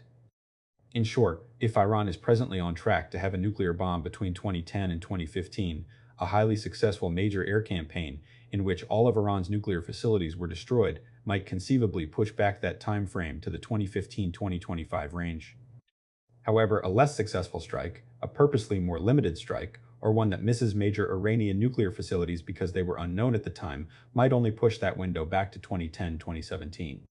It is worth underscoring that all such time projections are rough estimates at best, given the huge gaps in knowledge about Iran's nuclear program. It is also important to note that the airstrikes option is designed solely to limit Tehran's capability to destabilize the Middle East and aggressively oppose U.S. interests there by wielding nuclear weapons. It is not intended to produce regime change in Tehran, nor is it meant to address Iran's other problematic behavior, except in the indirect sense that if the Iranian leadership believes that the United States is prone to employ force against it for actions that Washington dislikes, Tehran might rein in its efforts across the board. However, this is hardly a guaranteed outcome. It is just as likely that Iran would respond by ratcheting up its problematic behavior, both to retaliate for the American raids and potentially to make it difficult for the United States to maintain its military presence in the Persian Gulf. Consequently, the goal of this option is simply to try to delay or even prevent Iran from acquiring a nuclear capability in the expectation that doing so will make Iran less of a threat. Time frame. To a great extent, the time frame for the airstrikes option against Iran depends on a set of factors similar to that governing a possible invasion. In theory, airstrikes against Iran could be mounted in such a way that they are entirely under the control of the United States and require virtually no foreign contributions. In this set of circumstances, all that matters is how fast the required American military forces can be deployed to the region, although even in this case, the desire to preserve at least tactical secrecy, if not strategic surprise, would likely make such deployments more time-consuming than they otherwise might be. However, as with an invasion, airstrikes against Iran would certainly benefit from foreign support, particularly the willingness of regional U.S. allies to permit the use of bases near Iran. Moreover, because it is more likely still a relative statement that the United States could secure such support for airstrikes as opposed to an invasion, Washington may want to take the time to try to win over its regional allies in support of the airstrikes. This raises many of the same issues discussed in the previous chapter regarding a provocation. Airstrikes launched without some act of Iranian aggression would likely find little public support anywhere outside of Israel. Again, most Arab governments might privately cheer, but they will find it hard to do more than that. However, if the airstrikes were launched in response to an Iranian provocation, the United States might find Arab, European, and Asian acquiescence, even enthusiasm, for them. Thus, the more that the United States wants international political support for the air campaign, especially in the form of bases, the more important it would be for these strikes to come as a response to an act of Iranian aggression. And this means that Washington would have to be willing to wait, perhaps indefinitely, for the Iranians to take such an action. As with an invasion, it would ultimately be Washington's choice as to when to begin airstrikes against Iran, but after that, the US government would have far less control over when this conflict might end. In the case of an invasion, Washington would get to set the date for the invasion and could have some confidence that the regime would be gone 6 months later. However, the United States would then find itself committed to a potentially open-ended reconstruction process. Similarly, Washington could decide when and for how long to mount airstrikes against Iran. However, implementation of this policy would not be concluded when the smoke from the last bomb cleared. Iran might retaliate, and the United States might feel the need to respond to Iran's retaliation. In conjunction, or alternatively, Iran might decide to rebuild its nuclear program, and the United States would have to decide whether to launch another round of airstrikes, a potentially recurring cycle. Even if the Iranians chose not to retaliate or rebuild, they might not end their support for violent extremist groups or efforts to subvert the regional status quo, which would then require the United States to find some other way of convincing them to desist. In short, airstrikes could be conducted relatively promptly in a matter of weeks or months and might buy time for other options, although they also might preclude many other options. However, as a policy, they could take years or even decades to succeed, and even then might only satisfy part of the US agenda. Overview of the policy. The core of this policy would be for the United States to mount an air campaign lasting anywhere from a few days to several weeks to strike at known Iranian nuclear facilities, with many aim points at the typical site. Such a campaign would be well within US military capabilities, but it would present a number of important challenges. For any aerial attack to be successful, it would naturally require good intelligence on the locations of all major Iranian nuclear facilities. It would demand weapons capable of reaching and destroying those facilities, including those in hardened structures well below the surface, as well as sufficient aircraft to carry them. It would involve an even greater number of support aircraft to suppress Iran's air defenses, shoot down its fighters, control the air battle, carry supplies, refuel American jets flying long distances, monitor Iranian reactions, and assess the impact of strikes. And it would require extensive command and control, communications, and intelligence capabilities to direct, coordinate, and evaluate the strikes. Having observed the Israeli Air Force's virtuoso performance against the Osirak reactor, as well as numerous American air campaigns in the Middle East and the Balkans, Iran's revolutionary regime broadly understands how the United States would seek to mount such an effort and has devoted considerable effort to hide, diversify, and protect its nuclear assets. Many Iranian facilities are in hardened concrete structures or are deeply underground. Some may even be in tunnels deep within mountains, although a number of nuclear weapons experts doubt that major operational centrifuge complexes would be located in such places.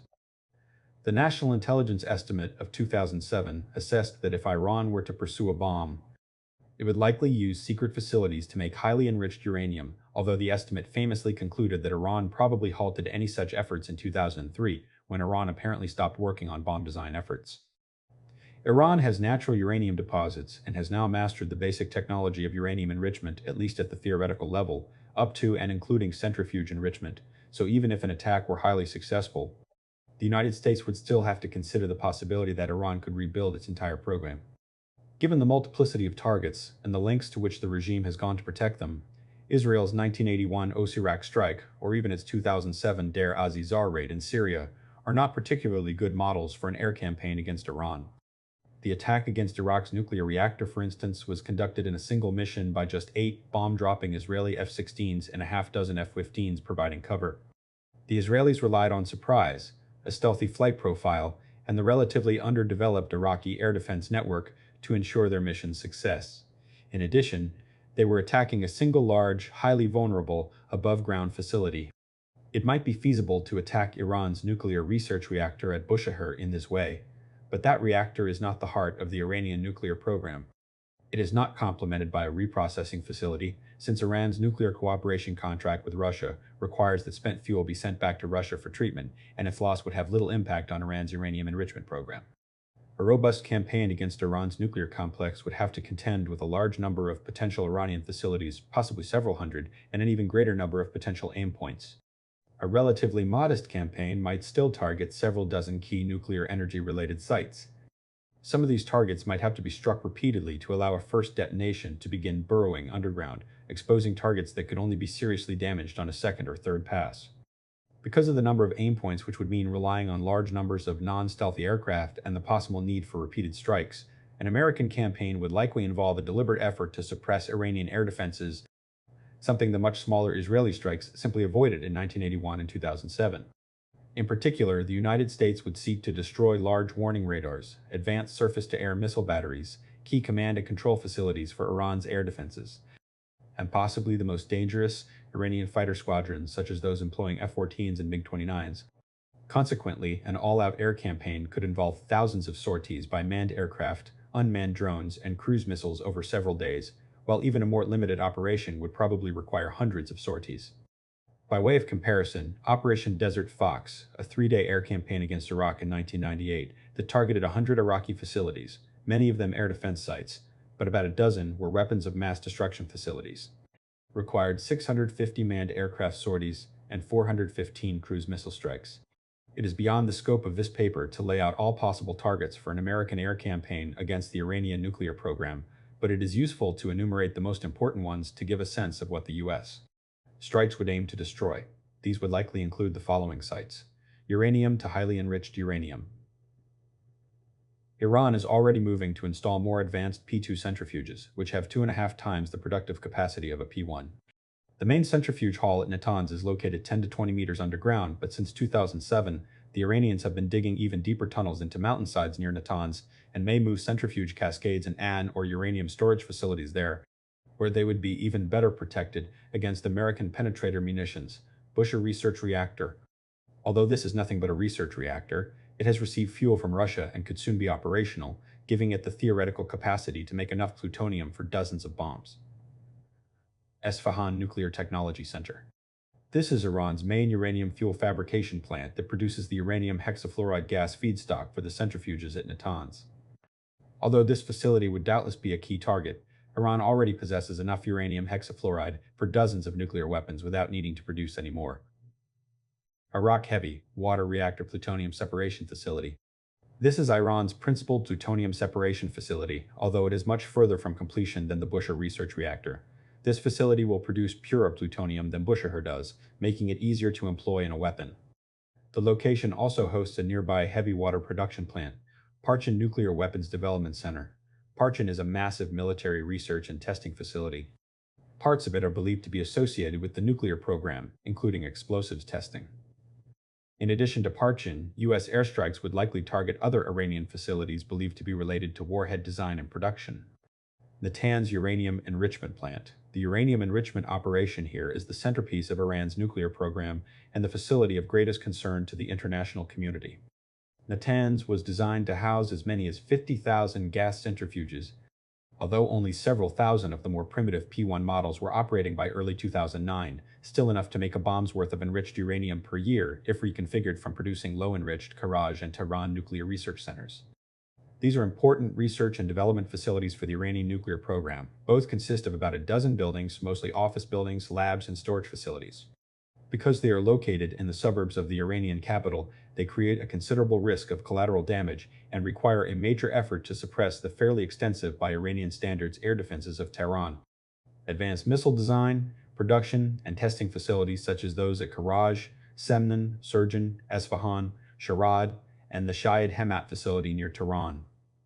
Any centrifuge production facilities, if U.S. intelligence is able to discover them. Scaling down. Even a campaign designed to go after this relatively limited target set would be a very large operation, probably on the scale of Desert Fox. Nevertheless, it would be smaller in scope than the kind of campaign military planners would prefer.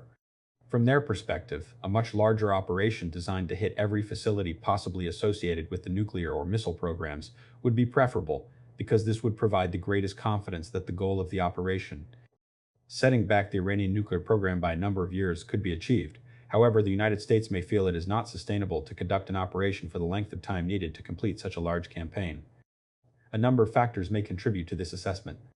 If other military contingencies made it impossible to bring sufficient aircraft to bear, if inadequate intelligence meant that the president did not feel comfortable bombing targets beyond those listed above, or if the United States wanted to maximize the element of surprise to prevent Iran from concealing key elements of its nuclear program, and/or to minimize American casualties by mounting the operation without a buildup of forces in the region. As such, Washington might opt for such a limited variant of the policy.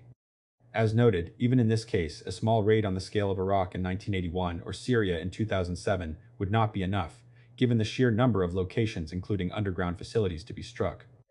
Instead, the United States would likely conduct its limited operation in multiple stages. Dozens of cruise missile attacks, precisely timed to precede the arrival of manned aircraft, would begin the assault by targeting the most crucial and capable radar sites, as well as other relatively soft parts of the target set, such as above-ground communication centers. These would be followed by scores of shorter-range fighter bombers, Navy F-18s, possibly coupled with Air Force F-15s and F-16s if bases in the Persian Gulf were available, and several dozen B-1 and B-2 bombers flying from Diego Garcia, if it is available, or from the United States, if it is not. Many of these aircraft would carry deep penetrating munitions and would be tasked to launch multiple weapons against a single aim point to ensure that deeply buried targets were destroyed. No matter how confident Washington was of achieving surprise, the United States would want to employ a number of air superiority fighters to counter any Iranian fighters that got into the air, and airborne warning and control aircraft to orchestrate the air battle, along with aerial surveillance platforms to monitor Iranian ground activity. Military planners would also need satellites and unmanned intelligence and surveillance platforms, possibly supplemented by manned reconnaissance missions, to assess the damage done in the initial strike. And their findings might necessitate follow-on strikes. This entire effort would inevitably require considerable in-flight refueling from tankers based at Diego Garcia or wherever else possible. As a last resort, smaller Navy tankers flying from carriers could at least refuel their own jets. Such an operation would hardly seem limited to the Iranians, but it would be relatively small from the perspective of American air campaigns. It would have a reasonable likelihood of significantly degrading Iran's highest value nuclear targets, but it would be far from guaranteed to meet the goals of this policy. Moreover, by going lean and emphasizing surprise over mass, such an approach would run a number of risks. Fighter cover would have to be minimized in order to achieve surprise and to maximize the basing available for attack aircraft. Consequently, Iranian fighters might get lucky and knock down one or more American planes. The United States would not have enough stealth bombers to conduct even this smaller raid exclusively. It would also need to use more detectable bombers and/or Navy attack jets in the mission. This would raise the potential for American aircraft to fall prey to Iranian air defenses, although Iran's surface-to-air missile arsenal is very limited in both its coverage and capability. Perhaps regional states would allow the United States to fly fighter cover for the operation from land bases, or, best of all for American planners, to fly stealthy F-22s that could conduct much of the strike themselves. But it could be hard to secure such support, as discussed below. Overall, this operation would be feasible for the United States, but its overall effectiveness would be hard to predict, and aircraft losses could not be ruled out. Scaling up. Alternatively, Washington might decide that if it is going to mount an air campaign against Iran, with all the costs and risks this course of action will inevitably entail, it should at least make sure that the campaign itself is powerful enough to maximize the likelihood that the United States achieves its objectives. A more comprehensive air campaign would likely be structured and sequenced somewhat differently than the scaled-down approach. In the first wave of sorties, some strikes might be directed against key Iranian nuclear facilities, especially those containing assets that are believed to be easy for Iran to move. But this type of campaign would likely focus its initial attacks on destroying Iranian air defenses, including radars, surface-to-air missiles, and fighter aircraft, in order to establish air supremacy and thereby facilitate additional waves of bombing directed at the nuclear targets themselves. The follow-on waves would likely strike and then restrike the targets listed above to ensure their destruction, but they would also go after dozens of other Iranian targets that either play a more peripheral role in the nuclear program or for which the evidence of a tie to the nuclear program is less certain. Moreover, some sorties might be directed, or merely held in reserve, against Iranian air and naval forces deployed along the Strait of Hormuz to prevent them from attempting to close the strait in response to the American strikes. Even in this approach, there would be incentives to achieve surprise, so the United States might want to begin the operation with only a single aircraft carrier, or else time its start to an instance when one carrier was relieving another, so that two would be temporarily present. The real problems would come if the United States felt it needed 3 or 4 carriers for this operation. It is worth noting that 6 U.S. carriers supported Operation Desert Storm, 2 supported Desert Fox, and 3 supported Iraqi Freedom. And all of those campaigns were able to count on the use of Persian Gulf ground bases that might not be available for the campaign against Iran considered in this chapter. Because it takes weeks to deploy a carrier to the Persian Gulf, and because it is very difficult to conceal a carrier's destination, the conflicting demands of surprise and mass would create a dilemma for a large air campaign against Iran. The best solution would be the availability of land bases in the Persian Gulf, Central Asia, and the Caucasus, to which Air Force jets could be rapidly deployed. However, because the United States may find little overt support for any military campaign against Iran, this option might not be available. In that case, Washington will have to decide whether surprise or mass is more important and deploy its aircraft carriers accordingly. Facing Iranian retaliation, it would not be inevitable that Iran would lash out violently in response to an American air campaign, but no American president should blithely assume that it would not. Iran has not always retaliated for American attacks against it. Initially, after the destruction of Pan Am Flight 103 in December 1988, many believed that this was Iranian retaliation for the shooting down of Iran Air Flight 455 by the American cruiser USS Vincennes in July of that year. However, today, all of the evidence points to Libya as the culprit for that terrorist attack, which, if true, would suggest that Iran never did retaliate for its loss. Nor did Iran retaliate for America's Operation Praying Mantis, which in 1988 resulted in the sinking of most of Iran's major warships.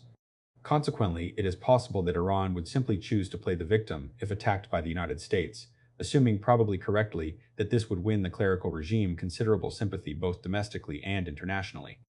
However, it is at least equally likely that Iran would shoot back as best it could. As noted above, Iran may attempt to shut down the Strait of Hormuz in response, but this seems unlikely. Doing so would threaten the international oil market and so lose Iran whatever international sympathy it might have gained for being the victim of an American attack. Of greater importance, American air and naval capabilities are so overwhelming that it would simply be a matter of time before the U.S. military could wipe out its Iranian counterparts and reopen the strait. The result would simply add insult to injury for Tehran, especially given that under these circumstances, American naval and air forces available in the Persian Gulf will be vastly more powerful than is normally the case. Such a move by the Iranians would appear to be playing right into Washington's hands.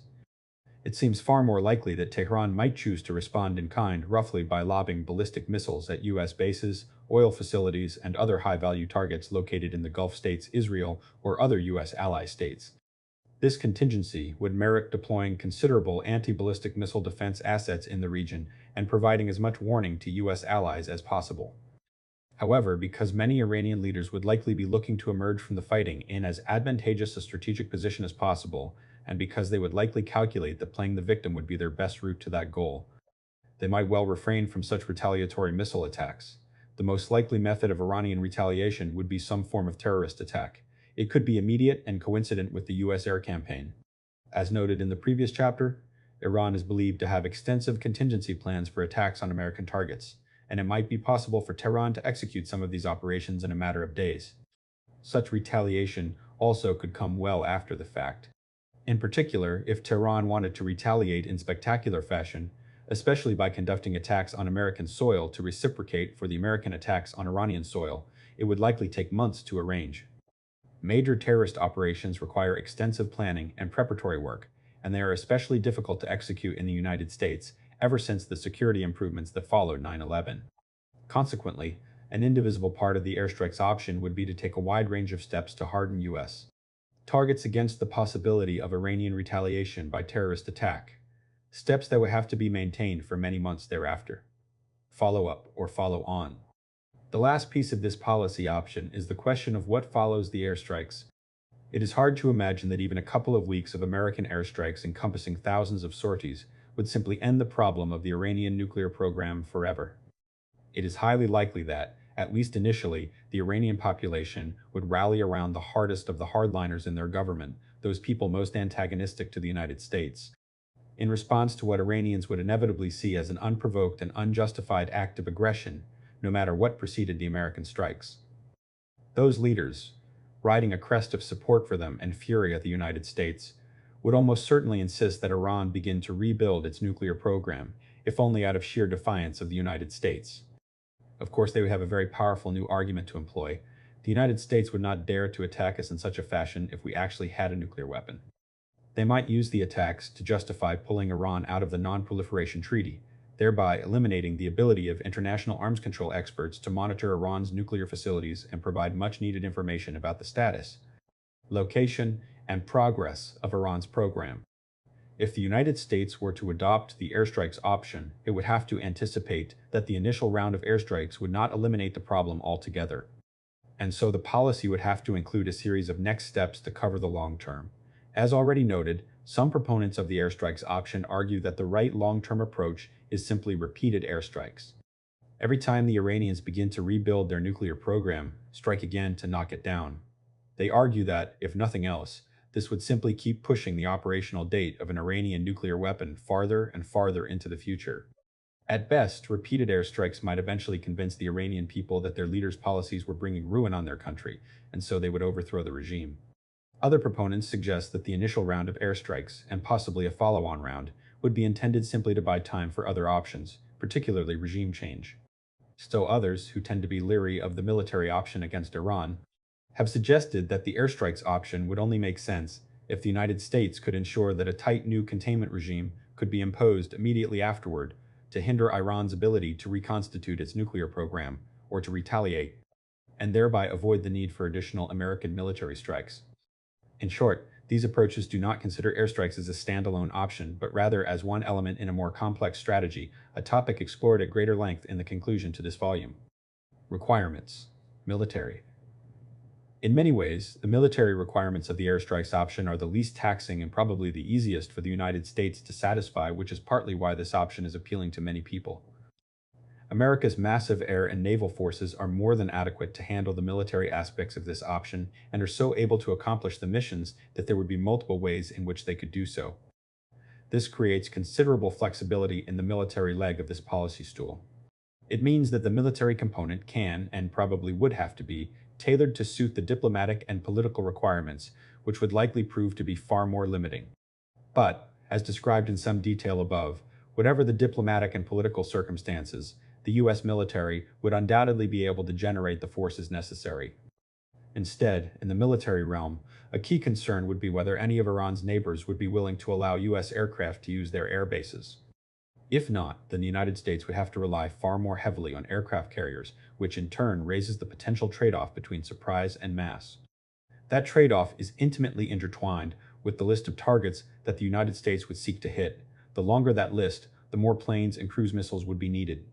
Similarly, if the president did not believe that he could sustain this campaign politically and diplomatically for very long, the military would have to adjust the ambitions of the operations.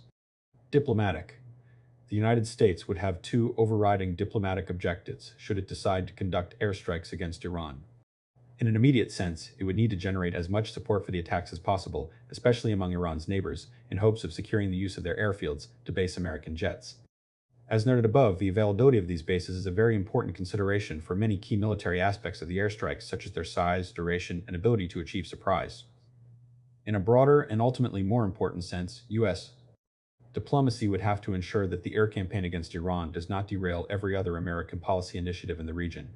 When considering this option, it is critical to keep in mind that the policy's ultimate objective is to obliterate the Iranian nuclear program in the expectation that doing so would greatly limit Iran's ability to hamper other American policy initiatives in the region, such as a new Israeli-Palestinian peace process, a drawdown from Iraq that does not jeopardize its political progress, improving the situation in Afghanistan, and so on. A critical challenge for this policy option is that, absent a clear Iranian act of aggression, American airstrikes against Iran would be unpopular in the region and throughout the world. This negative reaction could undermine any or all of America's policy initiatives in the region, regardless of how the Iranians respond. The vast majority of countries whose partnership is necessary to advance these other policies, including those that dislike or even fear Iran, do not want to see American military operations against Iran out of dislike for unilateral American military operations or fear of the repercussions in the region. Thus, Washington cannot allow airstrikes against Iran to become a self-defeating course of action that undermines the other U.S. policies that this option is ultimately meant to enable. Especially in the absence of a clear Iranian provocation, averting this paradoxical danger would be a major task for US diplomats in the run-up to such an air campaign. They would have to make the case that Iran's continued refusal to accede to the will of the international community to halt its nuclear enrichment activities, as stipulated in multiple Security Council resolutions enacted under Chapter 7 of the UN Charter, threatened the security of the Middle East and jeopardized the global non-proliferation regime.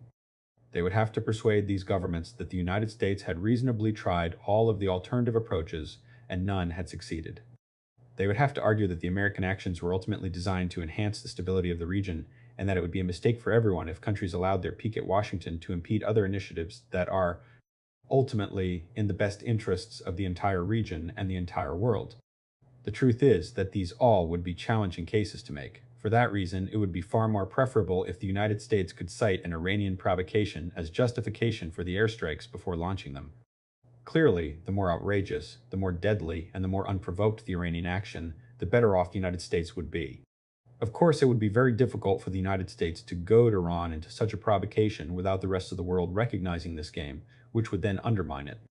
One method that would have some possibility of success would be to ratchet up covert regime change efforts in the hope that Tehran would retaliate overtly or even semi-overtly, which could then be portrayed as an unprovoked act of Iranian aggression.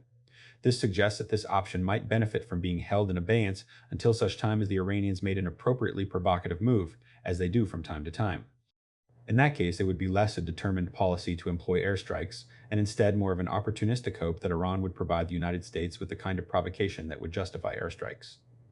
However, that would mean that the use of airstrikes could not be the primary U.S. policy toward Iran, even if it were Washington's fervent preference, but merely an ancillary contingency to another option that would be the primary policy, unless and until Iran provided the necessary pretext. The final complication for the diplomatic requirements of the airstrikes option lies in the tension between mounting an effective diplomatic campaign that secured permission for the U.S. military to use local bases and the desire to achieve surprise. Any effort to garner international support for an air attack would eliminate the possibility of gaining strategic surprise for the operation, because the Iranians would inevitably get wind of the American diplomatic exertions. In these circumstances, the best that the United States might hope for would be tactical surprise, in that the Iranians might still be kept from knowing the timing and specific conduct of the operation. This, too, would be another trade-off that the president would have to decide in moving forward this option, hopefully gauging the likelihood of getting access to regional bases and their importance to the operation against the utility of achieving surprise. Legal. It is worth repeating that this policy does not yet have any meaningful legal justification. In particular, UN Security Council resolutions specify that they do not authorize member states to use force to bring Iran into compliance with the resolution's demands. This absence is important because, by law, American military actions must have such a legal basis. While it is certainly the case that various presidents have provided only the flimsiest legal justifications for military action, other administrations have taken this requirement very seriously. Since most Americans undoubtedly hope that their leaders will take this requirement seriously, and since the new Obama administration has suggested that it will treat such requirements as obligations, not formalities, the absence of such a legal basis could prove to be an impediment to adoption of this option. Moreover, having a strong legal justification would help greatly with the diplomatic task of securing support for an air campaign while not letting it derail every other American policy initiative in the Middle East. Pros and cons. The following are the advantages and disadvantages of the airstrikes approach. Advantages. Natanz and Parchin would likely be destroyed if the United States made enough of an effort. At a minimum, they would be severely compromised, with operations set back several years. Moreover, during the course of the operation, Iranian actions might tip off U.S. intelligence to the existence of other, hitherto unknown facilities that could also be found, struck, and destroyed as well.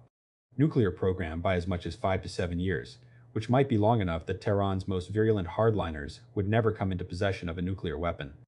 There is even the possibility that several Iranian political cycles might pass before even a determined leadership could create a more dispersed, hidden, durable nuclear capability and thereby finally attain a nuclear weapon. American casualties during the operation itself would probably be minimal.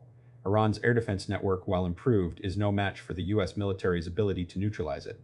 Some aircraft and pilot losses would have to be expected, including dozens of fatalities, based on the experience of casualties during Desert Storm and other recent air campaigns. But the total toll from even an extended operation would probably be less than the monthly toll of Americans dying from Iranian-made weaponry at the peak of the Iraq War in 2005-2007. Even if Iranian politics did not moderate significantly during that same period of time, the setback could buy the rest of the region the time and opportunity to make progress in other ways, such as further steps toward Arab-Israeli peace and a strengthening of currently weak democratic governments in Lebanon, Afghanistan, and Iraq. If Iran were to acquire nuclear weapons only after such positive developments, it probably would have greater difficulty stoking trouble in the region.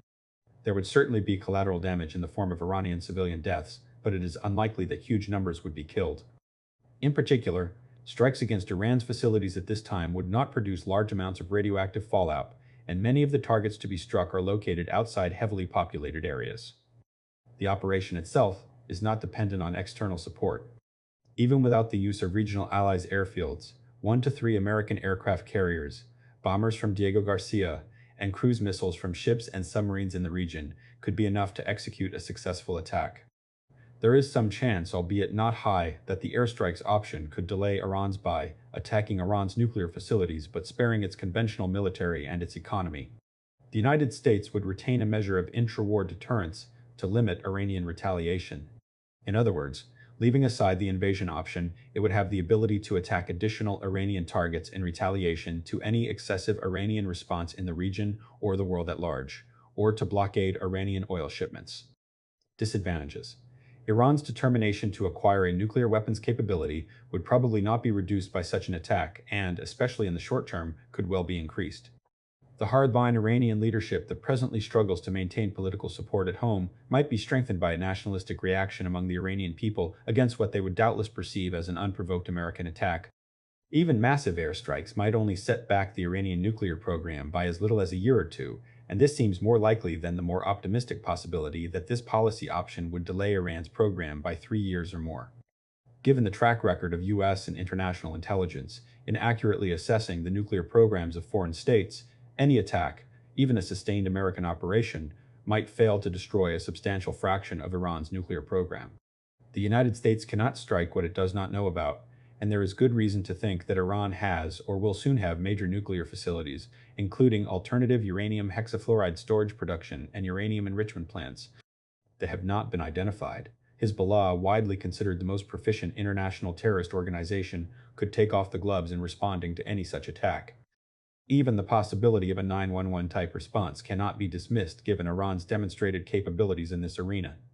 Any U.S. pilots shot down and captured in the course of their bombing runs could suffer a significantly worse fate than the American hostages taken in Tehran at the time of the revolution 3 decades ago. Tehran could resort to economic warfare. An Iranian attempt to close the Strait of Hormuz to oil traffic, or at least to complicate passage of oil tankers through it, driving up the global price of oil in the process, would not be out of the question even if it probably would not last long and would leave Iran worse off than before. For revolutionaries in its leadership, who had just suffered the indignity of seeing their nuclear complex destroyed, the corresponding risk to their own country's economy might seem worth the benefits. In other words, cutting off their collective noses despite their face is not out of the question. Tehran might escalate its involvement in Iraq and Afghanistan, perhaps shipping advanced surface-to-air missiles and advanced anti-armor weapons, such as those it has provided Hezbollah, but has so far refrained from providing Iraqi and Afghan insurgents. In response to the airstrikes option, Iran's politics could become even more radical rather than less so. If such an extremist government were to come into possession of a nuclear weapon, it might be even more inclined than the current regime to prove its revolutionary mettle by attacking its neighbors overtly or covertly, stepping up involvement in Lebanon's politics, escalating support for anti-Israeli terrorists, or even trying to draw Israel into a shooting war. Over the long term, it would be difficult to sustain a strategy of repeated air campaigns to prevent Iran from reconstituting its nuclear program. Doing so could dramatically undercut Washington's ability to pursue its other objectives in the Middle East, which ultimately constitute one of the rationales behind preventing Iran from acquiring a nuclear weapons capability. Washington may be hard-pressed in its ability to push for the range of other foreign policy initiatives it hopes to pursue in the Middle East, a new Arab-Israeli peace process, and democratization of Lebanon, the stabilization of Iraq and Afghanistan, and even ending the genocide in Darfur, which a new Iran policy was specifically meant to enable, not preclude. If this is the case, then the policy option would have proven self-defeating. An air campaign against Iran could badly undermine U.S. efforts to employ any other strategy in dealing with Tehran. Airstrikes against Iran could prove so unpopular around the globe, especially if the United States cannot point to some egregious Iranian action as a provocation, that it may be far harder for the United States to galvanize international support for additional sanctions against Iran, let alone a full-scale containment regime. And having launched what Iranians would inevitably consider an unprovoked act of aggression, the prospect of engagement of any kind with Iran in the aftermath would appear unlikely. Chapter 5. Leave it to Bibi. Allowing or encouraging an Israeli military strike. For the United States, the Islamic Republic of Iran has been an enemy for 30 years, one that has sought to thwart U.S. policies in the Middle East, such as advancing the Arab-Israeli peace process and creating stable regional security arrangements. Crisis after crisis has arisen between Iran and the United States, but Iran has never been, and almost certainly never will be, an existential threat to the United States. It harbors no territorial designs on the United States, has never conducted a terrorist operation aimed at the American homeland, and, even should it acquire nuclear weapons, lacks the delivery systems to threaten the United States directly. Further, its economy is anemic, and even if substantially reformed, will probably never provide the base for Iran to make itself a challenger to the United States on par with Nazi Germany, Imperial Japan, the Soviet Union, or Communist China. But for Israel, Iran is a much more dangerous opponent. It is close and threatening. There is a virtual consensus in Israel that Iran cannot be allowed to acquire nuclear weapons. From left to right across the political spectrum, a great many Israelis see a threat to their very survival from a nuclear Iran. Former Prime Minister Ehud Olmert said, "Israel will not tolerate a nuclear weapon in the hands of people who say openly, explicitly and publicly, that they want to wipe Israel off the map." 36. In his first speech to the Knesset after being sworn in as Prime Minister, Benjamin Bibi Netanyahu said, "We cannot afford to take lightly megalomaniac tyrants who threaten to annihilate us." 37. Other Israeli leaders are more reasoned, but also are determined to prevent Iranian acquisition of a nuclear weapons capability. Ephraim Sneh, former Deputy Defense Minister and a much decorated retired general of the Israel Defense Forces (IDF), notes that the most salient strategic threat to Israel's existence is Iran. 38. These leaders fear that Israel's strategic room for maneuver in the region would be constrained by an Iranian nuclear deterrent. The success of Iranian-backed terrorist groups, Hezbollah in Lebanon and Hamas in Gaza and the West Bank, in the last few years has only added to Israel's concern. Even relatively dovish analysts like the historian Benny Morris write about an Iranian bomb in apocalyptic terms. The Iranians are driven by a higher logic, and they will launch their rockets. Lally Weymouth, a conversation with Ehud Olmert, Washington Post, May 11, 2008, PB3. And, as with the first Holocaust, the international community will do nothing. It will all be over for Israel in a few minutes, not like in the 1940s, when the world had 5 long years in which to wring its hands and do nothing. 39. Only a few Israeli commentators have suggested the threat may be exaggerated, or that it actually serves Israeli interests to have a threat from Iran. Former Mossad chief Ephraim Halevi argues that Ahmadinejad is our greatest gift. We couldn't carry out a better operation in the Mossad than to put a guy like Ahmadinejad in power in Iran. 40. But even Halevi believes Iran is a serious threat to Israel's interests. It is clear from discussions with Israeli military and intelligence officials and from numerous press leaks and reports that Israel is well underway in planning for a military operation to prevent Iran from acquiring nuclear weapons. Israel's defense minister, Ehud Barak, said in 2007 that the things that we do behind the scenes, far from the public eye, are far more important than the slogan charade, implying that Israeli covert capabilities are already hard at work trying to cope with the Iranian threat and preparing to attack it if they must. It is impossible to know what those plans entail in detail without access to the IDF's secret planning, but Israelis say the mission is not impossible.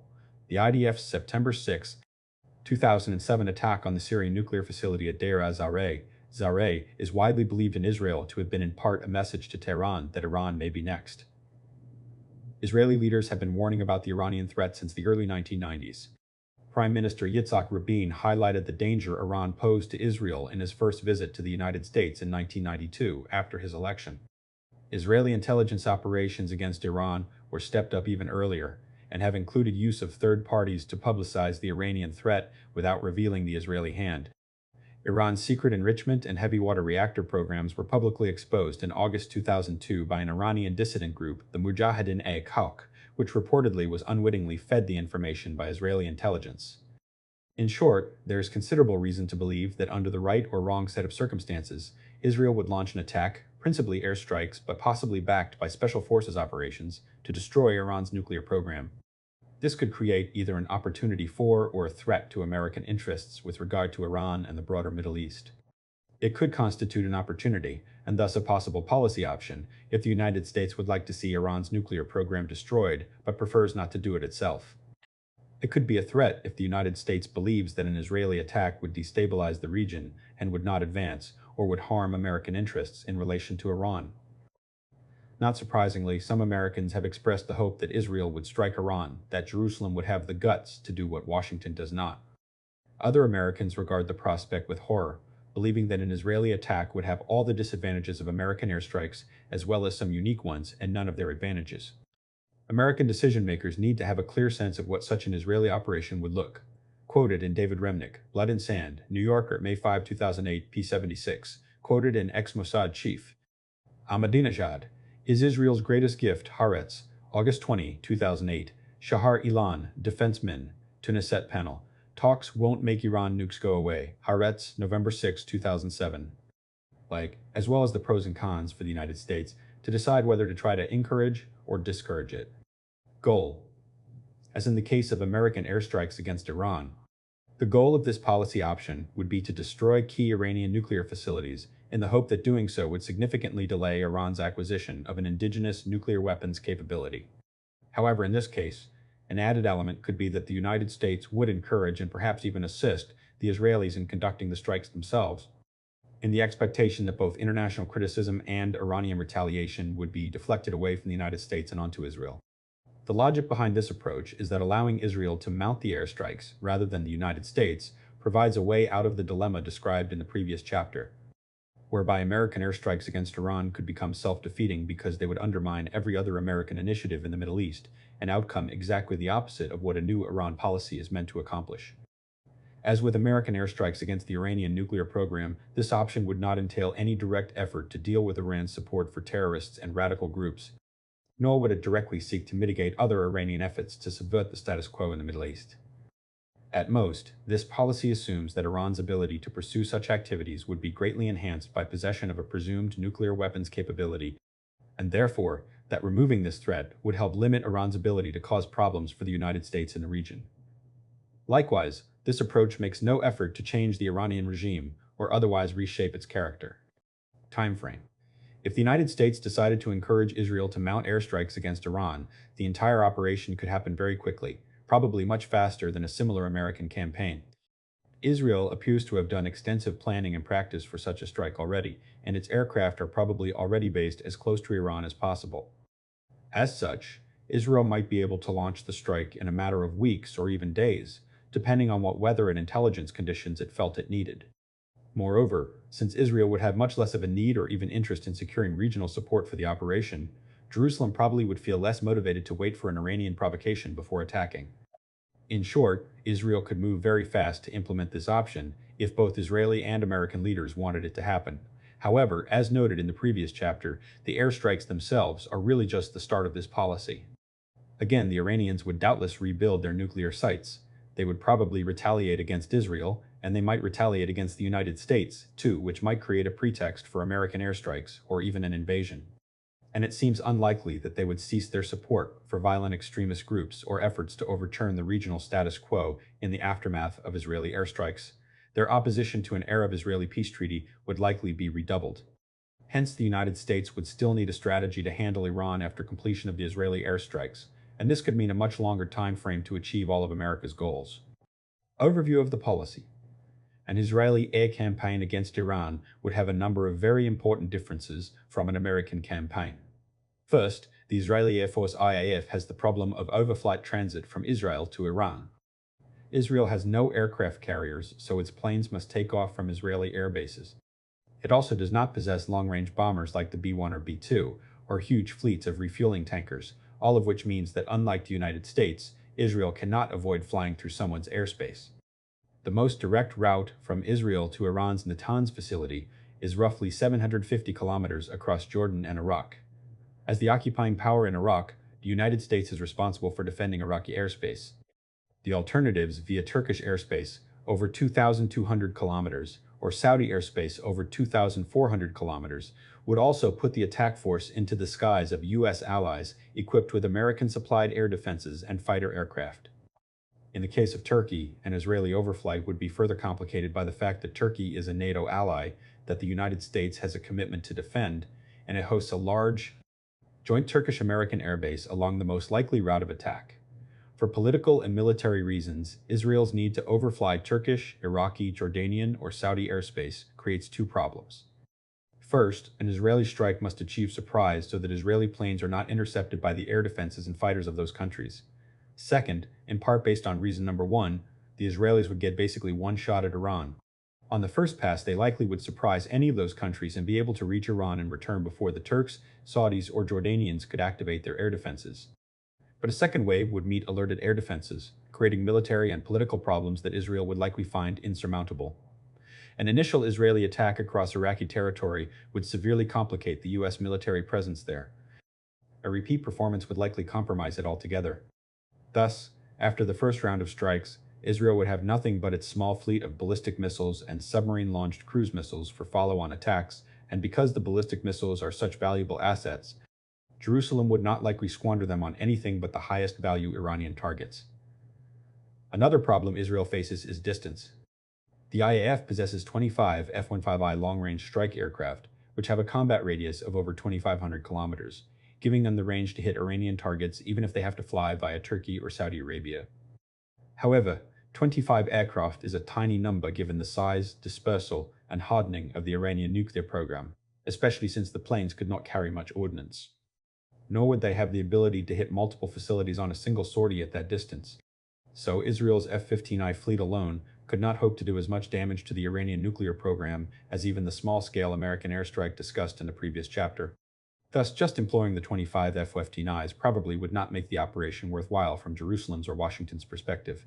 In addition to the F-15Is, Israel has acquired 100 F-16I fighter bombers. There is a great deal of speculation regarding the combat range of the F-16I, which most sources suggest is roughly 1,600–1,800 kilometers.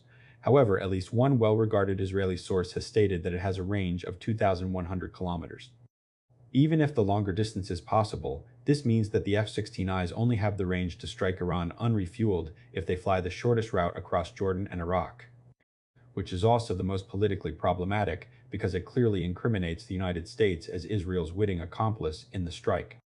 From the American perspective, this negates the whole point of the option, distancing the United States from culpability, and it could jeopardize American efforts in Iraq, thus making it a possible non-starter for Washington. Finally, Israeli violation of Jordanian airspace would likely create political problems for King Abdullah of Jordan, one of America's and Israel's closest Arab friends in the region. Thus, it is exceedingly unlikely that the United States would allow Israel to overfly Iraq, and because of the problems it would create for Washington and Amman, it is unlikely that Israel would try to fly over Jordan. Consequently, in most scenarios, for Israel to mount an airstrike of any size against Iran, assuming that Israel cannot secretly refuel its aircraft at an airbase near Iran, it would have to provide in-flight refueling to enable the F-16Is to participate.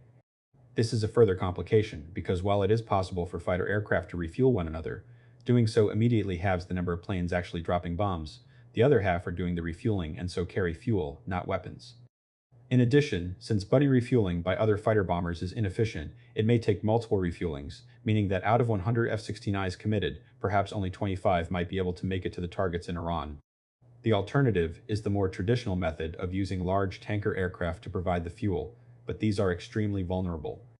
Because of this, and given the remarkable capabilities demonstrated by the IAF over the years, the possibility that Israel would find ways to hide tankers in international airspace or fly them with the strike packages for much of the way until their services are no longer needed should not be ruled out. However, such risky operations would only be feasible for the first round of strikes.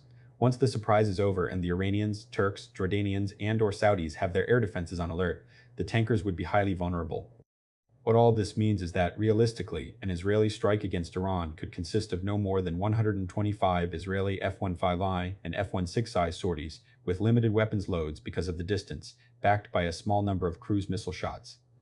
This is not a meaningless force, and it likely could do a considerable amount of damage to the best known of Iran's facilities.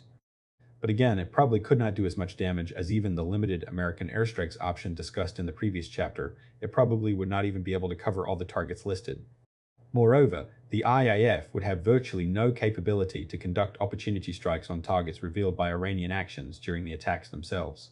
Nor would it have much, if any, ability to follow up with repeat strikes to hit facilities where the initial attack failed to destroy the target. Overall, an Israeli strike would be even less likely to meaningfully set back the Iranian nuclear program than would an American air campaign. An Israeli attack on Iran versus US. Interests.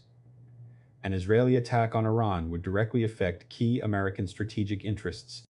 If Israel were to overfly Iraq, both the Iranians and the vast majority of people around the world would see the strike as abetted, if not authorized, by the United States.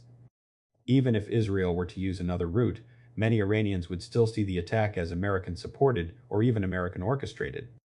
After all, the aircraft in any strike would be American-produced, supplied, and funded F-15s and F-16s, and much of the ordnance would be American-made. In fact, $3 billion in U.S. assistance annually sustains the IDF's conventional superiority in the region. Iran would almost certainly retaliate against Israel and may choose to retaliate against the United States as well. To demonstrate its retaliatory prowess, Iran has already fired salvos of test missiles, some of which are capable of striking Israel. And Iranian leaders have warned that they would respond to an attack by either Israel or the United States, with attacks against Tel Aviv, U.S. ships and facilities in the Persian Gulf, and other targets. If Iran wanted to retaliate in less risky ways, it could respond indirectly by encouraging Hezbollah attacks against Israel and Shi'i militia attacks against U.S. forces in Iraq. Fears of a wider Middle Eastern war could play havoc with the oil market, at least in the short term, and probably would not help American initiatives to stabilize Iraq, resolve the Arab-Israeli conflict, or foster an independent democracy in Lebanon. Further, Iran would be able to argue that it was the victim of aggression and might renounce its non-proliferation treaty commitments.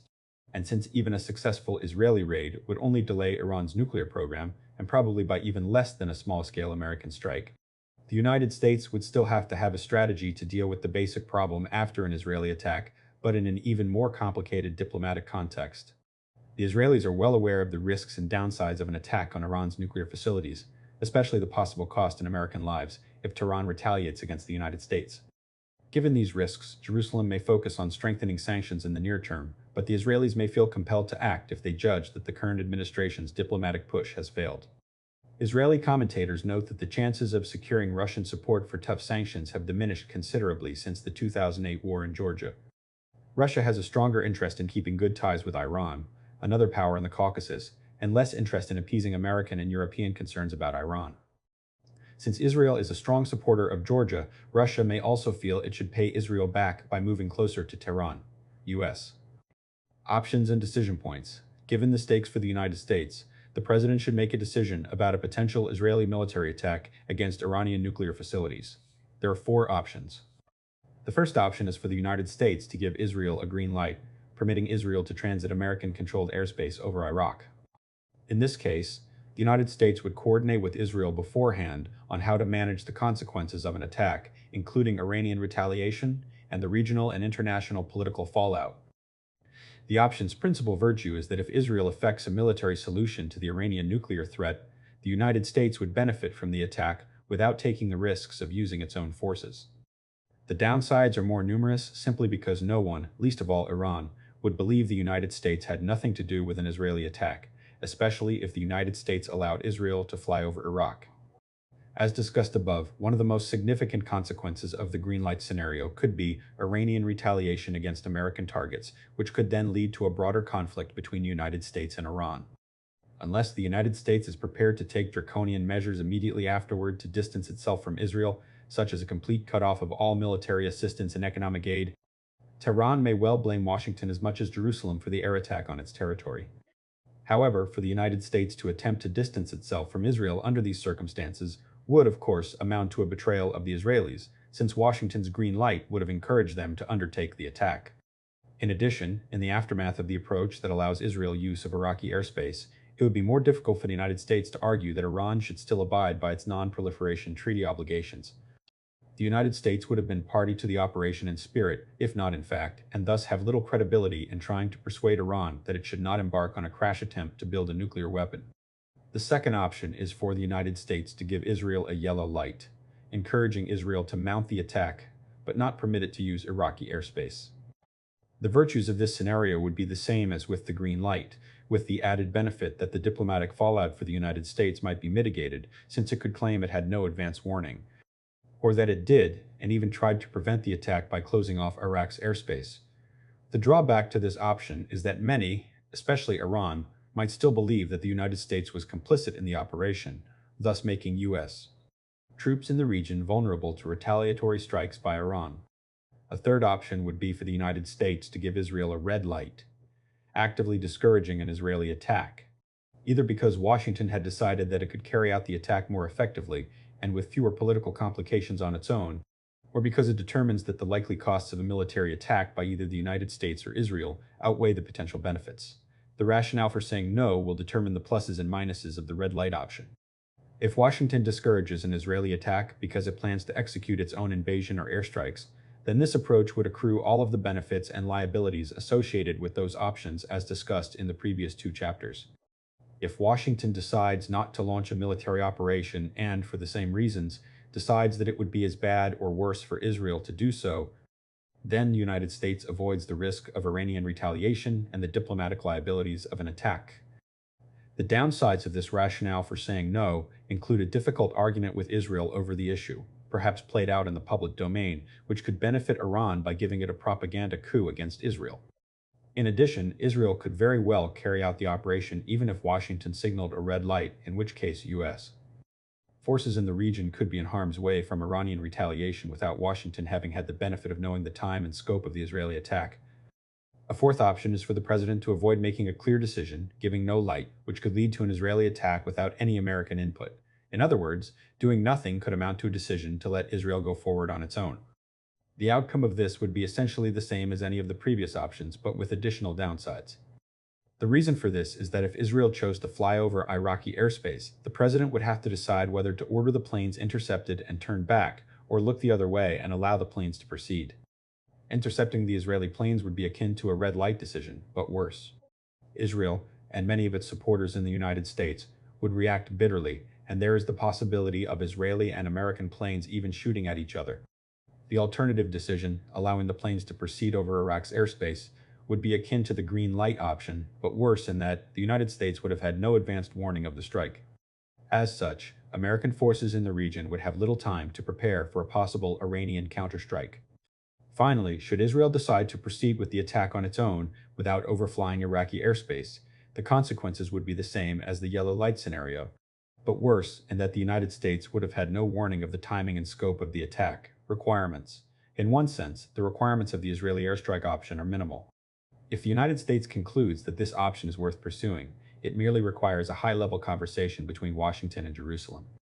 Again, the principal virtue of this option is that it would result in airstrikes against the Iranian nuclear program and could mitigate the political, diplomatic, and even military burdens on the United States. It may also result in a strike against the Iranian nuclear program much sooner than the United States could be able to do, although the punch might be much weaker than what the United States could deliver. Even in this case, however, the United States is unlikely to get off easily. First, the Israelis may want U.S. help with a variety of things. Israel may be more willing to bear the risks of Iranian retaliation and international opprobrium than the United States is, but it is not invulnerable and may request certain commitments from the United States before it is ready to strike. For instance, the Israelis may want to hold off until they have a peace deal with Syria in hand, assuming that Jerusalem believes that one is within reach, which would help them mitigate blowback from Hezbollah and potentially Hamas. Consequently, they might want Washington to push hard in mediating between Jerusalem and Damascus. In addition, the Israelis might request additional military equipment, deep penetrating munitions to make the attack more effective, more F-15s or F-16s or F-22s, or the latest defensive systems to help them defend themselves against Iranian retaliation. And, of course, all of these requests would also greatly extend the time frame for an Israeli strike. Second, as noted earlier, the United States would need to prepare for the possibility of Iranian retaliation as well, especially if the Israeli warplanes overflew Jordan and Iraq. Washington would have to be ready to make a major counterterrorism effort to protect the U.S. homeland, as well as American diplomatic and military personnel overseas. In both Iraq and Afghanistan, the United States would need to prepare to withstand a wave of Iranian-inspired and armed attacks against U.S. forces there. Requirements of the red light option. enhancing Jerusalem's security. If the current administration concludes that an Israeli strike against Iran would harm U.S. interests, and therefore that Jerusalem must be persuaded not to attack, not just in the immediate future, but over the long term as well, then the requirements for Washington change considerably and, in some ways, become far more involved. There is precedent for the United States persuading Israel not to use force against a military threat. In the 1991 Gulf War, President George H.W. Bush pressed Prime Minister Yitzhak Shamir not to attack Iraqi Scud missile launchers that were targeting Israel. Most important, Bush refused to give the Israelis the IFF identification friend or foe codes and approval to enter Iraqi airspace, thus indicating that Israeli aircraft would be flying in harm's way. Israel's preferred option of a limited ground force incursion into western Iraq was also rejected. In turn, the United States committed to stepping up its own attacks on Iraqi Scuds, although with little or no effect. With regard to Iran, the most important element of an American effort to dissuade Israel from launching an attack of its own would be a discussion between Washington and Jerusalem on how to ensure that Tehran does not threaten Israel with nuclear weapons if U.S. diplomatic and military efforts eventually failed to prevent Iran from acquiring them. Ultimately, the United States probably would not be willing or able to prevent an Israeli attack against Iranian nuclear facilities if Jerusalem decides that it could do so successfully and believes that it has no other choice.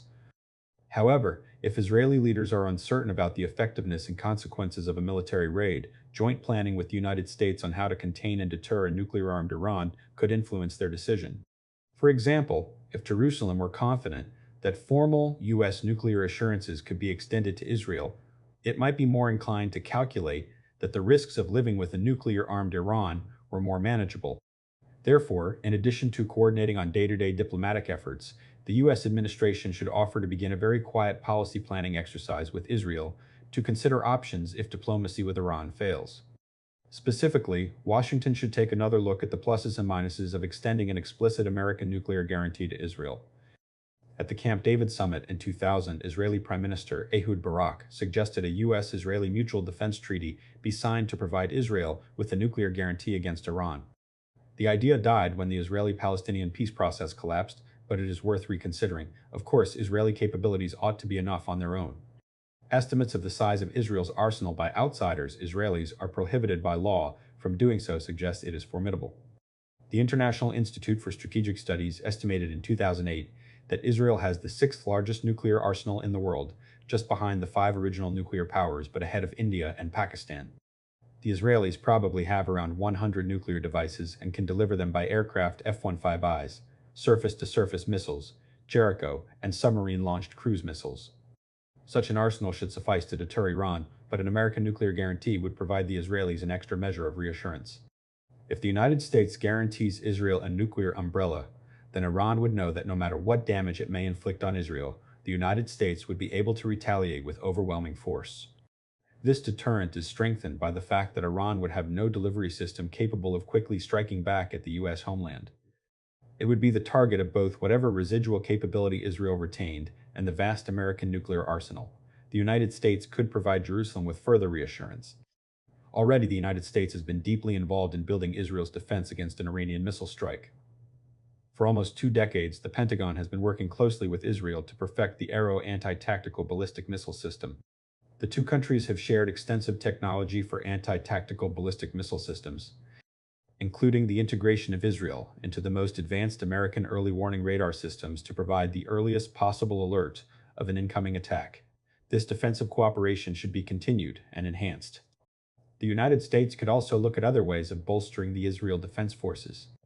The F-15I will remain an adequate long-range strike platform for the immediate future, but it is worth examining whether to provide the F-22 Raptor aircraft to the IDF as an even more sophisticated attack system that would be able to ensure Israel's deterrence capability far into the future.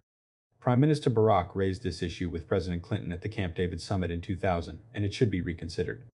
Finally, the current administration could try to go one step further and develop a multinational nuclear deterrent for Israel by proposing Israeli membership in the North Atlantic Treaty Organization. Under Article 5 of the NATO Treaty, an attack on any member is an attack on the whole. As a NATO member, Israel would automatically enjoy the same nuclear umbrella as the existing 26 members. Israel is already a member of NATO's Mediterranean Dialogue and participates in limited military exercises with several NATO partners aside from the United States, including notably both Greece and Turkey.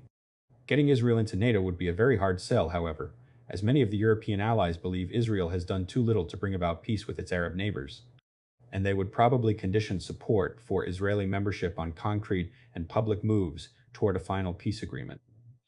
European public opinion is increasingly wary of increasing NATO's membership, and many would find Israel an unattractive ally that could commit Europeans to fighting Arabs.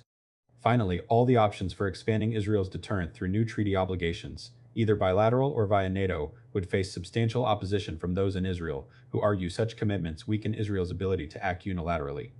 A mutual defense alliance does not require advance agreement before one party uses force, but it certainly increases the political imperative not to surprise your treaty partner with independent action.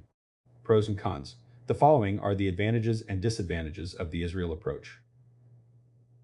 Advantages. As noted, the most salient advantage this option has over that of an American air campaign is the possibility that Israel alone would be blamed for the attack. If this proves true, then the United States might not have to deal with Iranian retaliation or the diplomatic backlash that would accompany an American military operation against Iran. It could allow Washington to have its cake delay, Iran's acquisition of a nuclear weapon, and eat it, to avoid undermining many other U.S. regional diplomatic initiatives. Israeli forces might be able to execute the attack much sooner and with much less prior notice and preparation than American military forces could.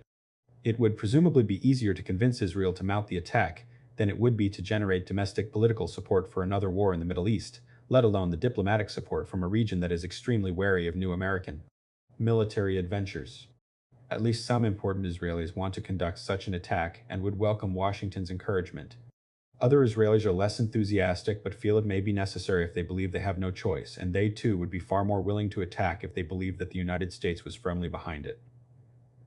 Disadvantages. An Israeli airstrike against Iran entails many, potentially all, of the same disadvantages as an American air campaign against Iran, but has few of its advantages. Its one advantage, the possibility that Israel would bear the entire burden for the strike in terms of international opprobrium and Iranian retaliation, is highly uncertain and would depend on the circumstances of the strike and a variety of unpredictable perceptions.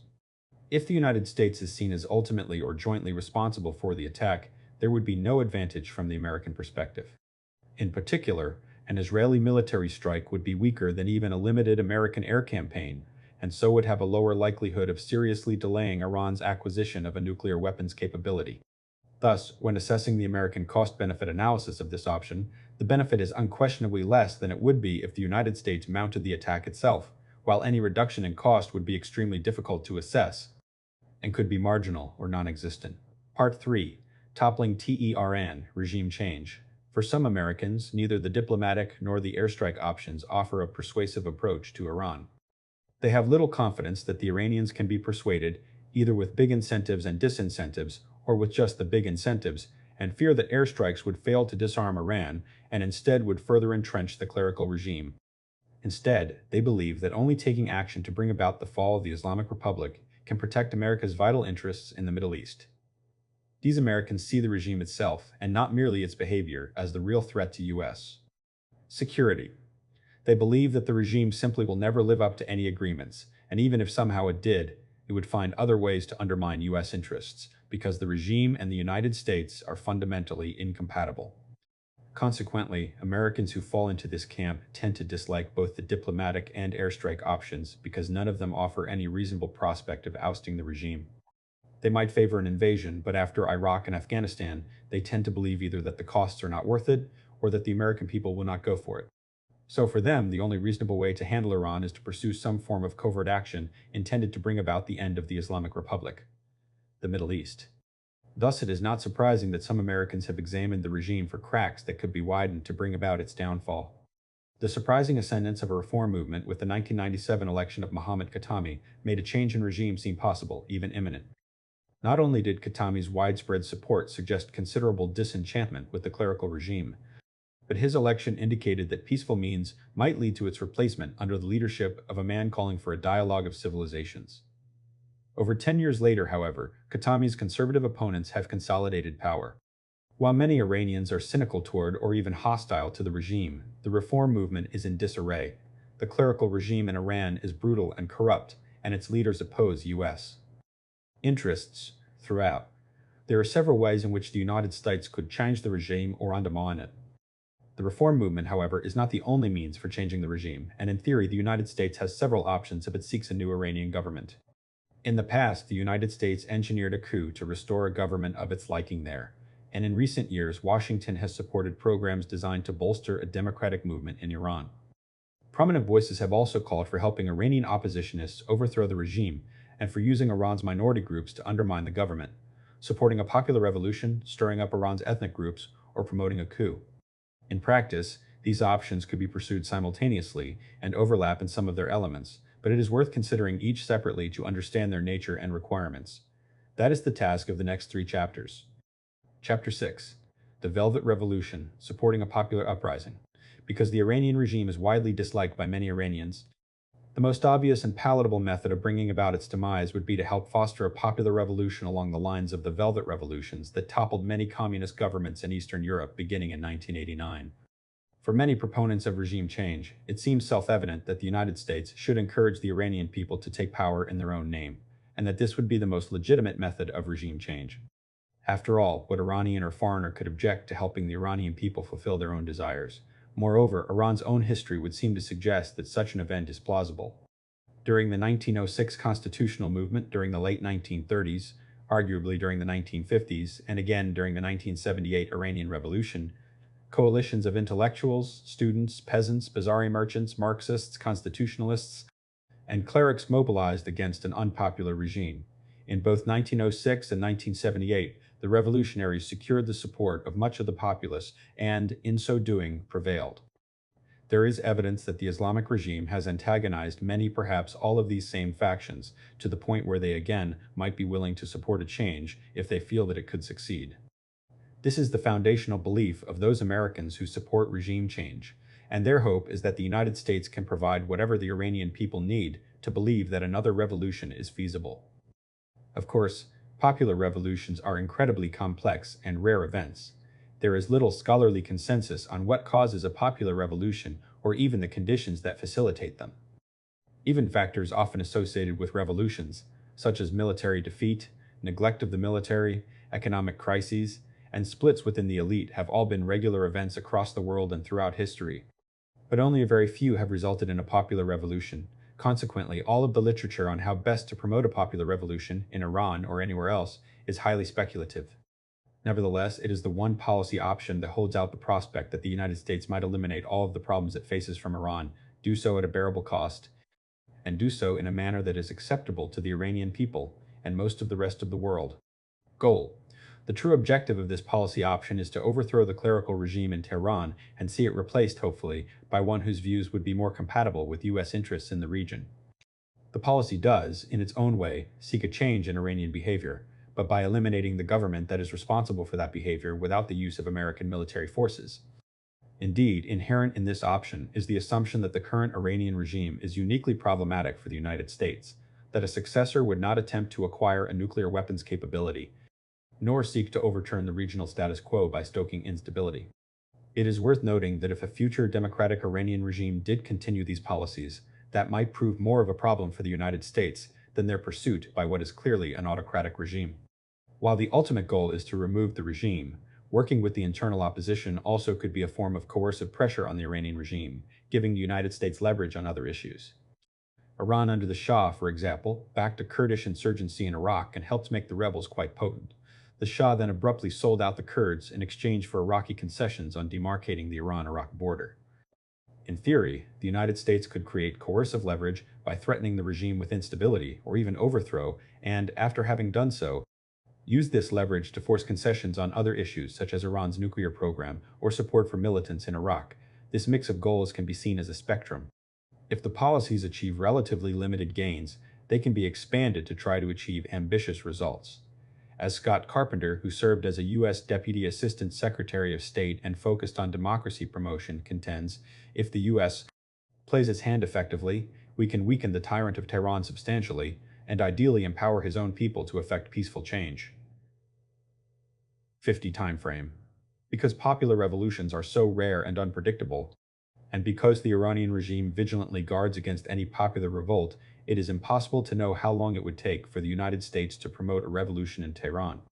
It may be that, as many proponents contend, the Iranian people are desperate to overthrow the regime, and the emphatic commitment of the United States to the cause would be sufficient to trigger the Iranian people to move against their government. But this claim has been made many times in the past, both about Iran and other countries, and has only occasionally proven true. Moreover, even if the people were willing, they may not be able. They may need help organizing and finding leaders, or they may need to wait until the regime suffers some major setback that provides an opportunity to act. In short, it could take years to decades to engineer a popular revolution in Iran, and any American administration that adopts this option should do so, understanding that it could happen very quickly in a matter of months, very slowly in a matter of years or decades, or not at all. Overview of the policy popular revolutions, especially successful popular revolutions, are so complex and uncommon that it is difficult to outline a specific course of action that would have a high likelihood of sparking one. Many outside observers, however, are nonetheless optimistic that some form of people power could topple the clerical regime. They point to the following favorable factors. The regime is unpopular with many Iranians due to graft and economic mismanagement. The J. Scott Carpenter, How We Can Bring Him Down, New York Daily News, September 24, 2007. Reformers have at times done well in elections, and while the current elected leadership is extremely conservative, it won power in part by excluding more liberal rivals from the process, and because turnout was often low. 51. In addition, these observers note that some Iranians opposed to the clerical regime are pro-American, and even those who are more skeptical of the United States are not as aggressively hostile as the current clerical regime, which is one of the most anti-American governments in the world. Iran is one of the rare Muslim countries where much of the population wants closer ties to the United States, so promoting a democratic change might make more sense there than it would in a country like Saudi Arabia, where popular hostility to the United States is high. This suggests that at least a few of those willing or desirous of moving against the current regime might look to the United States for support in their effort. Beyond this, however, it is often difficult to be specific about how a popular revolution might start, let alone be carried through to completion, especially when considered in the context of a fragmented and opaque Iranian political system. It could begin with more pragmatic leaders recognizing the problems and illegitimacy of the current system and trying to reform it to the point where the system itself breaks under the weight of the contradictions and tensions that emerge. For example, the process by which Gorbachev's perestroika and glasnost led to the collapse of the Soviet Union. Alternatively, it could take the form of widespread popular demonstrations and unrest that eventually discredit the government and lead it to exit the scene. Past examples range from the bloody overthrow of the Ceausescu government in Romania to the more peaceful removal of the Marcos regime from power in the Philippines. The United States could play multiple roles in facilitating a revolution. By funding and helping organize domestic rivals of the regime, the United States could create an alternative leadership to seize power. As Raymond Tanter of the Iran Policy Committee argues, students and other groups need covert backing for their demonstrations. They need fax machines. They need internet access, funds to duplicate materials, and funds to keep vigilantes from beating them up. 52. Beyond this, US-backed media outlets could highlight regime shortcomings and make otherwise obscure critics more prominent. The United States already supports Persian-language satellite television, Voice of America Persian, and Radio Farda, that bring unfiltered news to Iranians in recent years. These have taken the lion's share of overt U.S. funding for promoting democracy in Iran. U.S. economic pressure and perhaps military pressure as well can discredit the regime, making the population hungry for a rival leadership. To a limited extent, the Congress and the Bush administration took steps to support regime change by encouraging democracy in Iran. Under the Iran Freedom Support Act of 2006 and subsequent renewals, the United States is authorized to provide financial and political aid to organizations promoting democracy in Iran and has spent tens of millions of dollars to this end. This legislation noted that promoting anti-regime media and backing civil society and human rights organizations were appropriate uses of the funding, but it stipulated that the funds were not to be used to support the use of force or for entities that are designated as foreign terrorist organizations. The press has also reported a host of covert programs designed to promote regime change or bolster anti-regime officials. Requirements. In one sense, encouraging a popular revolution in Iran might require very little, perhaps even nothing at all, from the United States. Very few true popular revolutions have been successfully abetted, let alone caused, by an external power. Rather, most are propelled by forces indigenous to the country. Even in the case of the Velvet Revolutions that followed the end of the Cold War, it is hard to find one that the United States directly caused. Certainly, there were some that the United States probably helped by encouraging them and pledging assistance once they got going, but it is impossible to know whether such revolutions would have succeeded or failed without that support. And many others succeeded or failed based on factors wholly unrelated to external assistance. However, if the United States were determined to try to cause a revolution, this could be a very tall order because of the limited knowledge about how these phenomena begin and succeed. At the very least, it is clear that if the United States were going to have any chance at instigating a revolution, it would have to find effective and popular Iranian oppositionists with whom to work. A popular revolution certainly requires homegrown leaders, even if they are brought in by sealed train, as Lenin supposedly was by Wilhelmine Germany. In addition, the United States would need to ensure that its support does more good than harm. It is also necessary that Iran's existing security services, which have proven themselves quite capable, either are unable to act or choose not to. Finally, all of this, in turn, requires excellent intelligence and, for some options, considerable funding. Finding the right proxies. One of the hardest tasks in fomenting a revolution, or even just unrest, is finding the right local partners. Resisting an authoritarian regime like Tehran's is a dangerous game. Failure can mean not only arrest or execution for the rebels, but also severe punishment for their families. In addition, a regime has huge advantages in organization and unity in general. Its forces work together for the most part, magnifying their strength. The opposition, in contrast, often begins as disorganized idealists and has difficulty communicating effectively. A quick look at some of the more plausible candidates for a revolution illustrates the difficulty of finding the proper local channels for effecting a revolution.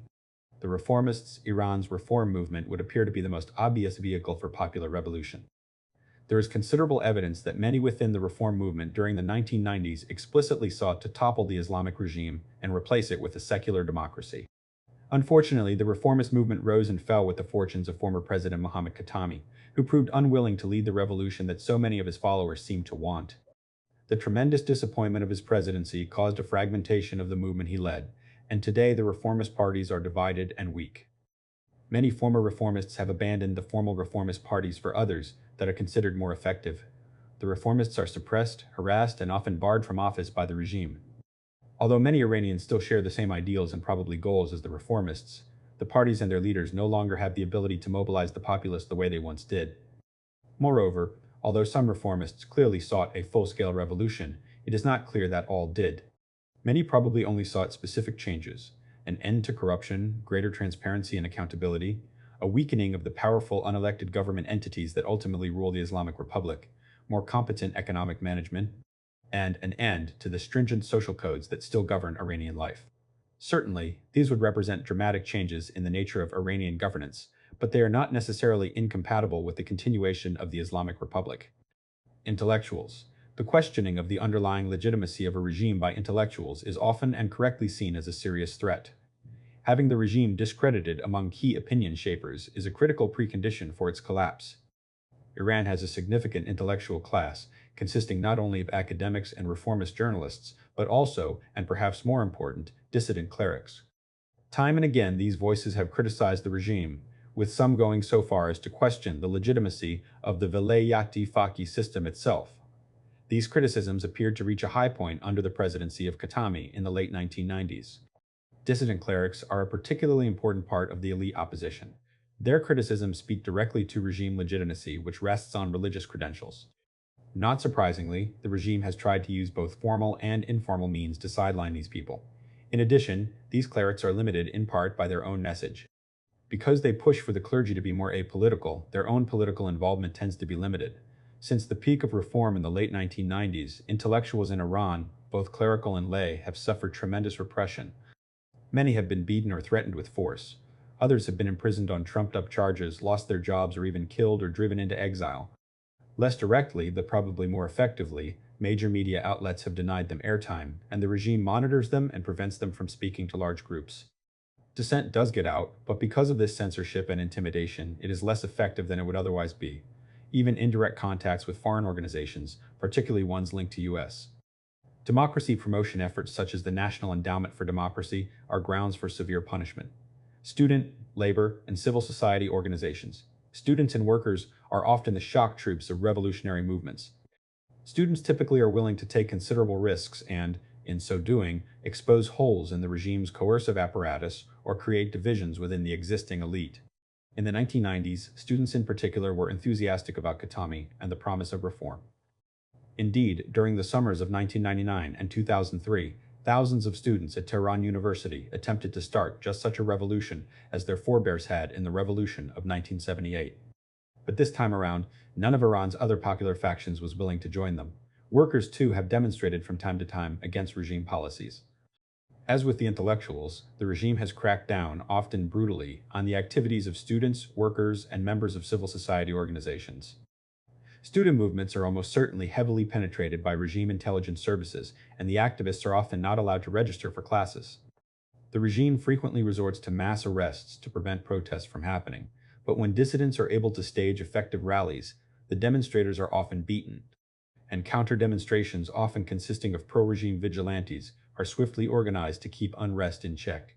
For example, participants in at least one rally for women's rights were called in advance and warned not to go. Those who went anyway faced vigilantes, who beat some demonstrators, and police, who arrested others.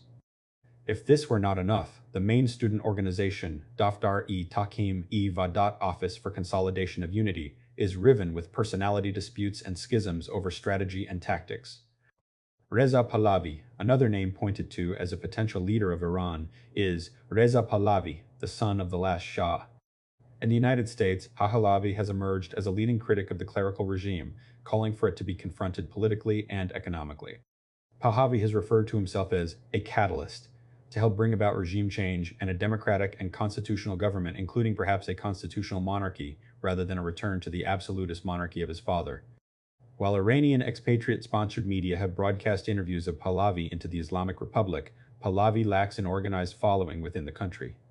However, although some Iranians, particularly younger ones with no memory of his father's regime, appear to evince some nostalgia for the monarchy, there is no serious monarchist movement in Iran itself, less than the sum of its parts. Although the above list of candidates is impressive, many of the individuals rarely work together, and some offer little or could even discredit a broader movement. Akbar Ganji, an Iranian journalist whose articles expose regime murders and who was imprisoned for 6 years as punishment, has said of the Iranian opposition, "It's not organized." And we still don't have a leader. 57. Many of these people, like Pahlavi, have little in common with the intellectuals and students who make up the core of the reform movement. So far, no charismatic leader has emerged to unite the different organizations and inspire other Iranians to take up the banner of change. Money. A significant program to promote democracy in Iran would require far more money than Washington has currently allocated. If the United States is to go beyond its current modest effort to promote democracy, it would have to spend tens of millions of dollars a year, if not more. This requirement would grow if the programs are successful. More people would have to be supported, and they would require more equipment to communicate and travel. In addition, the United States would have to accept the reality of waste and fraud. Some of the money would be siphoned off by schemers, while other money would go to back figures who turn out to have little support. Excellent intelligence meddling in the internal politics of another country requires excellent intelligence if the efforts are to succeed. Indeed, a lack of intelligence can even lead a program to backfire as the regime manipulates it to its advantage. To support democratic oppositionists, the United States needs to help them organize and be sure that their message is getting across. In addition, Washington needs to support leaders who are effective and who cannot be co-opted by the regime. Without this information, the United States may back the wrong people or be beguiled by figures who are secretly controlled by Iranian intelligence. Regime has been ruthless in cracking down on the slightest hint of domestic unrest. Indeed, this has always been its first priority, for instance, retaining most of its combat power in Kurdistan to crush a Kurdish revolt even after the Iraqi invasion of 1980, when Iran had virtually nothing to stop Saddam Hussein's tanks as they drove into oil-rich Khuzestan. Unfortunately, it appears that this level of detailed intelligence on Iran is thus far lacking. Because the United States lacks an embassy on the ground or the ability to dispatch personnel to Iran on a regular basis, information on the country's incredibly complex politics is often negligible. Much of the information the United States requires involves an understanding of Iran's indigenous political forces that are extraordinarily difficult for outsiders to comprehend, let alone recognize the shifting alliances among them in anything like real time. Consequently, strengthening this degree of intelligence collection in Iran would require the U.S. intelligence community, which has already made Iran a priority for decades, to intensify its efforts. Consequently, if the United States ever succeeds in sparking a revolt against the clerical regime, Washington may have to consider whether to provide it with some form of military support to prevent Tehran from crushing it. In 1991, after the Persian Gulf War, the United States called on the people of Iraq to overthrow Saddam Hussein, and hundreds of thousands, maybe even a few millions of Iraqis, mostly Shia and Kurds, heeded the call and rose up against Saddam. Washington then decided not to assist them, either by continuing its military operations against the remnants of Saddam's forces, or by providing weapons, air support, and other assistance to the rebels. Infamously, what remained of Saddam's Republican Guard then systematically butchered as many as 100,000 Shi'i and Kurdish rebels and broke the nascent revolution. If the policy proposed here succeeds in producing large-scale revolts against the Iranian regime, but nothing else has intervened to weaken the Iranian military, particularly the regime's most loyal services like the Revolutionary Guard, Ansar-e-Hizballah, followers of the Party of God, and the Basij militia, then the United States may need to be ready to intervene in some form to prevent the revolutionaries from being slaughtered in similar fashion. Military intervention. One of the few elements that scholars do believe is a constant in successful popular revolutions is that the regime must lose the will or the ability to employ violence effectively to crush the revolution. It seems unlikely that the Islamic regime will lose the will to crush internal threats to its rule. It is widely rumored among Iranians that Iran's current leaders believe that the only reason that they succeeded in overthrowing the Shah in 1978 was because he lost his nerve and refused to let the army crush the revolution as many of his generals wanted. And they have no intention of falling as he did. Since 1979, the this requirement means that a popular revolution in Iran does not seem to fit the model of the Velvet Revolutions that occurred elsewhere. The point is that the Iranian regime may not be willing to go gently into that good night. Instead, and unlike so many Eastern European regimes, it may choose to fight to the death. In those circumstances, if there is not external military assistance to the revolutionaries, they might not just fail, but be massacred. Consequently, if the United States is to pursue this policy, Washington must take this possibility into consideration. It adds some very important requirements to the list. Either the policy must include ways to weaken the Iranian military, or weaken the willingness of the regime's leaders to call on the military, or else the United States must be ready to intervene to defeat it. Pros and cons. The following are the advantages and disadvantages of supporting a popular uprising. Advantages. At least on paper, more than any other option, regime change offers the greatest potential benefits for the least cost. If it is successful, regime change could alter Iran from one of America's biggest enemies to a potential friend, while at the same time changing an oppressive regime to a democratic one in some variations, or at least one that is probably more friendly.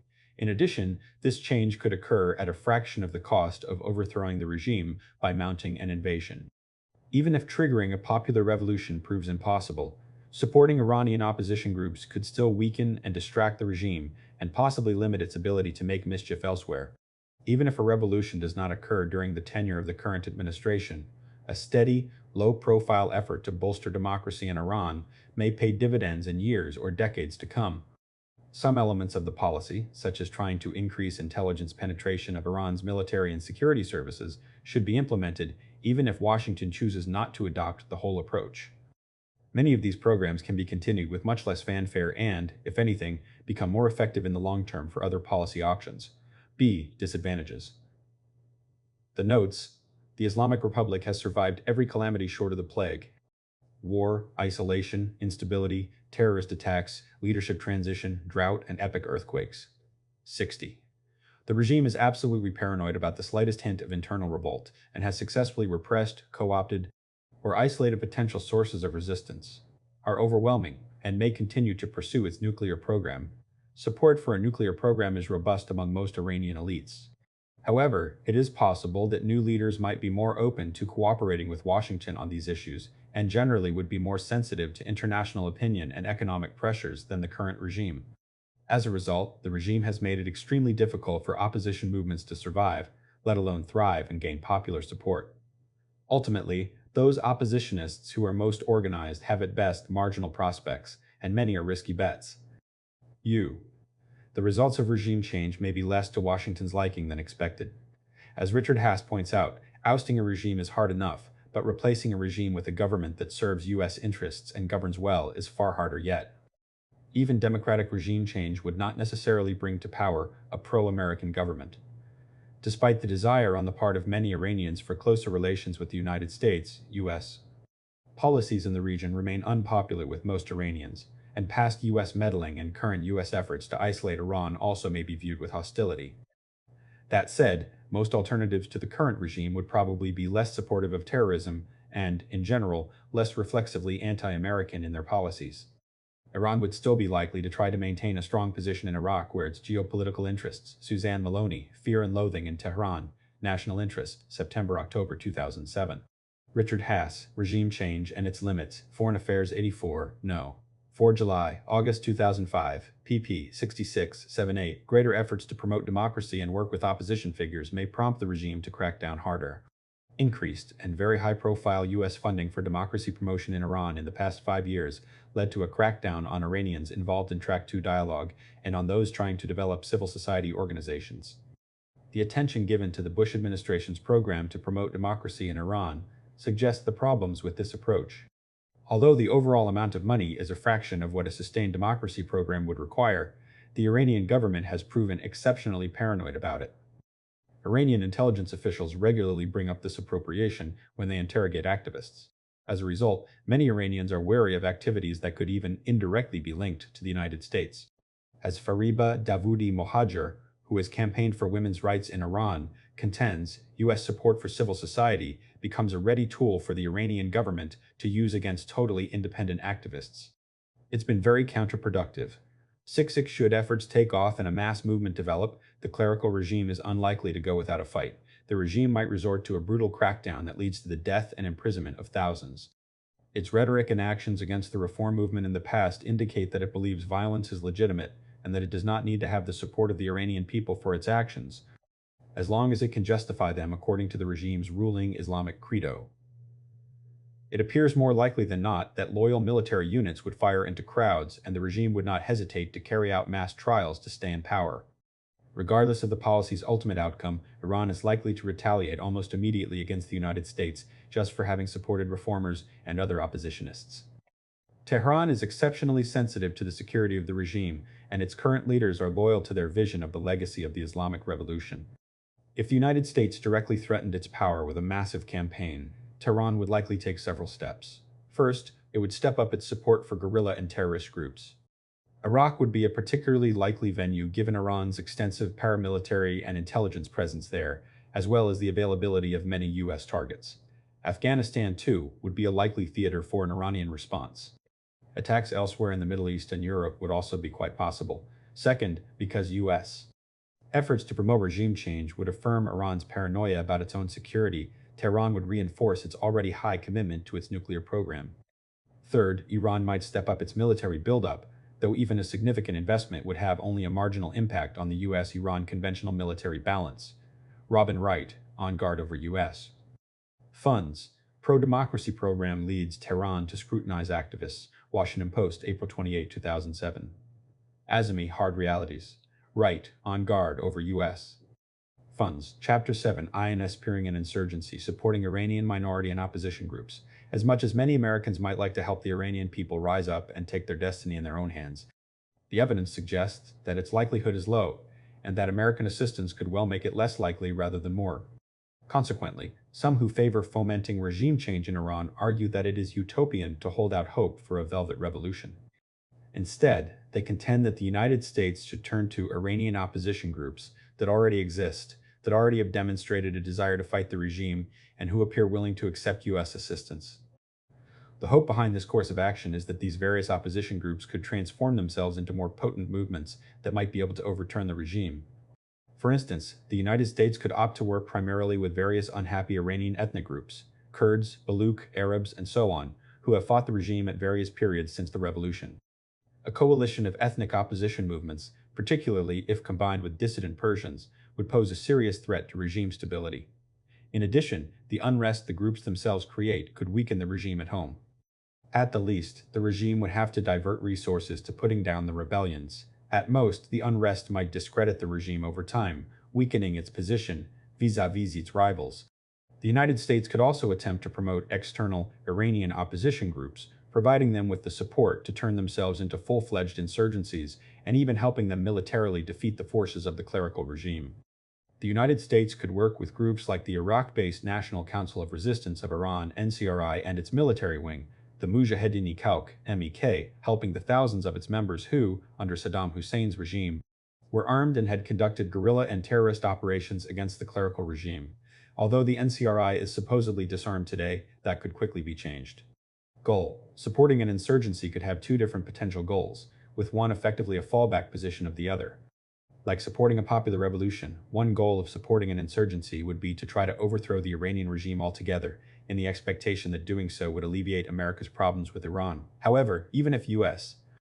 support for an insurgency failed to produce the overthrow of the regime, it could still place Tehran under considerable pressure, which might either prevent the regime from making mischief abroad or persuade it to make concessions on issues of importance to the United States, such as its nuclear program and support to Hamas, Hezbollah, and the Taliban. Indeed, Washington might decide that this second objective is a more compelling rationale for supporting an insurgency than the much less likely goal of actually overthrowing the regime. Timeframe insurgencies take a long time to succeed, when they succeed at all. It takes time for insurgents to identify leaders and recruit personnel, establish bases and gather equipment, and learn tactics and proficiency with weapons. It takes even longer to win popular support, erode the morale of the government's armed forces, and then undermine the government's legitimacy. There are often crippling setbacks along the way, during which even an ultimately successful insurgency may need to spend months or years regrouping and rebuilding. For all of these reasons, insurgencies typically take decades to overthrow a government. Over the past century, successful counterinsurgency campaigns lasted an average of about 9 years, and these were typically only mounted against insurgencies that had demonstrated the capability to threaten the government's grip on power, either in a region or the nation as a whole, and thus were already fairly advanced. The Afghan Mujahideen, one of the most successful insurgencies of recent times, took 10 years to evict the Soviets from Afghanistan. The Viet Cong and the Chinese Communists each took more than twice as long to succeed in their respective conflicts. Fidel Castro's guerrilla war took less than 6 years to overthrow the Batista regime in Cuba, but this victory came against a badly disorganized regime defended by demoralized and disaffected troops. It would be difficult to replicate Castro's rapid success against a well-entrenched Iranian regime that can still muster numerous fanatical defenders.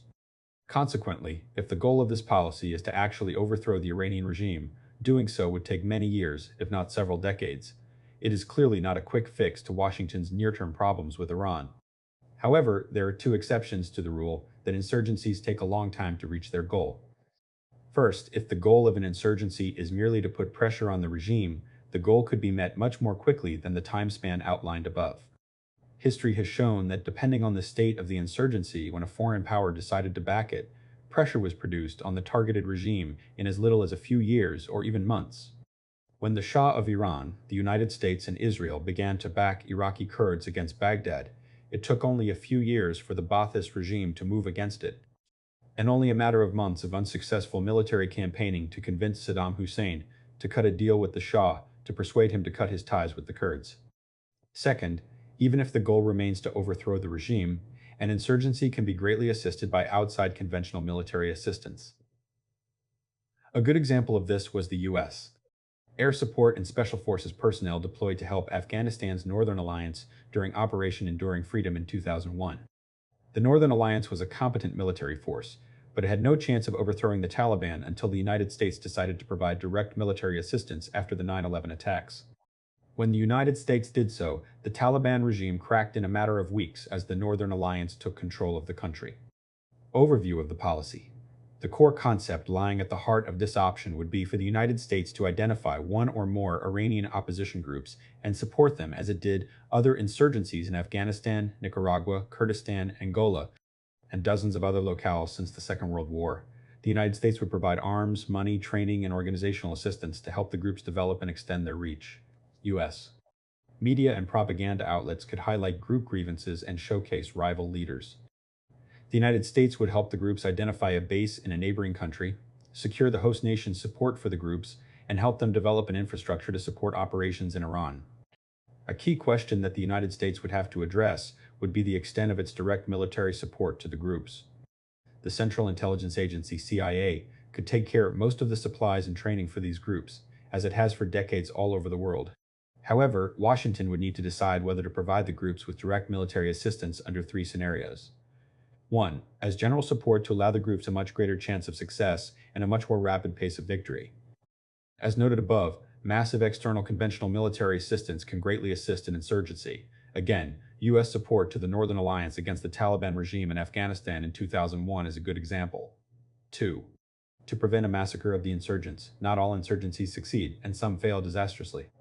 In Iraq in 1991 when the Shia and Kurds revolted against Saddam Hussein, and in Cuba at the Bay of Pigs 30 years before, American-backed insurgents called for American military aid when they were on the brink of disaster. In both cases, the United States turned its back on them, and they were slaughtered. The United States should decide well ahead of time whether it would commit military forces to prevent a massacre. If it is prepared to respond, it should have the necessary forces in place near Iran so that they are available if needed. 3. To protect neighboring countries providing sanctuary to the insurgents. Any insurgency against the Iranian regime would need a safe haven and conduit for arms and other supplies through one or more of Iran's neighbors. The clerical regime may decide to retaliate against those neighboring states to try to force them to desist, and the United States may be called upon to protect them. During the Vietnam War, Viet Cong fighters had their sanctuary in North Vietnam, and many Americans wanted to invade the North to force it to halt this practice. The U.S. military famously did mount a protracted and unsuccessful coercive air campaign against the North to try to persuade it to end such support. However, the United States chose not to launch an invasion, in part for fear that China and Russia would come to Hanoi's defense. It seems unlikely that any American administration would be willing to provide the kind of military support envisioned in the first of these scenarios. Operation Enduring Freedom in Afghanistan was closer to an invasion than an insurgency, and mounting a similar campaign against Iran would give up all of the advantages of an insurgency in terms of plausible deniability, thereby undercutting the willingness of neighboring states to support it. Unfortunately, the second situation is a very real possibility that the United States has faced on other occasions. The third situation could also occur, and so Washington would have to be ready to come to the defense of the neighboring states supporting the guerrillas, or else face the prospect of losing their support in the bid to overthrow the regime. Requirements. The United States should expect to provide an array of assistance to insurgents depending on their military skill and their degree of popular support. The more competent and popular the insurgents are, the less they would need American aid. Still, U.S. training could greatly augment the effectiveness of their existing forces, and arms and funding could improve their equipment and help them recruit. Direct U.S. military support could help them conduct effective operations and defeat larger Iranian military forces.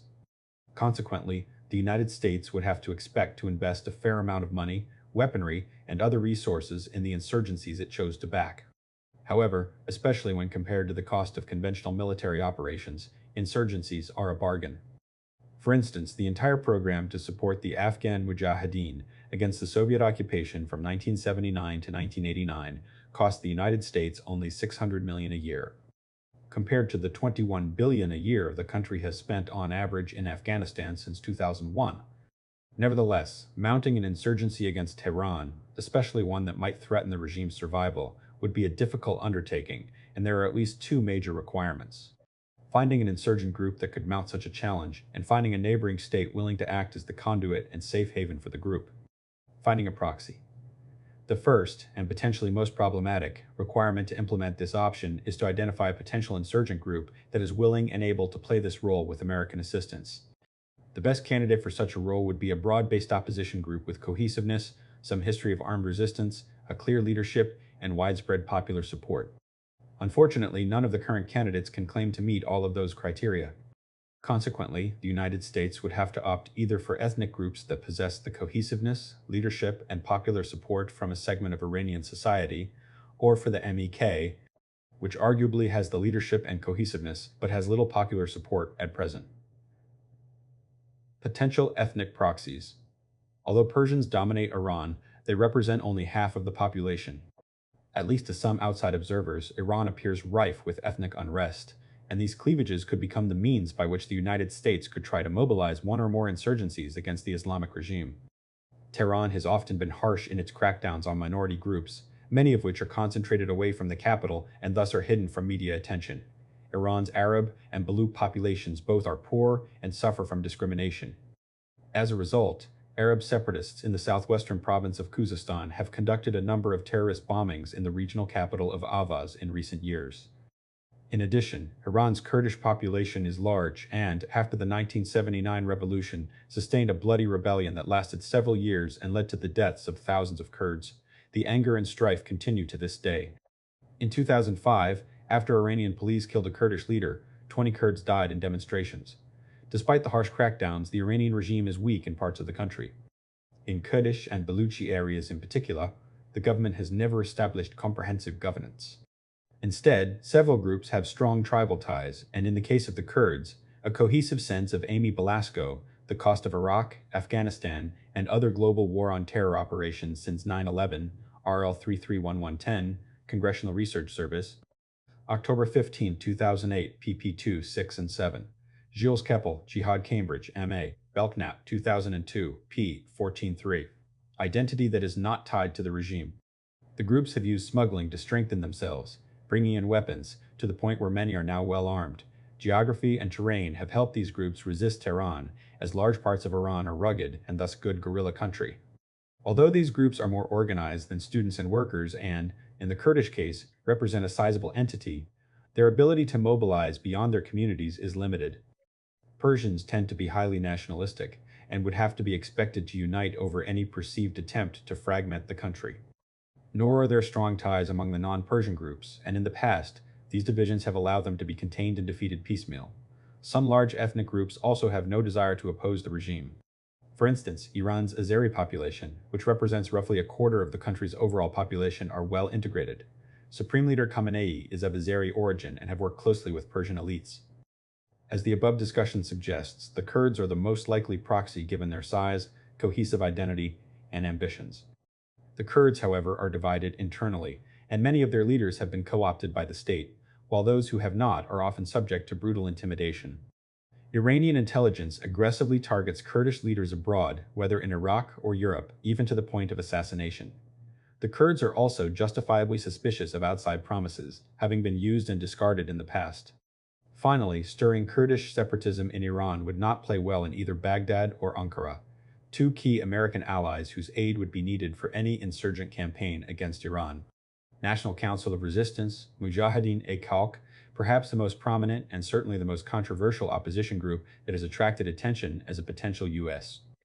proxy is the NCRI, National Council of Resistance of Iran, the political movement established by the MEK Mujahideen-e-Khalq. Critics believe the group to be undemocratic and unpopular, and indeed anti-American.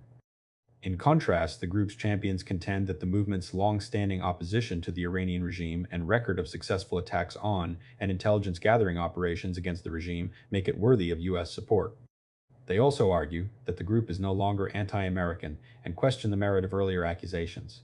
Raymond Tanter, one of the group's supporters in the United States, contends that the MEK and the NCRI are allies for regime change in Tehran and also act as a useful proxy for gathering intelligence. The MEK's greatest intelligence coup was the provision of intelligence in 2002 that led to the discovery of a secret site in Iran for enriching uranium. Despite its defenders' claims, the MEK remains on the U.S. government list of foreign terrorist organizations. In the 1970s, the group killed 3 U.S. officers and 3 civilian contractors in Iran. During the 1979 to 1980 hostage crisis, the group praised the decision to take American hostages, and Elaine Cialino reported that, while group leaders publicly condemned the 9/11 attacks, within the group celebrations were widespread. Undeniably, the group has conducted terrorist attacks, often excused by the MEK's advocates because they are directed against the Iranian government. For example, in 1981, the group bombed the headquarters of the Islamic Republic Party, which was then the clerical leadership's main political organization, killing an estimated 70 senior officials. More recently, the group has claimed credit for over a dozen mortar attacks, assassinations, and other assaults on Iranian civilian and military targets between 1998 and 2001.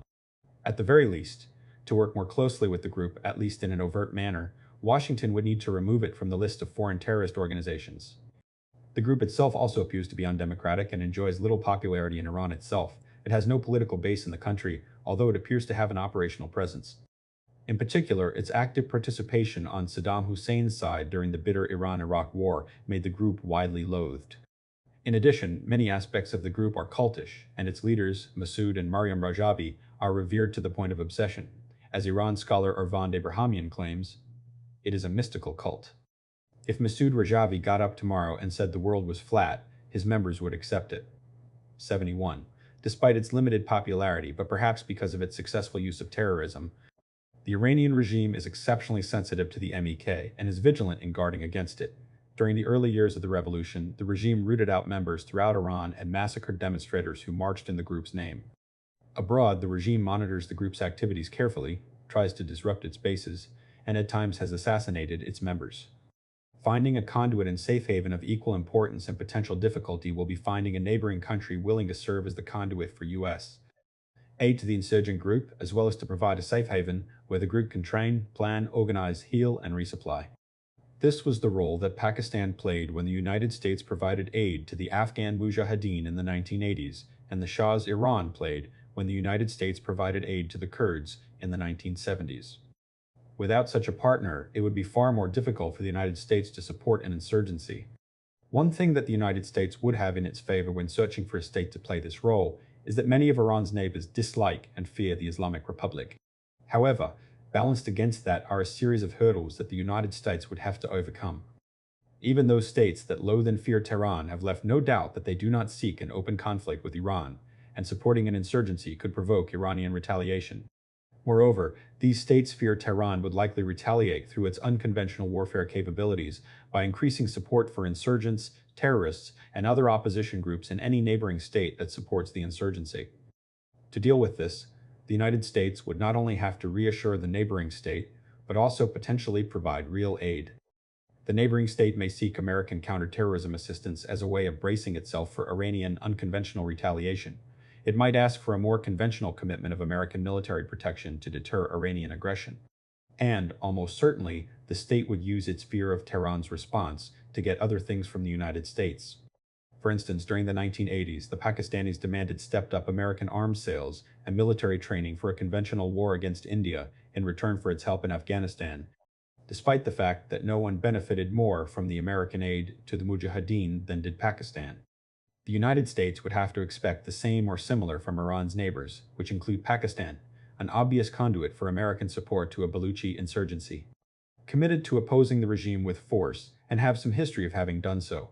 Moreover, at least some of these groups have indicated a willingness to accept support from the United States. There is another likely obstacle to securing a neighboring safe haven for ethnic insurgencies against Tehran. Many of those ethnic groups span the borders between Iran and the potential sponsoring state, which often has the same problems with that ethnic group as does Tehran. But that is highly unlikely, because both Baghdad and Ankara fear Kurdish aspirations for independence, and believe that supporting an armed Kurdish bid for independence against Iran, which is inevitably what a Kurdish insurgency would aim for, would galvanize their own Kurdish populations to seek the same. Both the Turks and Iraqis would be logical conduits to support a Kurdish insurgency against Iran. Even if this policy failed to overthrow the regime, supporting one or more insurgencies would put pressure on Tehran. It would divert the regime's attention and resources, possibly limiting its ability to make mischief elsewhere in the region. It also might make Iran more amenable to compromise on issues of importance to the United States in return for Washington's agreement to cease its support to the various insurgent groups. Pros and cons. The following are the advantages and disadvantages of supporting an insurgency. Advantages. This approach has some potential to overturn the regime and bring to power another government more amenable to the United States. While an insurgency is typically less dangerous to the regime than a popular revolution, if only because insurgencies often take longer and follow a more predictable course, an insurgency is often easier to instigate and support from abroad.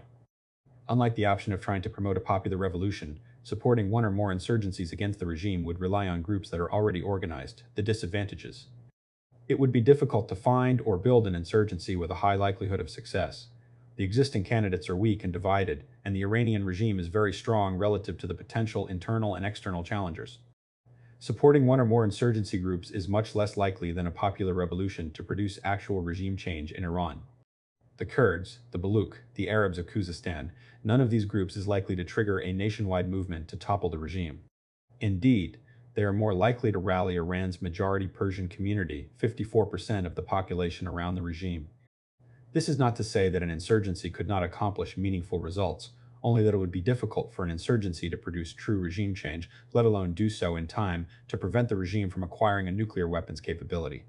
A successful insurgency is more likely to allow the group waging it to achieve more limited goals, such as secession. Successful cases of secession have an historical tendency to trigger additional bids for secession among other neighboring groups.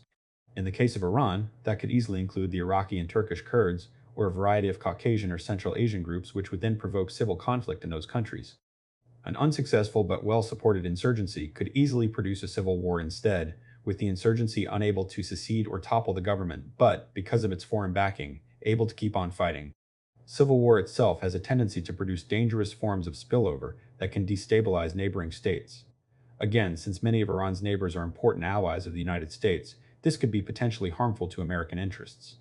Iran would likely fight back, and the United States would be engaging Iran in the dimension of warfare at which it is most adept. Iran's greatest military strength lies in the realm of unconventional warfare, insurgencies, terrorism, and other forms of low-intensity conflict. While the United States also has formidable capabilities in this arena, capabilities greatly improved by its experience in Iraq and Afghanistan, the U.S. advantage here is not as overwhelming as it is at the conventional level. Doubtless, the Iranians would respond with terrorist attacks, as well as ramping up their support to the Taliban and anti-American groups in Iraq. They might also encourage Hamas and Hezbollah to be more aggressive toward Israel. As best we can tell, the 1996 Khobar Towers blast was an Iranian response to an $18 million increase in the U.S. covert action budget against Iran in 1994-1995.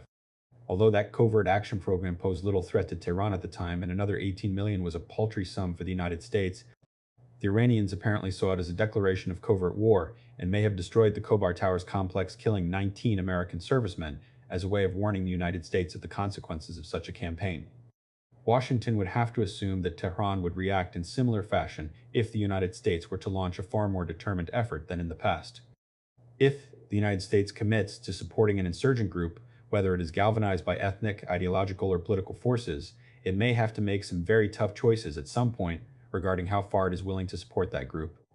In particular, what if the regime offers the United States major concessions in return for an American agreement to stop supporting the insurgency?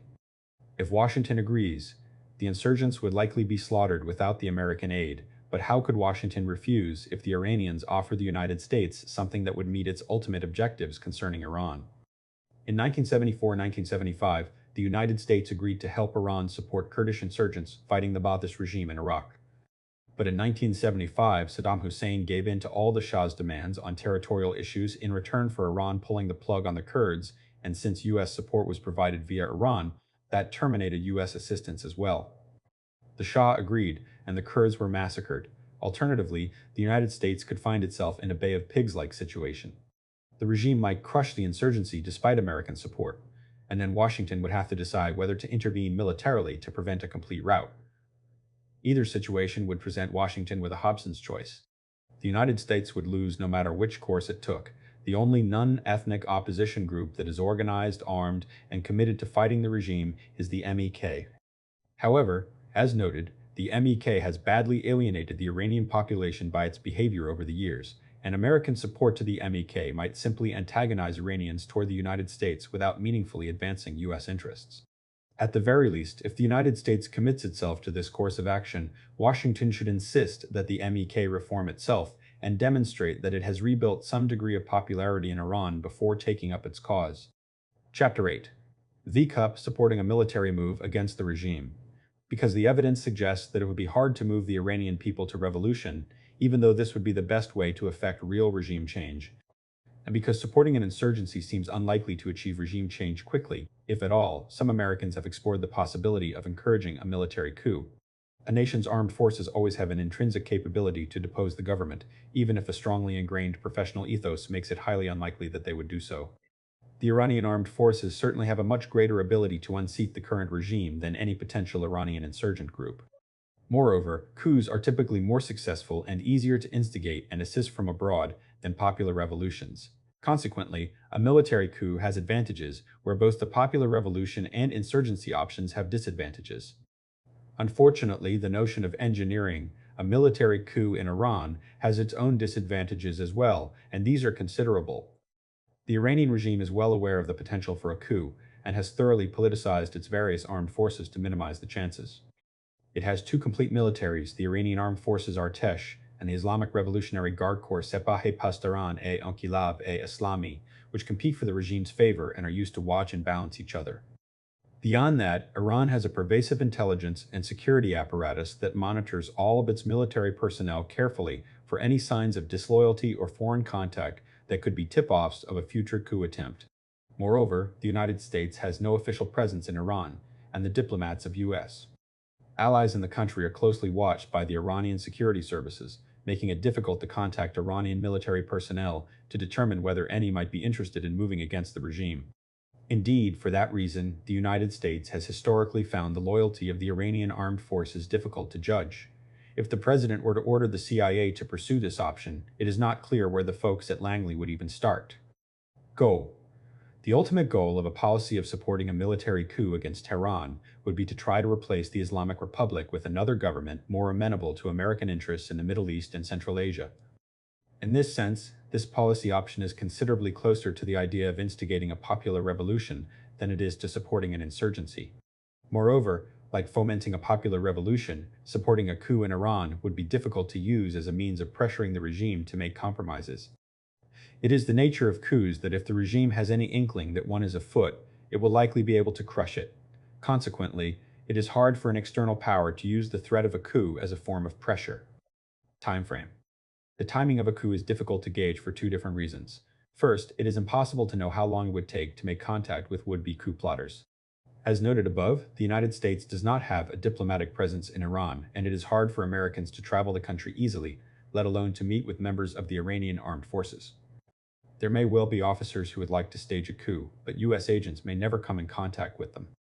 Alternatively, it may be that there are not any, and the United States would have to hope that some might change their minds sometime soon or else find a way to persuade them to do so. If there is no one ready to move against the regime, it is impossible to predict when someone might be. And even if there are officers ready to do so, it is impossible to predict if and when the United States would be able to find them. If this hurdle can be overcome, it then becomes difficult to gauge when the coup would actually happen. Inevitably, the timing of a coup is almost entirely determined by the plotters themselves, as they are in the best position to know when they will be ready and when the regime would be vulnerable. It is extremely difficult for an outside power to order up a coup on a specific date, although the outside power can certainly have input into that decision, especially if it is to provide direct support of some kind before, during, or after the coup itself. Typically, coups take some time to prepare as the cabal will want to recruit supporters, conduct reconnaissance, and plan the operation and its possible contingencies. A cabal that waits too long typically is exposed and rounded up by the regime. Plotters that do not take enough time to prepare often fail in the execution and are killed or arrested by the regime. The problem is that there is no mathematical formula to determine how much recruitment, reconnaissance, and planning is just right. Thus, even after the coup plotters have been identified and contacted, it may take weeks, months, or even years for them to pull the trigger. Overview of the policy mounting a coup is hard work, especially in a state as paranoid about foreign influence and meddling as Iran is. The United States would first have to make contact with members of Iran's military and likely its security services as well. This by itself is very difficult. Because of Iranian hypersensitivity to Americans, the United States would likely have to rely on cutouts, third-party nationals working on behalf of the United States, which invariably introduces considerable complexity. Then the United States would have to use those contacts to try to identify Iranian military personnel who are both willing and able to stage a coup, which would be more difficult still. It would be hard enough for Americans to make contact with Iranian military officers, let alone make contact with those specific individuals willing to risk their lives and their families in a coup attempt. Of course, it is possible that if Washington makes very clear that it is trying to support a coup in Iran, the coup plotters will reach out to the United States. But this is very rare. History shows that coup plotters willing to expose themselves to another national government are usually discovered and killed. Furthermore, most of those coming to the United States to ask for help overthrowing this or that government tend to be poseurs or even counterintelligence agents of the targeted government. In truth, the most successful coup plots are those that do not require much, if any, outside assistance, because they then have the least risk of exposure. Since plotters must be secretive in order to prevent the government from preempting the coup, they should be small in number. To succeed, once a coup is launched, it requires that the plotters seize power rapidly. They must then either quickly win the support of potential rivals or neutralize them, often by consolidating control before any opposition can organize. Military and security forces whose leaders are not part of the plot must already be sympathetic, or if they are not, their leaders must be co-opted or arrested in order to prevent them from reversing the coup. Although many coups are homegrown, one obvious historic model of a foreign-assisted coup in Iran is Operation Ajax, the 1953 coup d'etat that overthrew the government of Prime Minister Mohammad Mossadegh and reinstated the rule of Shah Reza Pahlavi. To carry out the coup, the CIA and British intelligence supported General Fazlollah Zahidi, providing him and his followers with money and propaganda, as well as helping organize their activities. To engineer a coup today, the United States could play multiple roles. Intelligence officials could identify military and security service officers to recruit and help them communicate securely. U.S. money could suborn potentially disloyal officers. During the coup itself, U.S. clandestine media could broadcast misinformation to confuse regime loyalists and try to bolster popular support for the plotters. In addition, U.S. electronic warfare can be used to disrupt the regime's communications and thus paralyze its response. As with supporting an insurgency, a critical question that Washington would have to decide beforehand is whether the United States would be willing to provide direct military assistance to the coup plotters, either to save them from annihilation or to deliver the coup de grace if it seemed they were doing well but needed something to put them over the top. Because military forces would need to be in place beforehand, this could not be decided on the fly during the coup. Of course, readying forces around Iran could tip off the regime, which creates one potential disincentive. Another is that military support could undermine the legitimacy of the coup plotters if they appeared to be foreign puppets rather than homegrown nationalists. Moreover, direct military support could involve the United States in a war with Iran if the coup attempt fails, raising all of the liabilities of the various military options. On the other hand, because Iranian security is so formidable, a coup plot might need some outside assistance to succeed. Requirements. The key to this policy option is knowing whom to support and how. This requires a thorough understanding of Iran's military and security forces, not just in terms of their weaponry, organization, and doctrine, but the much more subtle areas of personal and institutional relationships which determine who might support a coup by any given officer or group of officers, personal histories which can indicate who holds a grievance against the regime, and standard operating procedures deviation from which will tip off the regime. Ultimately, understanding Iran's military and security forces in this way is vital for two distinct reasons. First, members of the military are best positioned to carry out a coup and topple the regime. Second, other forms of resistance are likely to falter if the military and security forces firmly back the regime. Iran's military, however, has been effectively coup-proofed by the clerical regime. After the revolution, the new leadership saw the military as the bastion of the Shah's rule. Several aborted coups in the early years of the revolution also increased suspicion of the military as an institution. In response, the regime shot or dismissed many officers, while others fled into exile. After this purge, the regime exercised tremendous control over the leaders of the regular armed forces, vetting them carefully for loyalty and monitoring their activities. In addition, the regime created a parallel military, the Islamic Revolutionary Guard Corps (IRGC), with the dual mission of fighting internal as well as external foes of the revolution. Today, key facilities and areas are guarded by IRGC forces, not by the regular military. IRGC members in particular are a crucial component of the younger conservatives who form the bastion of the current order. Given this recent history and the competition from the IRGC, the regular military is, if anything, even more a pillar of the regime. As dissent appeared to increase in the 1990s with several demonstrations, security forces wavered when confronting unrest. Since then, the clerical leadership reorganized the military and law enforcement services to ensure their loyalty in the event of popular unrest. Special units have been created with leaders carefully vetted for their loyalty. What all of this means is that the critical requirement of this option is superb intelligence on the Iranian armed forces. Excellent intelligence. As explained in Chapter 6 with regard to fomenting a popular revolution, successful meddling in the internal affairs of another country requires excellent intelligence if the efforts are to succeed. Indeed, a lack of intelligence can even lead a covert action program to backfire, as the regime manipulates it to its advantage. For a coup, the United States would need a sense of the loyalties of different unit commanders, knowledge of the key points of communication that must be seized or neutralized, and an understanding of regime counterintelligence measures, among other factors. Without this information, the United States may back the wrong people or be beguiled by figures who are secretly controlled by Iranian intelligence. Iran also has multiple centers of power, which would make a coup far harder to pull off than in 1953. In addition to parallel militaries, Iran's economic and political institutions overlap in their areas of responsibility. This multiplicity makes it difficult to strike a quick and decisive blow to seize power. Knowing which centers are the most important would greatly aid this effort. As explained earlier, it appears that the necessary level of detailed intelligence on Iran is simply not there. Because the United States has no embassy and has few Iran experts within government ranks, information on the country's incredibly complex politics is often inadequate or inaccurate. Much of the information the United States requires involves an understanding of Iran's remote areas, for example, Baluchistan, or is difficult to obtain comprehensively, such as the loyalty of various unit commanders. Consequently, any plan to aid a coup would first require a major effort to build up American intelligence on Iran, which would itself be time-consuming and difficult given the inherent nature of Iranian society and the paranoia of the regime. Pros and cons. The following are the advantages and disadvantages of supporting a military coup. Advantages.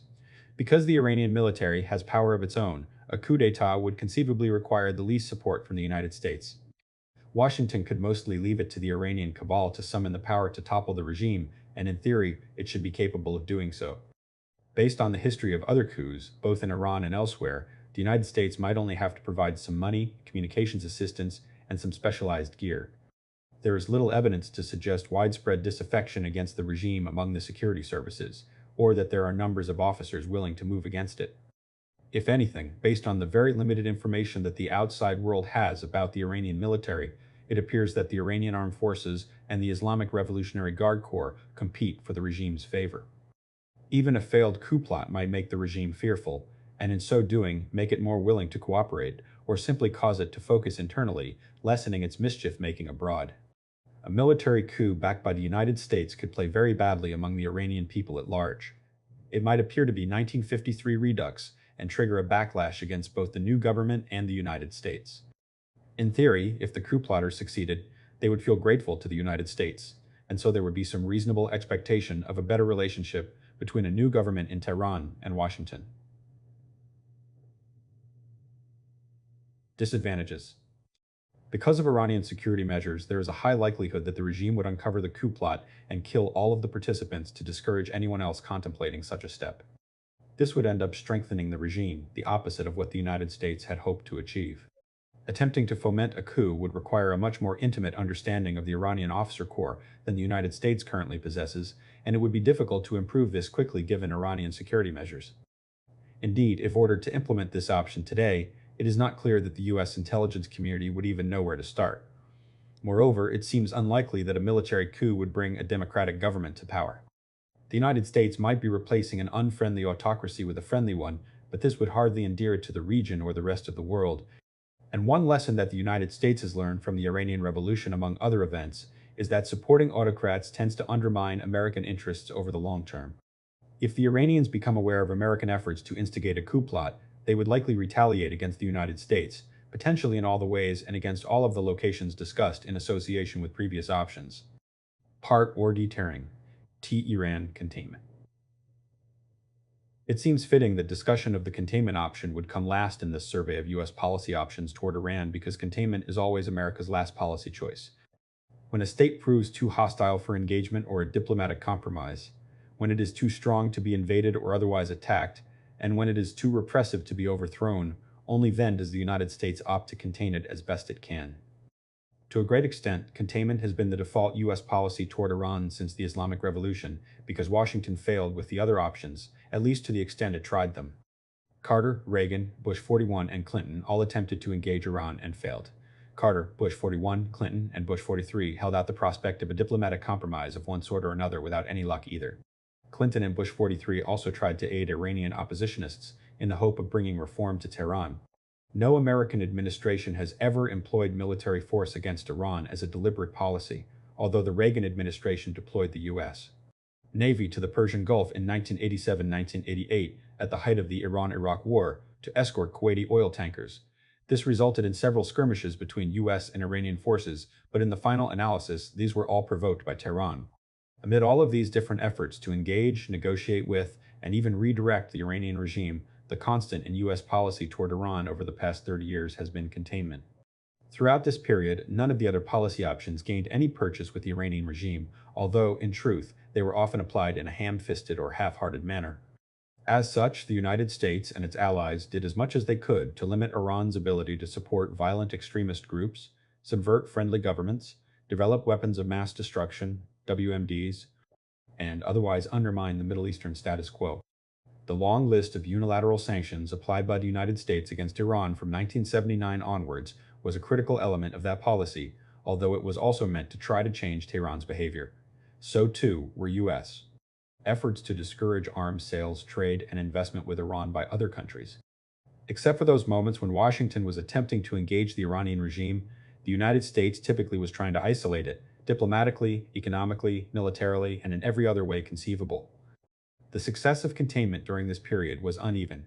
Iran today seems a more powerful and disruptive force in the international relations of the Middle East than it has been since the early days of the revolution. Given that containment sought to achieve the opposite, these results alone suggest that containment failed. But, as always with Iran, there is more to it than that. First, Iran's apparent strength across the region is more a product of American mistakes than its own actual puissance or cleverness. The United States eliminated Iran's two most threatening neighbors, Saddam Hussein in Iraq and the Taliban in Afghanistan, and left power vacuums that allowed the Iranians to assert considerable influence where they previously had little. Similarly, American missteps in Lebanon, Syria, and elsewhere, as well as in dealing with the Palestinians, have diminished the power and freedom of action of the United States and its allies and handed Iran apparent victories at little cost. Second, Iran's strength is mostly a facade. Iran's armed forces remain relatively weak, with little ability to project power beyond Iran's borders or thwart an Israeli or American military operation. Because of this, Iran is fortunate that it simply does not face any real conventional military threats other than those from the United States and Israel. But its luck does not extend much further. Politically, the Islamic regime seems less and less popular, and increasing numbers of internal fissures appear each year. Additionally, its economy is a disaster. With inflation and unemployment soaring, non-oil imports and currency reserves evaporating, worker productivity and oil exports declining, and a government unwilling to take the drastic steps necessary to get out of its current predicament, Iran's future seems dark. Since economics underpins all other aspects of national power over the long term, this does not bode well for Iran's role in the region either. The Iranian regime could survive for decades more, but its eventual demise seems increasingly likely, and in the near term, political fractiousness contributes to its difficulty in taking decisive action abroad. Although Iran's own failings and mistakes have been the most important reason for its internal decline, containment also played a role. It is difficult to ascertain exactly how much the sanctions were responsible for Iran's economic decay, but they played a part, and many Iranians believe that they continue to play a major role. The sanctions limited Iran's ability to build up its military strength, to become a major economic player, or employ its vast oil and natural gas reserves in the diplomatic realm, and to garner allies willing and able to help it achieve its goals. In short, containment may not have achieved its maximal objectives, but it seems to have achieved more than its minimal goals. For all of these reasons, a policy of containment toward Iran is present in the debate, like the proverbial elephant in the living room. Some analysts and experts have suggested that the United States should simply adopt a strengthened form of containment as its policy toward Iran. Many others leave it as the unspoken but well-understood fallback option that if their preferred policy fails or is not adopted, the United States would be left with no choice but to fall back on containment. Although we do see containment as a viable fallback position for the United States, this section examines it by asking the question, if the United States were to decide to eschew all of the alternatives and pursue a deliberate policy of containment toward Iran, what would that entail? See, for example, Laura Secor, Letter from Tehran. The Rationalist, New Yorker, February 9, 2009, SPPP 3638. Chapter 9, Accepting the Unacceptable Containment. As in the past, containment may become the U.S. policy of last resort toward Iran. If Washington is once again unable to persuade Tehran to give up its nuclear program and its other problematic behaviors, if it is unable or unwilling to try to overthrow the regime, if it chooses not to invade or if it chooses not to use airstrikes or to encourage the Israelis to do so, then it may find itself dusting off and applying a policy of containment toward Iran. Indeed, there seems to be an implicit assumption in many of the arguments made by Americans about Iran policy that if one of the diplomatic or regime change options cannot be made to work soon, then Washington will have no choice but to adopt either containment or one of the military options. Of the various military options have already been discussed in chapters 3 through 5, and they are certainly significant. In the case of containment, the reason that this option is considered so unpalatable is that it would mean accepting an Iranian nuclear weapons capability and possibly an Iranian nuclear arsenal. Containment makes no effort to prevent Iran from acquiring the capability, but instead simply attempts to prevent Iran from causing trouble beyond its borders, both directly and indirectly, by trying to keep Iran weak and, well, contained. Consequently, a critical element in concluding whether to pursue containment is determining the level of risk that the United States and its allies would face from an Iran armed with nuclear weapons. The threat of a nuclear Iran. Unfortunately, this is an unknowable judgment call. There is no formula, no foolproof information that could provide an objective, definitive answer. Therefore, policymakers will have to make their own judgment about the extent of the threat. Of course, what is implicit in the admission that the United States may have to resort to containment or one of the military options if all else fails is that these two approaches are disastrously and perhaps equally bad alternatives. The drawbacks. In pondering this issue, policymakers should consider at least 6 potential threats to the United States that stem from Iran's possession of nuclear weapons. 1. W of Tehran. Therefore, some Americans fear that while Tehran itself might not use nuclear weapons for fear of retaliation, it would be willing to give them to terrorists in hope of achieving the regime's aims while maintaining plausible deniability. 3. Unconstrained asymmetric warfare. A far more common concern about Iran's acquisition of nuclear weapons is that once Tehran has a nuclear weapons capability, it would become even more aggressive, believing that it is effectively immune to any military retaliation by any other state, including the United States. This was essentially how Pakistan responded once it detonated nuclear weapons in 1998, leading to the 1999 Kargil crisis in which India and Pakistan nearly came to blows over Islamabad's outrageous terrorist campaign against India over Kashmir. 4. Israeli preemption. The Israelis share all of the above fears, although there is a range of opinion about the threat. Nevertheless, if Israel believed that the United States and the rest of the international community were not going to try to prevent Iran from acquiring a nuclear capability and were simply going to accept it and try to contain a nuclear-armed Iran, Jerusalem might decide that it had to act unilaterally to preclude any of the above risks. Although Israeli leaders seem to be well aware of the drawbacks of an Israeli airstrike against the Iranian nuclear sites as described in Chapter 5, one cannot assume that they will not calculate that the payoff could be worth the cost. 5. Proliferation. Few of Iran's neighbors would be happy to see it acquire nuclear weapons or even the capability to produce such weapons. Other states might decide that they need the same to ensure their ability to deter Tehran on their own without having to rely on any other country to do so for them. Saudi Arabia and the United Arab Emirates have already made ominous noises suggesting that they would respond in this fashion, and given their oil wealth, this is a realistic prospect. Turkey, Egypt, and other countries might decide to go down the same path. A half-dozen or more nuclear arsenals in the Middle East have the potential to spark new crises in the region, and to make all Middle Eastern crises far more dangerous than they already are. 6. The death knell of the NPT. Because so many of its neighbors do see Iran as a threat, at least some may attempt to acquire nuclear weapons of their own to balance or deter Iran. This trend will get a further boost from the fact that Iran's acquisition of a nuclear weapons capability will probably be the nails in the coffin of the global non-proliferation regime and the Non-Proliferation Treaty. After all, if a country like Iran, which is widely seen as a rogue, and whom all of the great powers, including Russia and China, have explicitly stated cannot be allowed to acquire this capability, nevertheless does so, and does so without paying an exorbitant price, other countries will rightly calculate that they will face even fewer international penalties for doing the same. The last 4 of these potential problems arising from Iran's acquisition of a nuclear weapons capability are not merely judgments, but potentially also challenges for U.S. diplomacy and military policy as part of the containment option, and so they are treated later in this chapter. The first 2, however, are simply questions of judgment that must be addressed before the United States adopts the containment policy. If it seems likely, or even just reasonably probable, that Iran would use nuclear weapons or give them to terrorist groups once it gets them, then an option that employs containment would be a foolish policy. There is no way that the United States could prevent Tehran from doing either once the Iranians achieve the capability. The most Washington could do would be to crush the Iranians for having done so after the fact.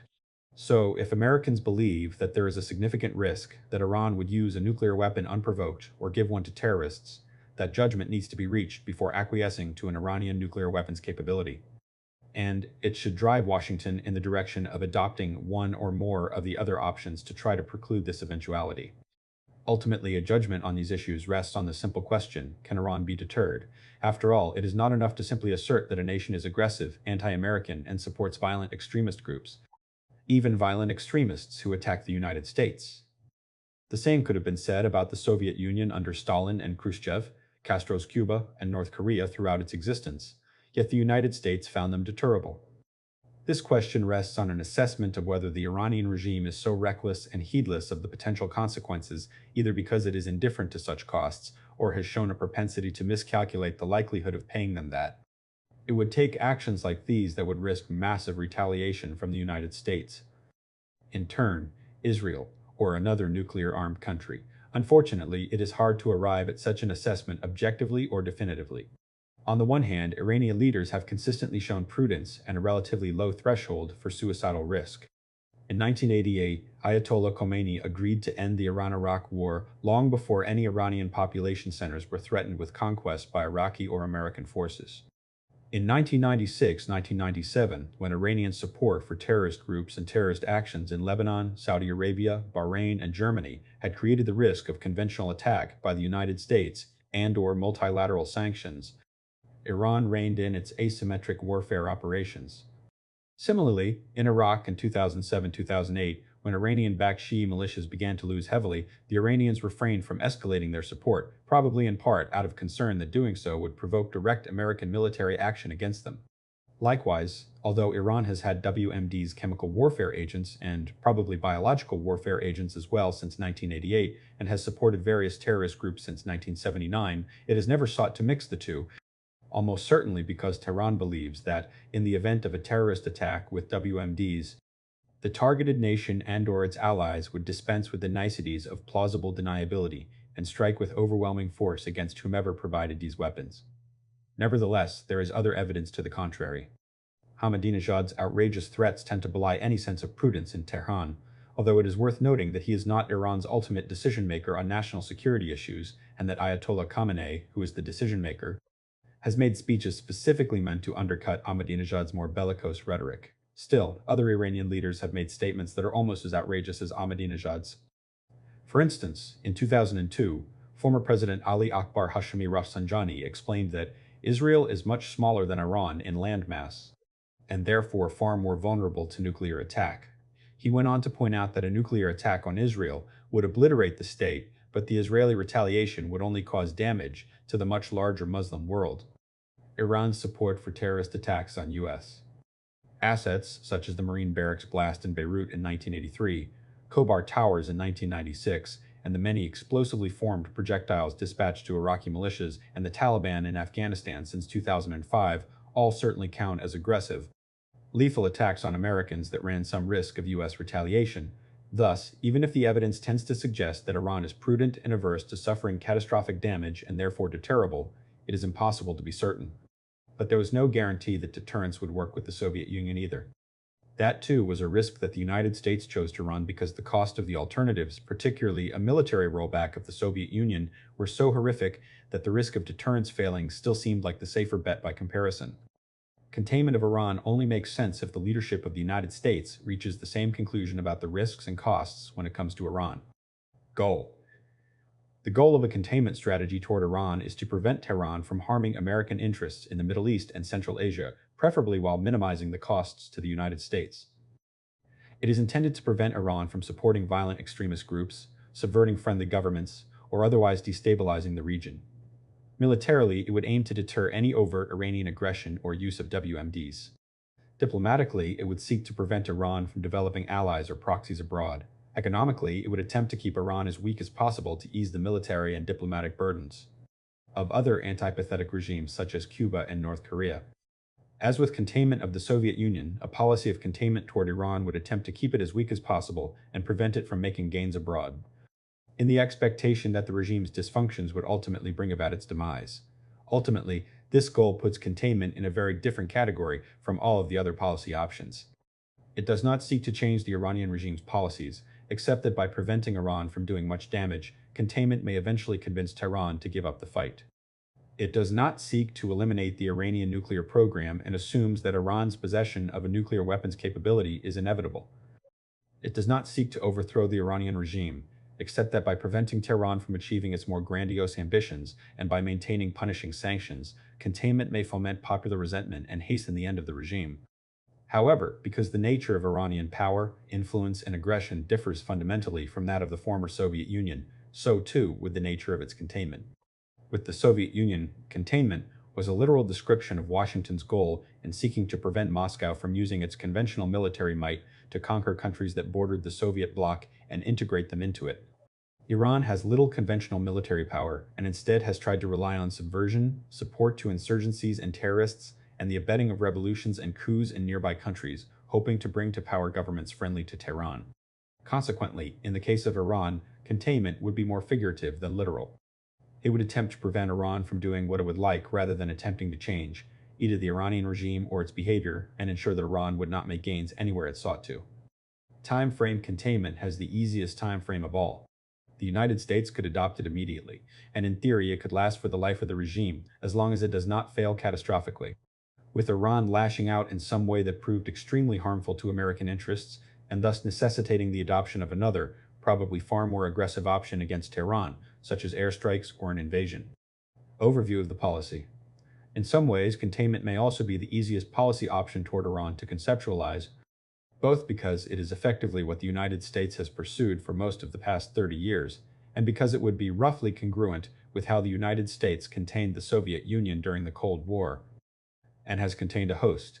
A containment policy toward Iran would consist of 5 broad categories of activity against the Islamic Republic, intended to keep it weak and prevent it from creating problems elsewhere in the Middle East and Central Asia. Military. Because of the nature of Iranian power, the military dimension of containment is important, but not as critical as it was in containing the Soviet Union, whose principal means of international influence was its conventional military might. The United States would have to ensure that Iran was not able to use its armed forces to intimidate or conquer other countries, something that would not be difficult given the small size of the Iranian military. The U.S.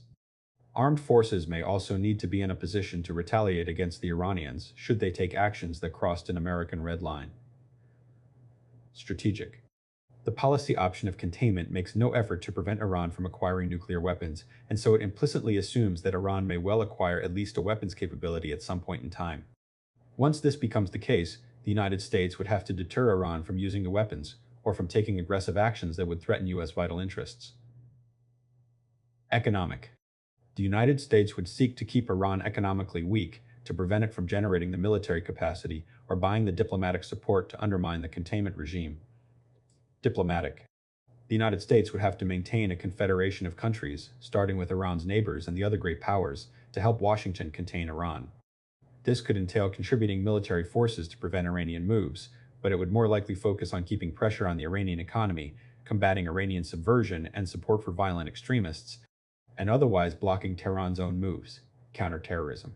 Since containment makes no provision to eliminate the Iranian regime, or even much of an effort to keep the regime preoccupied with its domestic problems, the United States would have to expect Iran to ratchet up its support for violent extremist groups to try break out of the containment box, possibly by overthrowing one or more of the governments cooperating with the United States against it.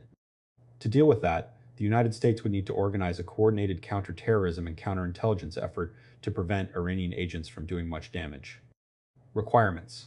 If the course of action envisioned by a policy of containment is relatively straightforward, the requirements of that policy are quite the opposite. When it comes to containment, it is the requirements that are daunting. They span the range of foreign policy endeavors, entail complex interactions, and require considerable international support. Sanctions. As already described, a key feature of containment would be strong sanctions against Iran to keep it weak and to hinder its ability to take actions harmful to American interests. This is not quite a requirement because it is possible to imagine containing Iran without any sanctions whatsoever. During the Cold War, the Soviet bloc was simply too big and resource-rich to be effectively sanctioned, and yet the United States and its allies kept it more or less contained for 45 years. Still, the Coordinating Committee for Multilateral Export Controls the Western sanctions regime against the Soviet bloc was helpful in denying the Soviets and their allies technology and hard currency, which left them weaker and hence easier to block. Similarly, there is no question that crippling sanctions against Iran would be extremely useful and would greatly ease the burden of containment. Moreover, Iran has nothing like the resources of the communist bloc, and given the weakness of its economy, defense industries, technological base, and conventional forces, effective sanctions against Iran could prove devastating, making the job of containing it infinitely easier. Consequently, the most useful sanctions to help the containment option would include a ban on military sales to Iran to keep its conventional and nuclear forces weak and small, A ban on high-technology sales to Iran, both to hinder its indigenous military development and cause stagnation in its economic base. Restrictions on trade and investment, to exacerbate the country's economic problems and thereby stoke domestic dissent at home, thus making it harder for Iran to act aggressively abroad, and to further undermine the economic basis of Iranian military and diplomatic strength. Restrictions on the travel of Iranian personnel abroad, preferably accompanied by similar constraints on Iranian airlines, to hinder the ability of Iranian intelligence personnel to wage asymmetric warfare. Restrictions on the transfer of hard currency to Iran, which the regime needs for arms and technology purchases, intelligence operations, and support of violent extremist groups. And restrictions on the purchase and sale of Iranian oil and natural gas, not to choke them off altogether, but to impose a surcharge on them to diminish the amount of revenue the Iranian state derives from them. Since the United States already has sanctions covering every one of these activities, the real challenge for American diplomacy in pursuit of a containment option toward Iran would be to convince as many other countries as possible, particularly Iran's major trading partners in Europe, Russia, China, East Asia, and India, to follow suit. Conventional military requirements.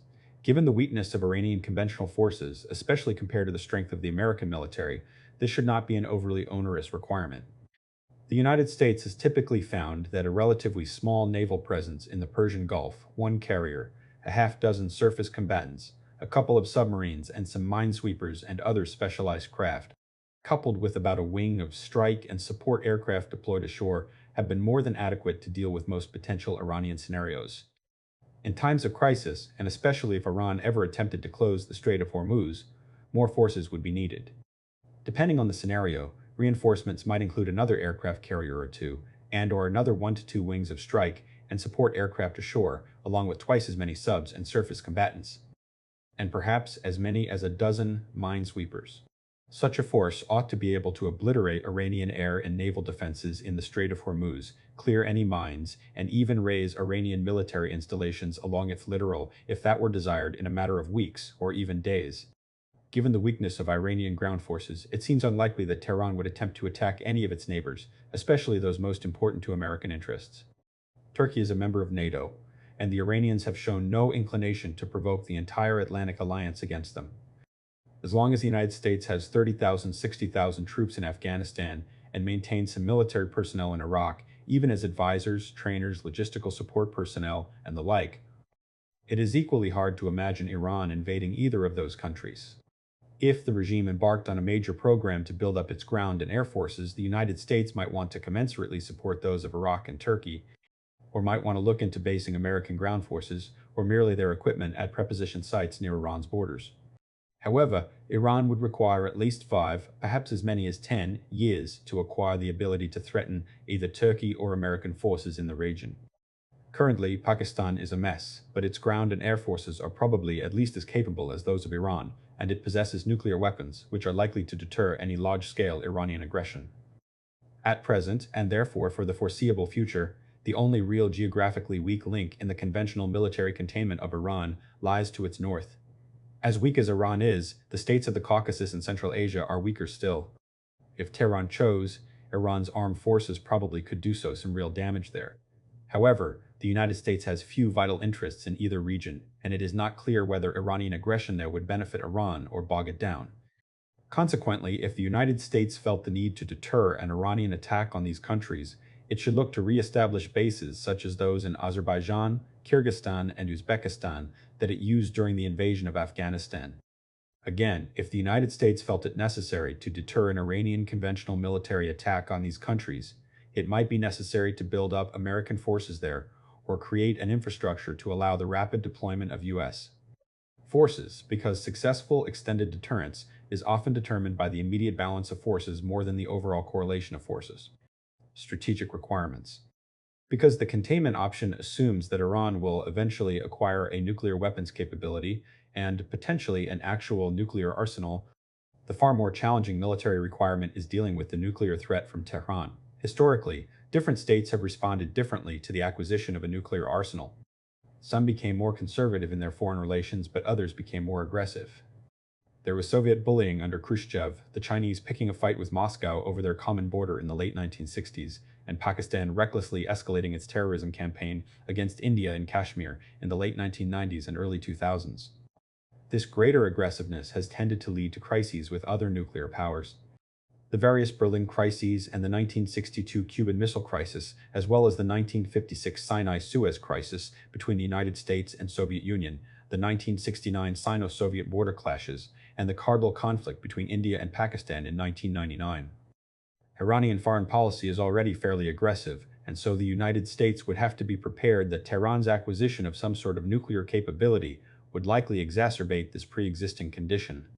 The lessons of the Cold War offer the best methods to deal with the potential for Iranian aggressiveness and the risk that it could spark a nuclear confrontation. The United States would have to make very clear to Iran what it regards as its vital interests. Washington would have to spell out red lines that, if crossed by Iran, would prompt the United States to respond with force, potentially including the use of American nuclear weapons. Where possible and where the interests were most vital, the United States would likely want American troops on the ground, either to defend the interest and so make it unnecessary to escalate to nuclear use, or simply to force Iranian leaders to calculate that any attack could involve combat with American troops, which in turn could provoke American escalation. Finally, the Cold War demonstrated that when two nuclear powers have interests and military forces protecting those interests in close proximity, it is important to communicate clearly to avoid mishaps, diffuse tense situations, and work out measures that reduce the likelihood of problems between them more generally. Nevertheless, following this course of action with Tehran could be far more difficult than it was with Moscow. The Iranian political system is far more Byzantine, unpredictable, and prone to misinterpretation of American actions and words than the Soviet system was. This places a premium on establishing clear, reliable channels of communication with Tehran. Washington must be able to tell Tehran what it is doing and why, and to warn the Iranians, with the absolute minimum of distortion, when they are threatening an American interest or about to cross a red line. The Swiss channel that the United States has used in the past is inadequate for this requirement, because often well-meaning Swiss diplomats have at times interpreted or spun messages passed through them to fit what they believed should happen, typically leading to unpleasant outcomes. Iranian diplomats are often highly professional, intelligent, and competent. They would be good conduits for explaining actions or sending clear signals to the regime. However, even they are at times marginalized or ignored by the senior leadership, making them a good but imperfect channel. Other diplomatic requirements. Beyond the diplomatic requirements for an effective sanctions regime as discussed above, the containment option demands at least two other major diplomatic undertakings. The first is meeting the basing requirements for the forces needed to deter Iranian conventional aggression and to serve as tripwires and enforce red lines.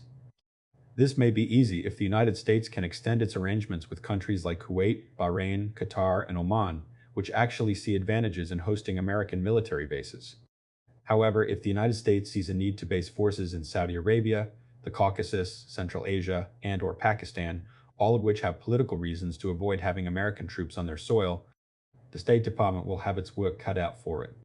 Paradoxically, the fact that the United States would be making no effort to prevent Iran from acquiring nuclear weapons might make some of these states more willing to host American forces as a reassurance against Iranian aggression. However, other countries may reach the exact opposite conclusion. In particular, these countries may correctly see the greatest threat from Iran as its support of revolutionaries and insurgents, rather than the possibility it will wage a conventional attack. For them, the presence of American military forces may be more of a problem than a reassurance, because it would feed domestic grievances and support oppositionist claims that the national leadership is a puppet of Washington. The second diplomatic requirement follows from the first: the need to dampen nuclear proliferation in the Middle East and Central Asia, especially if oil-rich countries like Saudi Arabia and/or the United Arab Emirates opt simply to buy nuclear weapons outright from the Pakistanis, North Koreans, or who knows who else. The United States could find nuclear arsenals sprouting suddenly all across the region, creating tremendous instability and the potential for nuclear crises amid the world's most important oil-producing region. Obviously, this would be disastrous for U.S. interests in the region and also globally, thanks to the demise of the non-proliferation regime. Finally, if the United States explicitly adopts the containment option, it would be sending the signal to Israel that no one else is going to try to prevent Iran from acquiring a nuclear weapons capability. Although the determination of Israeli leaders to prevent Iran from acquiring a nuclear weapon at any price has been greatly exaggerated, and many actually believe they probably could deter a nuclear-armed Iran, there is no guarantee that Israel will simply give up. Jerusalem might decide to try its own military option, despite the fact that Israeli leaders recognize it as an unattractive course of action. If Jerusalem concludes that it cannot risk its existence on Iranian rationality and prudence, it may strike, and this could be detrimental to American interests. In particular, it could destroy international support for sanctions, hosting American military bases, and other American diplomatic initiatives in the region. For all of these reasons, as part of a policy of containment, the United States would want to consider more explicitly extending its nuclear umbrella to Saudi Arabia, the other GCC states, Egypt, Israel, and possibly Iraq. Egypt, Israel, and Saudi Arabia are already major non-NATO allies of the United States, and it is widely expected that the United States would come to their defense with all necessary means. However, any ambiguity might be problematic in the circumstances that would arise from Iran's possession of nuclear weapons, and so it might be necessary to remove it altogether by issuing a blanket declaration that an attack on any of these countries would be regarded as tantamount to an attack on the territory of the United States itself. The GCC states should also be afforded the same status, given their importance as oil and gas producers and American allies. Assuming that the United States and Iraq continue to have a close relationship even after the withdrawal of American combat forces, which seems likely given Iraqi demands that the Strategic Framework Agreement include an American guarantee to defend Iraq against foreign threats, Iraq also would fall into this category, if only so as to prevent the resurrection of the atomic arms race between Baghdad and Tehran of the 1970s and 1980s. Even this momentous step might not do the trick, however. During the Cold War, Germans famously and perhaps appropriately worried that the United States would not be willing to risk Boston to defend Bonn. But Washington will have little choice other than to try to make it work as best as possible. Counterterrorism requirements. Even more than conventional military defenses, the states of the Middle East and Central Asia would likely look to the United States to help them defend against Iranian-supported subversion, terrorism, and insurgencies if Washington opts for containment. As noted, Iran simply cannot mount much of a conventional military threat, but it has proven quite skillful at the full spectrum of asymmetric warfare. That is where the other states of the region would face the greatest threat if Iran does become more aggressive once it acquires a nuclear weapons capability. Consequently, the United States would have to make a major effort to improve both the national defenses of these various countries and region-wide integrated programs. There is an unpleasant catch-22 inherent in containment in this area. Specifically, many national governments will be frightened by Iran's ability and presume greater willingness to stoke internal unrest abroad. As such, they would likely react by clamping down on internal opposition and suspending all political, economic, and social reform programs out of fear that Iran would try to exploit any movements for change. However, in the face of a more assertive Iran looking to more aggressively stoke internal unrest, it would be more important than ever for the governments of the region to press ahead with gradual but comprehensive and determined reform programs to eliminate the underlying sources of popular grievance. The paradox is that the natural inclination of all of these regimes will be to do the exact opposite, and so render themselves potentially more vulnerable over the long term. Turkey presumably would be reassured by its NATO membership and so would not need a similar declaration. Political requirements. Containment is never an easy sell. Those on the political right will excoriate the policy as strategic suicide because they tend to believe that Iran cannot be deterred. For them, trying to live with a nuclear Iran is impossible and therefore unacceptable. Those on the political left will denounce it with equal vigor as an imperialistic effort to demonize Iran unfairly and to militarize a problem that could be resolved peacefully through engagement and unilateral gestures. Democracy and human rights activists on both sides will complain possibly accurately that the policy abdicates any effort to aid the people of Iran in their struggle against a deeply oppressive regime. If the policy is adopted as Washington's first choice rather than a fallback option, even the political center will likely fight it in the belief that the United States should have tried one of the other options first. In short, if the president opts for containment, he is going to have his work cut out for him at home as well as abroad. Containment is not the kind of Iran policy that is likely to generate much enthusiasm in any corner of the American political spectrum. That is another reason why most have tended to consider it a last-ditch fallback option rather than a first choice. Pros and cons. The following are the advantages and disadvantages of the containment approach. Advantages. Given the low odds that any of the other policy options will succeed, the United States may well end up with containment regardless of what it tries first. Moving immediately to containment without trying other options first would save the energy and resources that would be spent on those options. In particular, this would mean that the United States would not have to make any painful trade-offs between the requirements of its Iran policy and those of other, equally important policies. For example, opting for containment might eliminate the need to make any concessions to Russia on everything from missile defense to Bosnia to its treatment of Chechnya, Georgia, Ukraine, and Belarus. It would certainly allow the president to make other issues his priorities and remove Iran as a major drain on American diplomatic capital. Containment would imply bearable costs on an annual basis, although those costs would certainly add up over time. The current level of naval and air forces would need to be maintained in the Persian Gulf region, likely with some residual ground presence in Iraq and Afghanistan, all of which was always envisioned by American military and political leaders in any case. There would not need to be any particular military buildup.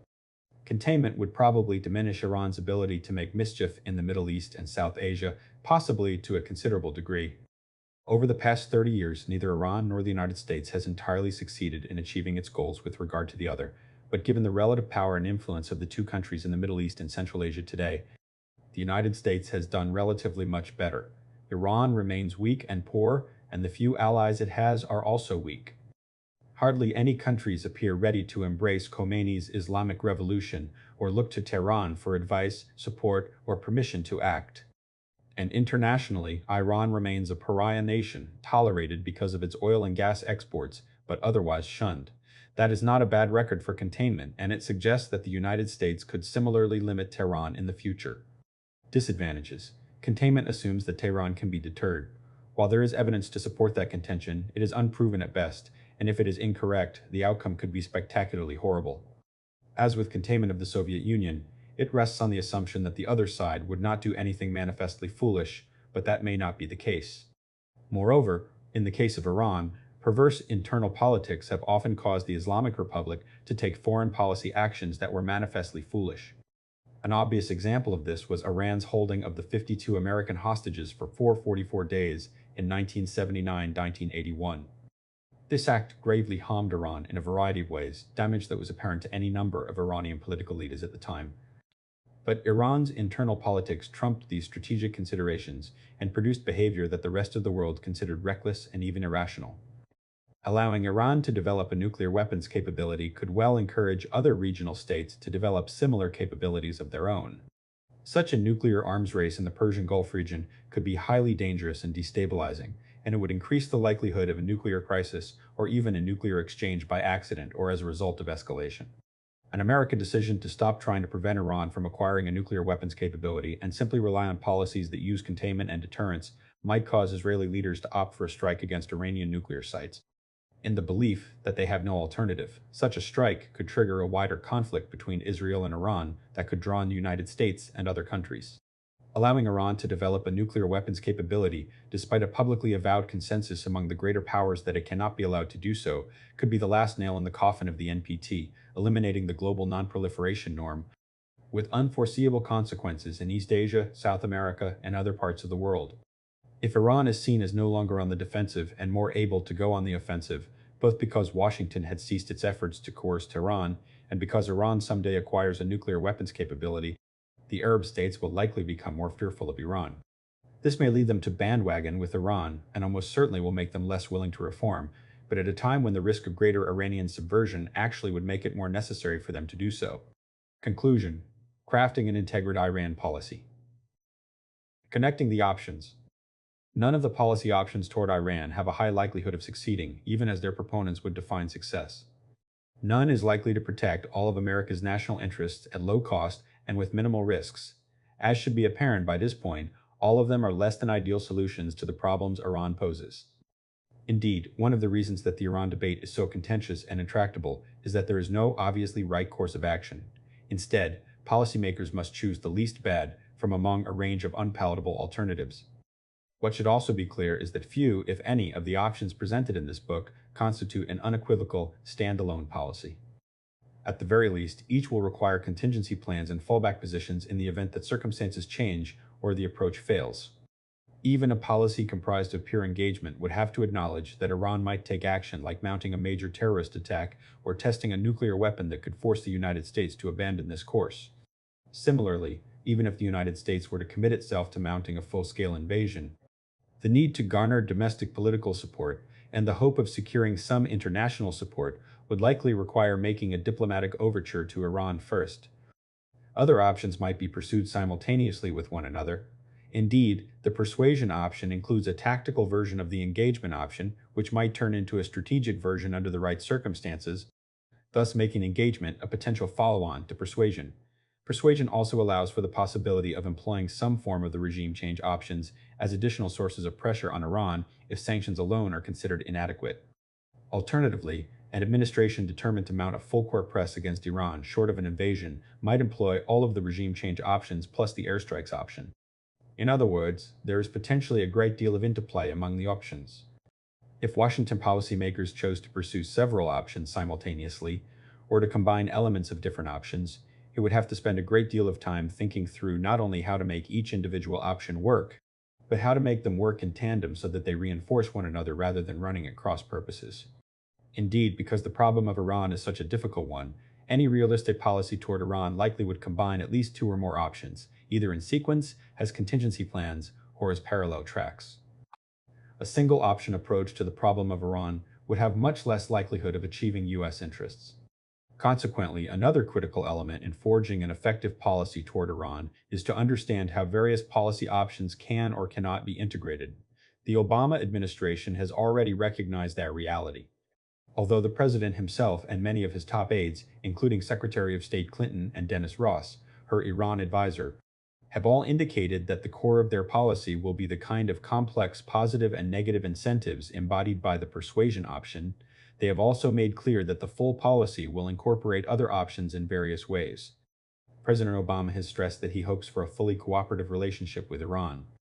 In this, he is clearly conveying that he would like to see the tactical engagement envisioned in the persuasion strategy open up into full strategic engagement as envisioned in the engagement option, if the Iranians indicate that they are willing and able. In some ways, the administration's offer of a hand of friendship to the Iranians suggests that Washington would be willing to start with the engagement approach, and will only convert that into the persuasion approach if the Iranians refuse the offer. Nevertheless, President Obama has steadfastly refused to rule out the military option, which also means that he and his advisors recognize that under certain circumstances, the United States will at least have to consider airstrikes or even the full-scale invasion option if the Iranians prove unwilling to compromise. Thus, the integrated policy of the Obama administration has a core option but also includes a half-dozen others as contingency or follow-on plans. The dos and don'ts of integration. This recognition by the Obama administration is important because persuasion is the option most easily integrated with other options. To some extent, every other option can become a fallback option for or a complement to the incentives-based approach of persuasion. This gives the option a great deal of flexibility and interoperability in the sense that it can be married up with many other approaches. It is almost certainly a key reason that the administration opted to make it the centerpiece of its initial Iran policy. As we have noted several times, inherent in the persuasion strategy is a form of tactical engagement with Iran meant to facilitate reaching a deal, in which Washington would give Tehran what it wants on economic, security, and political matters in return for Tehran giving Washington what it needs regarding Iran's nuclear program, support for violent extremist groups, and efforts to destabilize the Middle East. If the Iranians accept that deal, recognizing that it may be an incremental process of piecemeal negotiations rather than a single grand bargain, then persuasion intrinsically envisions a shift to strategic engagement to fulfill the terms of that deal over the long term. If the Iranians refuse the deal, persuasion envisions imposing ever more painful economic sanctions on Iran with the aim of bringing Tehran to accept the deal. It is also at least plausible in theory to try to employ any of the various methods of regime change in conjunction with the sanctions. This was essentially the approach of the Bush 43 administration, which attempted to amplify the pressure on Iran from sanctions by also supporting both democracy movements and reportedly ethnic insurgencies in Iran. Of course, this strategy had not worked before Bush left office, but its proponents could plausibly argue that it did not have enough time to have any impact. It is certainly imaginable that putting the Bush strategy back in place and adding one or more of the regime change options could put much greater pressure on Tehran, and that might increase the likelihood that the regime would agree to compromise. However, many experts on Iran argue the exact opposite, that the sine qua non of striking a deal with Tehran is convincing the clerical regime that the United States is not seeking its overthrow, and only under those circumstances will Tehran feel secure enough to make compromises. They contend that if Iran feels threatened by the United States, it will be far more inclined to dig in its heels and fight back, thereby undermining the basic premise of persuasion. There is some evidence to support this contention. For instance, in 1994-1996, when Tehran believed that Washington was ratcheting up its covert action program against the Islamic regime, The Iranians did not signal any greater willingness to compromise, but instead lashed out at the United States in whatever manner they could.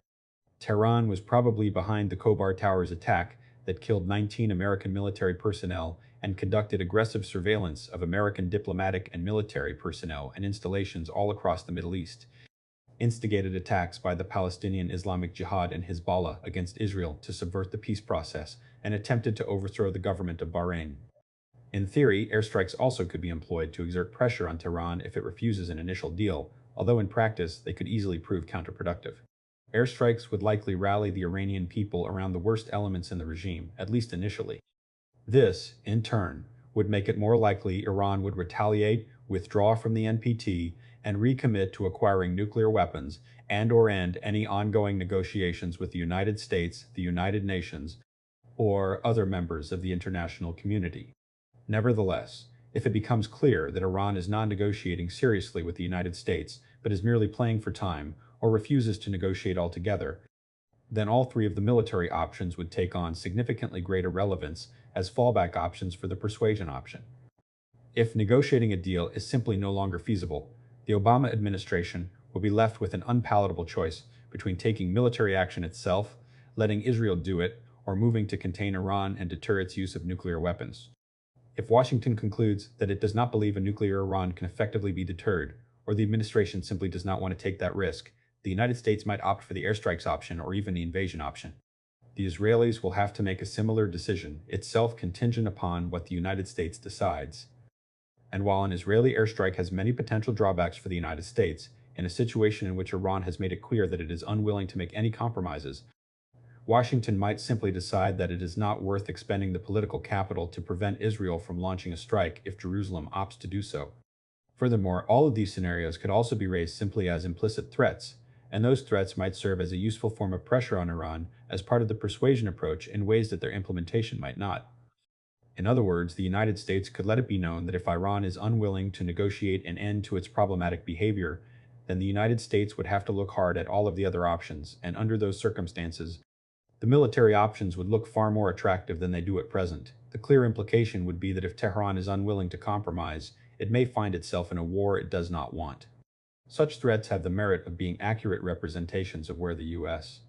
policy debate will likely move if Iran refuses to compromise, and the Obama administration is already signaling as much, including by the president's refusal to take the military options off the table. Another way that the United States might employ the threat of the military options in support of persuasion would be to use them to try to convince Iran not to break off negotiations or clandestinely cross the nuclear threshold in the midst of them. In this variant, the United States, and possibly Israel as well, might warn Tehran that if it moved to build and field a nuclear arsenal behind the cover of negotiations, the United States would immediately launch preventive airstrikes. Washington might even hint that an invasion was not unimaginable either in these circumstances. In this manner, the threat of the military options would serve as deterrents, intended to keep Iran at the bargaining table and prevent the failure of persuasion despite further Iranian progress in its nuclear program. Likewise, all of the regime change approaches also will become more attractive if the Iranians refuse to make the compromises offered under the persuasion approach. Certainly, regime change would be less likely to provoke a diplomatic backlash from regional and European states against the United States in the same way that a military attack on Iran would, making it potentially more palatable. The regime change options might also be employed to keep Iran off balance and on the defensive, and could conceivably produce a new government in Tehran that would at least ameliorate some of the issues between the United States and Iran. While all of the regime change options also have considerable problems to overcome, these loom largest when the diplomatic options appear viable. If at some point the diplomatic options are clearly no longer feasible, then regime change will likely seem more compelling. The last contingency plan for persuasion and every other option is inevitably the containment option. As we noted, containment is the policy the United States traditionally adopts toward a problematic state only when all other approaches have failed or seem destined to fail. If Iran refuses to compromise and the administration decides not to pursue either regime change or the military option, containment would be the logical fallback. Other aspects of containment might be helpful in pursuing the persuasion option. In particular, it might also be necessary for the United States to provide the kind of formal nuclear guarantees to Israel and America's Arab allies envisioned as part of containment to create the necessary time and diplomatic space for persuasion to work. In previous administrations, such guarantees were shunned for fear that it would signal a lack of U.S. resolve to curb Iran's nuclear program. However, as Iran's stockpile of enriched uranium grows, its neighbors are naturally becoming more anxious about its intentions. This anxiety is causing them to begin looking seriously at their own options. In Israel's case, a preventive strike. In the Arabs' case, the acquisition of their own nuclear weapons. In other words, the possible unintended consequences of pursuing the persuasion option is that it could trigger a regional conflagration or a regional nuclear arms race. To forestall such untoward developments, extending deterrence to America's regional allies may actually be an essential and urgent complement to the persuasion option, one that might well be welcomed by America's regional allies. In these circumstances, it is also conceivable, although not likely, that Saudi Arabia and other GCC states might welcome the kind of American tripwire forces suggested under containment, and that would be an important component of effective deterrence. The idea would be for the United States to buy time for persuasion to work by lulling the fears of our regional allies, all of whom may grow even more alarmed if they see negotiations moving slowly while Iran's nuclear program continues to move quickly. Similarly, a regional containment strategy could also be introduced to enhance the likelihood of success for persuasion. This is because at the same time as Iran considers how to respond to the Obama administration's diplomatic overtures, it is continuing its aggressive efforts to subvert its Arab neighbors and support Hezbollah's and Hamas's efforts to block American peacemaking efforts. This has generated a sense of common interest between Israel and its Arab neighbors to counter Iran's meddling in their neighborhoods. There are also signs that Iran's ally Syria is growing increasingly uncomfortable with its position on the wrong side of the Sunni-Shia divide. And as the United States begins its withdrawal from Iraq, Syria, and Iran may become rivals for influence in neighboring Baghdad. A containment strategy that sought to limit Iran's influence in the Middle East heartland by working with Israel and the Arabs to resolve the Arab-Israeli conflict in all its dimensions, i.e., seeking Palestinian, Syrian, and Lebanese peace agreements, and by working with Iraq's Arab neighbors to reduce its influence in Baghdad, could do much to concentrate the minds of Iranian leaders. If they began to feel that, rather than dominate the region, they were at risk of being left behind as a new, more peaceful regional order began to emerge, they might be more inclined to take U.S. offers at the negotiating table more seriously. One of the potential problems with the persuasion option is that the various clocks are not synchronized. The Iranian clock ticks much more slowly because Tehran has every interest in playing for time while it completes all the necessary elements of its nuclear program. The Israeli and Arab clocks tick much more quickly because they cannot abide Iran, achieving a nuclear threshold capability, and grow ever more anxious as Iran gets closer to that point. Meanwhile, the American clock for the persuasion option is ticking at a pace somewhere between these two poles, since there is a recognition that time is needed to play out the option, but that a dragged-out negotiation will become unsustainable. The challenge for American policymakers will be to synchronize these clocks by making the Iranians feel a greater sense of urgency while enabling the Israelis and Arabs to relax a little more. This is where the elements of the containment option could become useful complements to persuasion. An alternative example: regime change. Although it is impractical to lay out how each option can be interwoven with every other one, it may be useful for comparative purposes to sketch out how a different overarching strategy from that which the Obama administration has chosen might encompass many different options in a more integrated policy. Instead of adopting persuasion, the Obama administration might have opted to pursue regime change. It still may if its initial efforts prove fruitless. Regime change is another strategy that could involve most of the other options in various roles. First, the United States might opt to employ some version of persuasion to set up regime change. Regime change would seem far more palatable to Americans, Middle Easterners, Europeans, and Asians, and probably even to the Iranian people if they believe that Iran had been offered a very good deal and turned it down. Indeed, if this is the perception among Iranians, more of them might be willing to oppose the regime. Thus, starting with some effort at persuasion would be a good way to begin, but if regime change were really Washington's goal, the United States would have to ensure that the Iranians turned down the offered deal, while making sure that the deal looked attractive to others. If the Iran experts are right that Tehran is unlikely to compromise no matter what it is offered as long as it feels threatened, then a clever approach to regime change might be to simultaneously offer a good deal, albeit not one so good that Tehran might overcome its paranoia, while ratcheting up a range of regime change programs that the leadership would perceive as a threat. Arguably, this is what the Bush 43 administration did, although that was certainly not the intention of most members of the administration charged with handling Iran. Then again, it may have been the intention of others working elsewhere within the administration 088. As far as the regime change options themselves, an American administration might choose to pursue all three of the specific routes: popular revolution, insurgency, and coup, on the grounds that doing so would increase the likelihood that one of them will succeed. Moreover, employing all three simultaneously might create helpful synergies among them. For instance, if the regime becomes bogged down fighting various insurgencies, Iranian military officers might become convinced that the leadership must be replaced and that there is an opportunity to do so. This is effectively what happened in Iraq in 1963 and 1968 when Baghdad was mired in an unsuccessful counterinsurgency struggle against the Kurds. In addition, applying such across-the-board pressure against Tehran would strain the regime's intelligence and security capabilities as well as its decision-making processes, and so might cause the regime to make a mistake that would allow one or another of the approaches to succeed.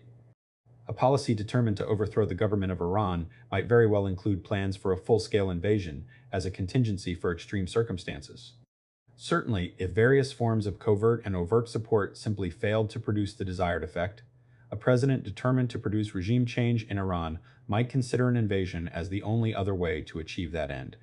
Moreover, the United States would have to expect Iran to fight back against American regime change operations, as it has in the past. Although the Iranians typically have been careful to avoid crossing American red lines, they certainly could miscalculate, and it is entirely possible that their retaliation for U.S. regime change activities would appear to Americans as having crossed just such a threshold. For example, if Iran retaliated with a major terrorist attack that killed large numbers of people, or a terrorist attack involving WMDs, especially on U.S. soil, Washington might decide that an invasion was the only way to deal with such a dangerous Iranian regime. Indeed, for this same reason, efforts to promote regime change in Iran might be intended by the U.S. government as deliberate provocations to try to goad the Iranians into an excessive response that might then justify an American invasion. In a similar vein, the United States might need to employ airstrikes against a variety of targets in response to Iranian retaliation for regime change programs. In this way, American airstrikes might be a branch of a regime change policy, but it could also be a contingency because it would be difficult to effect regime change in Iran in time to prevent Tehran from acquiring the capability to build one or more nuclear weapons. Consequently, Washington might want to have the option to mount airstrikes against the Iranian nuclear program simply to push that date down the road and thus buy time for regime change to have its desired effect. Finally, as we noted in Part 3, all of the regime change options require the United States to consider whether to provide military support, at least in the form of airstrikes, to whichever Iranian oppositionists Washington chooses to encourage. Popular revolutions can only succeed if the government has lost the will or ability to employ its armed forces against the people. Insurgencies may need direct military intervention either to stave off a catastrophic defeat, like at the Bay of Pigs, or to bring about final victory, as in Afghanistan in 2001. And coup plotters often need specific units or facilities neutralized to allow them to spring their coup. Moreover, regime change requires the simultaneous pursuit of containment. If the United States is trying to overthrow the government of Iran, it will be critical to prevent Iran from making mischief abroad and from growing stronger economically, militarily, and politically. The United States will want to deny Tehran the wherewithal to threaten neighbors that might be providing sanctuary for insurgents or otherwise helping the oppositionists. Thus, the sanctions, military deterrence, isolation, and economic warfare envisioned as key components of the containment option would be invaluable, indeed indispensable, aids to a regime change policy. Expecting the unexpected. As the preceding sections have illustrated, a critical reason that any American strategy toward Iran must integrate a range of different options is the potential for events to occur that would make any of the options infeasible and so force a change in approach. It is essential to keep in mind this law of unintended consequences when devising a new Iran policy because the interrelated nature of dynamics in the wider Middle East tends to generate sudden and unpredictable developments. Unlikely occurrences happen with surprising frequency, and the complexity of any Iran policy is such that it will depend on a range of developments, all of which will be susceptible to the vicissitudes of fortune. Any strategy toward Iran is likely to depend on a wide range of developments breaking in particular directions for it to work. Moreover, any strategy toward Iran is likely to require time to have its desired effect. As noted, in theory, an invasion might be implemented within a matter of months, but the reality is that the need to build up domestic political support for such an endeavor, and hopefully blunt antipathy abroad, likely means that even an invasion would require months or even years of political and diplomatic legwork before the ships could sail. Likewise, it would take time for the United States and its allies to formulate a new offer to Iran, propose it, and have Iran accept it. Consequently, recognizing the importance of the element of time also means recognizing the potential for other developments to intervene, and the more time that passes, the more things will happen that will have an impact on U.S. policy toward Iran. There is a very long list of things that might transpire that would have at least a moderate impact on a new Iran policy. Almost any major development in Iran, for example, the election of a new president, the death of Khamenei, or economic collapse, would likely have major repercussions for U.S. policy. Not every development in the United States would have the same potential, but there are certainly many that would. Obviously, financial collapse would head that list, but there are others imaginable, such as a change in the makeup of Congress following the 2010 elections. In addition, global events that affected the political, security, or economic fortunes of Saudi Arabia, Israel, Pakistan, or Turkey might also fall into this category. State collapse in Lebanon, Iraq, Afghanistan, or the Palestinian territories would likely have an important impact on the US-Iranian relationship, especially if Tehran were seen as complicit in the fall, or merely moved quickly with its allies and proxies to try to take advantage of the situation.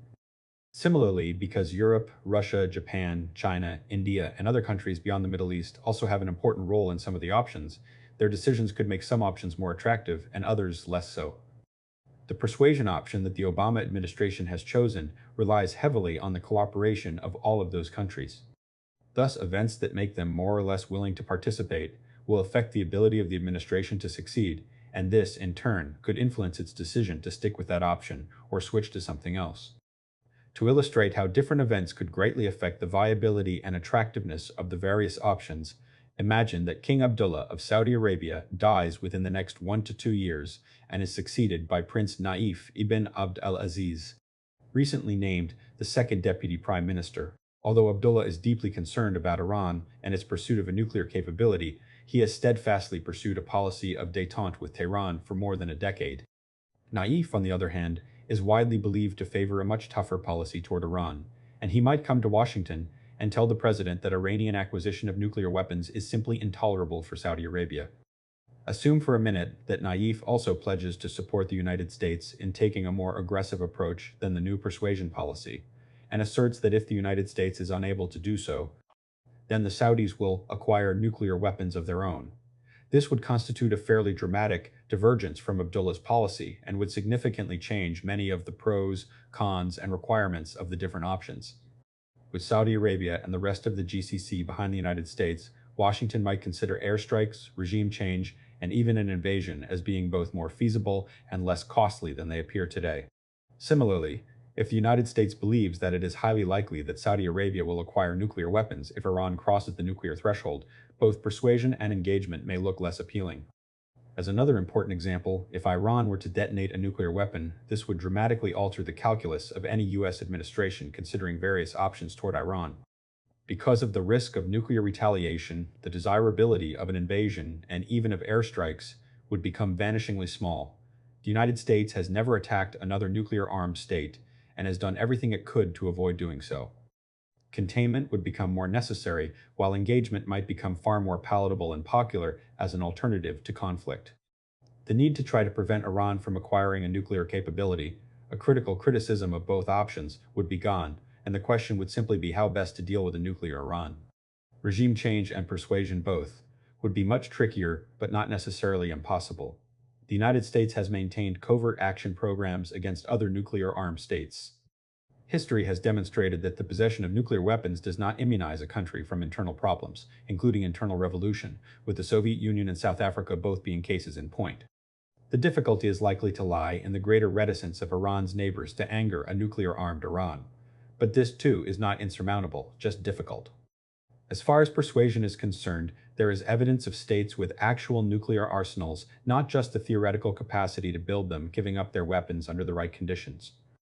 The circumstances in which Belarus, Ukraine, Kazakhstan, and South Africa did so are all very different from those that would likely obtain if Iran were to acquire a nuclear arsenal, but they still suggest that it is not impossible that the Iranians might someday relinquish theirs.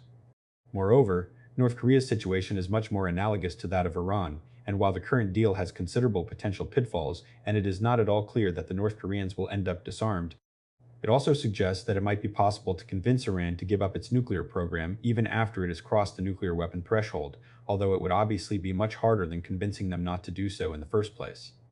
One last example of the kind of major development that could fundamentally reorder US thinking about the various Iran options would be the emergence of a charismatic opposition leader in Iran.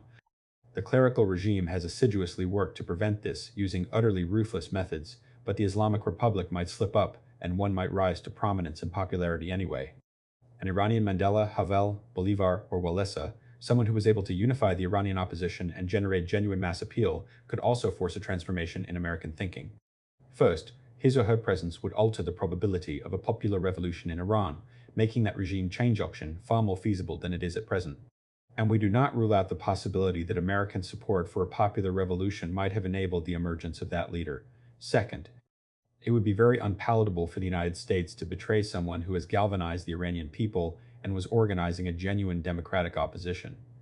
Not only might this drive the United States to embrace support for a popular revolution as the primary element in Washington's Iran policy, it might similarly convince the U.S. administration to support insurgencies or airstrikes against Iran as a way of putting pressure on the regime and dissuading it from jailing or killing the charismatic leader. If the regime did so anyway, that might serve as exactly the kind of outrage that would garner both domestic American political support and international diplomatic support for even more aggressive policies toward Tehran, possibly even including an invasion. Alternatively, if this leader were to ask the United States not to stir up ethnic unrest or launch military strikes against the regime because doing so would undermine his efforts, this would just as decisively eliminate those options from consideration. Of course, there are many other possible developments that could have a similar impact on American thinking. An Israeli airstrike against Iranian nuclear facilities without U.S. approval, a major change in the price of oil, a domestic revolt by one or more of Iran's minorities, the death of Khamenei, even the resurgence of the Taliban in Afghanistan could all significantly change the pros and cons, the requirements, and the time frames of various options, making some more attractive and others less. Priorities and trade-offs. A last but crucial consideration that will bear on the integration and salience of different options will be the prominence of Iran policy relative to all of the other pressing matters facing the government of the United States. Most obviously, the Obama administration will have to decide what priority to place on Iran in the midst of the worst economic crisis that the United States has faced in 80 years. Many of the Iran options require commitments that will compete with the needs of economic recovery, at least to some extent, and the administration will have to decide how to prioritize among them. An invasion would demand a major commitment of American military forces, and sustaining that military commitment, along with major economic and political assistance, for years. Washington might be loath to commit these kinds of resources to its Iran policy rather than reserving them for domestic economic recovery. Many of the options are also very involved and demanding and, if they are to have a reasonable chance of success, would require considerable time and attention from the president himself. Typically, the most precious commodity that any administration must allocate. At a moment when the president and his most important advisors may need to spend a considerable amount of time and political capital on the economy or other domestic and foreign priorities, it may be difficult to make these available for Iran policy. Virtually all of the options require some degree of support from countries in the Middle East at a time when the United States also wants their help to push for a comprehensive Arab-Israeli peace agreement, keep Iraq on the right track, pressure Sudan to end its genocide, bolster Lebanese democracy, draw Syria into a constructive regional role, and support a host of other undertakings. At the same time, the United States also wants these countries to continue to reform their dysfunctional economic, political, and social systems to start addressing the sources of the Middle East's endemic instability. And Washington will probably need the help of the region's oil producers to address the global economic mess. In the past, the regimes of the region have successfully forced the United States to choose among such different interests, and if Washington opts for an Iran policy that they dislike, the United States will be forced to do so again. In that case, Washington would have to decide whether their help for an Iran policy that they dislike is more important than America's other regional ambitions. Persuasion, the policy that the Obama administration has adopted as the core of its new Iran strategy, will also require the administration to secure the consent of Russia, China, Germany, Japan, and other countries to impose harsh sanctions on Iran, something that few of them favor, if Iran refuses the deal it has offered. All can probably be convinced to do so, but that would require the United States to compromise with them on other issues that will be unpalatable, like energy policy for China and missile defense or U.S. policies toward former Soviet republics for Russia. Again, the Obama administration is going to have to decide which deals it is willing to make to secure international cooperation in implementing harsh sanctions against Iran. And if these countries are unwilling to participate, then it may be necessary to go looking for a different strategy altogether. Which path to Persia? As we warned at the beginning of this study, crafting a new policy toward Iran is a complicated and uncertain challenge. Iran is an extremely complex society, with an opaque and Byzantine political system, and its interactions with the outside world are similarly convoluted. Policymakers must take each of these problems into account and must also allow for American political preferences as well as the potential reactions of several dozen other countries in the Middle East and beyond. It is no wonder that the United States has not yet figured out the solution to the puzzle that is Iran. It is also no wonder that so many American leaders have thrown up their hands in despair and tried to have as little to do with Iran as possible. But as we also observed at the outset, ignoring Iran is no longer a realistic alternative, not that it ever was. Tehran is acting on a broad range of issues of great concern to the United States. It will not stop doing so just because Americans are baffled by what to do, nor will other countries refrain from acting even if the United States does. In this study, we have tried to lay out the many different courses of action available to the United States. It is not the purpose of this monograph to argue for one approach over another, in part because no course is unambiguously better than all of the rest. Instead, we have laid out the paths for the policymakers, and it will be up to them to choose which to take. The Obama administration has made its choice, at least for now. Whether this path will lead the United States to a better place is yet to be determined. We can all hope that it will, and there is some reason to believe that it can. But if it does not, the administration will soon find itself right back at the same intersection, with the same choices but less time, fewer resources, and perhaps a weaker will to choose the next path and see if it will lead to the place we seek. A place where Iran is no longer the bane of the United States and the Middle East, and perhaps is even America's friend once again. Given the difficulty of following any of these paths, Americans should be ready to settle for the former, even as they hope for the latter.